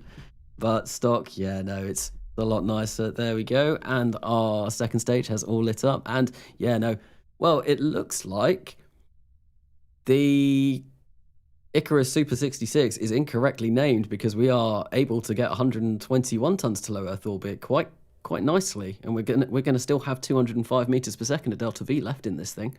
So that's very promising indeed. So yeah, it definitely can do more than I originally thought, which is nice. How many hours do I have in KSP? So on Steam, I think I have just over 2,000 hours. However, for the last 2 years, I haven't been launching it through Steam, and I never have Steam open when I play KSP, so it doesn't log my hours. So I reckon I have maybe around 4,500, 5,000 hours. Oh, that needs a bigger ejection torque to do that, because I've played a lot of hours in Realism Overhaul since I started it. And yeah, just because it's so much more taxing on your computer, I like to basically get rid of absolutely everything that I can before starting it up. So Steam goes, everything goes. I'm running Chrome at the moment just to do the live stream through. But if I would be recording an episode, that would go as well.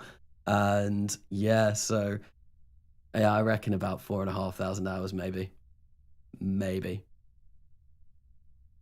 Yeah, I remember picking up Interstellar when Scott Manley was doing Interstellar Quest, thinking, oh yeah, let's try this. It looks really exciting. Kind of started doing it a little bit and then not figuring out anything. This was when I first started playing KSP though, back in 2013 when that series was still going on. And I was nowhere near as good at KSP as I was now. Obviously, that was a really long time ago.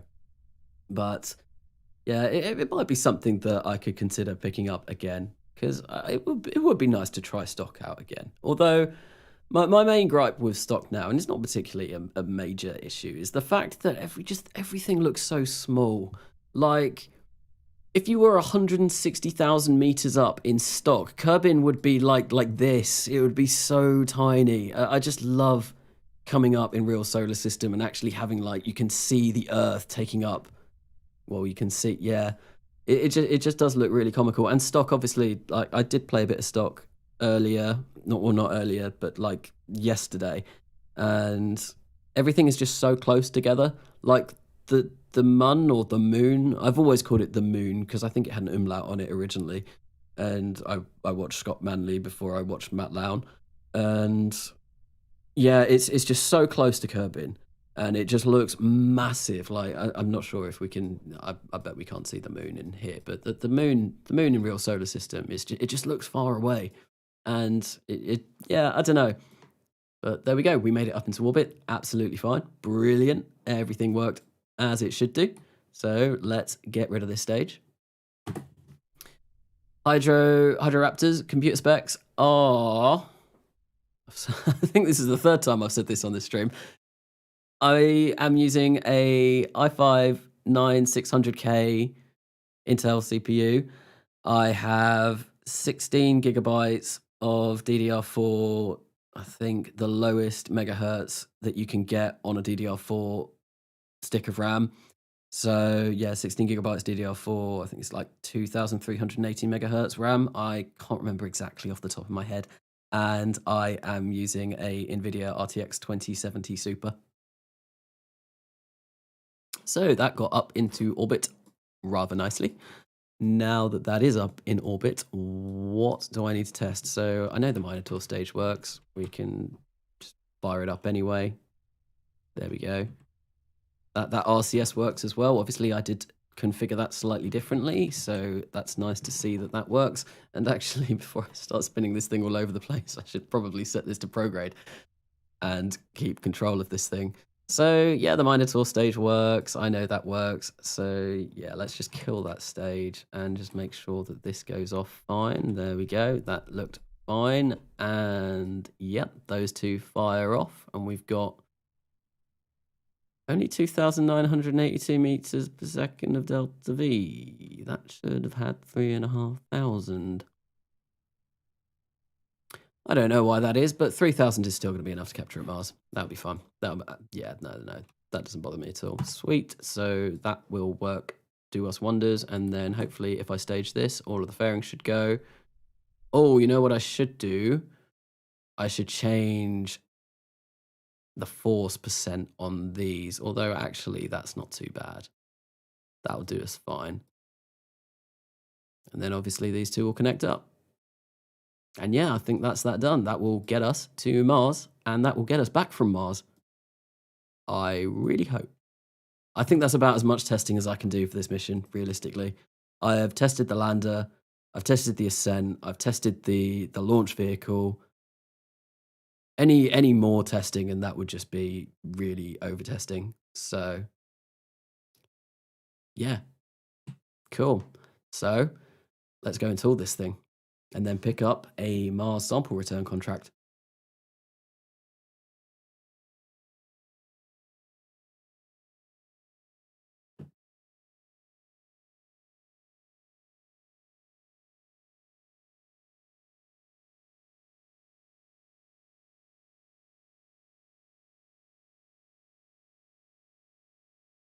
So, as well with RP1 and RSS and RO coming out for KSP2, so on the Discord, there's been a lot of talk about whether that's actually going to be a thing, which will be a shame. But I think there's not going to be a proper career mode in KSP2, which means RP1, well, it'll be RP2 when it comes to KSP2. It'll be really difficult to pull that across. I do hope that Realism Overhaul and Real Solar System make it across, though. And I hope that we can. I hope that modding is available within KSP2. I'm a bit wary about it at the moment with all of the news stories that have been going on. So obviously, it was Star Theory that were doing it, and the whole company got, well, poached by, is it Take-Two? I think Take-Two are the developers that are in charge of it, or the publisher. Take-Two are the publisher for KSP2. I am a bit wary. I really hope it's going to be a good game, because I've played a lot of KSP1, but yeah, no, I don't think I'm going to pre-order it. Put it that way. But there we go. That was Far Frontiers, and it was a complete success. So, actually, it's only going to take 76 days. So we are definitely going to be able to launch this in time for that Mars transfer window, which is brilliant.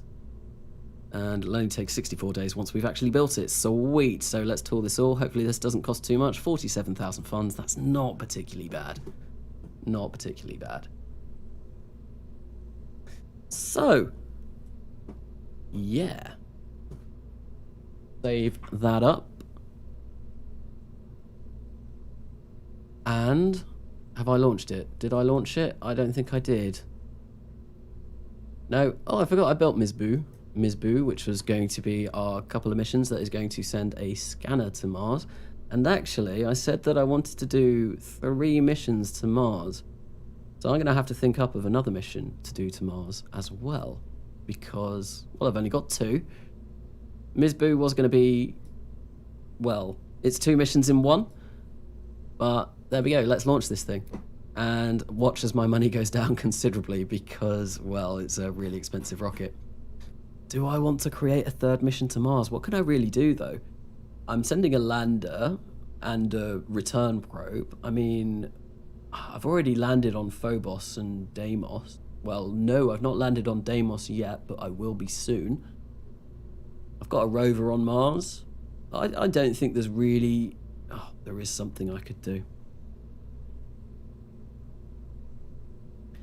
There is definitely something I could do. I could put up a communications network around Mars, and that would be very useful for when I send manned missions to Mars. Or... Oh, man. What's the time? No, I'm not going to do that now. I am going to finish the stream here now. Unfortunately, it is 20 to 3 where I am. I do have neighbours. I really hope I haven't annoyed them by talking. I don't think they could probably hear me. But yeah, no, I am going to end the stream there, and I will. That will be something that I work on for the rest of the episode. Will be a communications network that we send to Mars as well. So we've got Far Frontiers going, we've got Mizbu, and we will have a communications network. I'm sorry I didn't get into anything other than building in this live stream, but I guess that was just the way it turned out. And yeah, thank you everyone in chat for sticking around. And actually, I'm just going to read through chat just a little bit. Did you say who disliked the video? So the video was actually disliked before it even went live. So about 20 minutes after I scheduled it, and I scheduled it roughly an hour before it came out, someone had already disliked it. I don't know who, but yeah. Oh well, and I did mention it earlier on. I was like, I hadn't even had a chance to say anything yet. How can you even dislike that? Maybe someone was very impatient, but I don't know. Anyway, so... Does everything have deep space avionics? I am fairly sure that everything does have deep space avionics. That does need it. But you know what? Actually, let's just go in and double check that, because that would be terrible. So the Minotaur stage doesn't, I don't think, but then it doesn't need deep space avionics. Yep, no. Well, not for this craft anyway. This does have deep space avionics, which is what we need. And this also has Deep Space Avionics. And finally, Deep Space Avionics. Deep Space Avionics all around, so yep, no, they all do. That's good. Anyway, so have a look. I was going through chat just before I go anyway. So Take-Two makes me cry. Yeah, I know. I'm just really, I know they've promised no microtransactions or anything like that, but it's Take-Two. So we'll see when it comes out. We'll see when it comes out. But just talking about science and career mode. But yeah, no, I do need to give KSP a go. I think it's a challenge. I like a challenge. That's why I play Realism Overhaul. KSP2, from what I've seen in the studio, Forks Gaming, I've seen the studio developers at least are passionate about delivering the product they're advertising. Yeah, no, they are. They were. But it's just the fact, I think it's still the main developer working on it, isn't he? I can't remember his name, but I know he is very, very, very passionate about KSP, and he's got a lot of hours in KSP1. And I remember when I first saw that, I was very excited. It's like, oh, this is great. He really loves the game. He really knows what the game's about, so he's going to put all the effort into this game that he should do, which is, yeah, so that made me excited. But then the whole fact that they poached like all of the staff from Star Theory, killed Star Theory, the company, that just doesn't bode well. It really doesn't bode well. And the fact that now Take-Two have formed a new company that are going to be run completely by them to develop the game, I think that's what's happened. I don't know. I've not looked it up for a while now, but it's just a bit concerning. Is all I'm saying. And I do really hope it's a good game, because I want it to be a good game.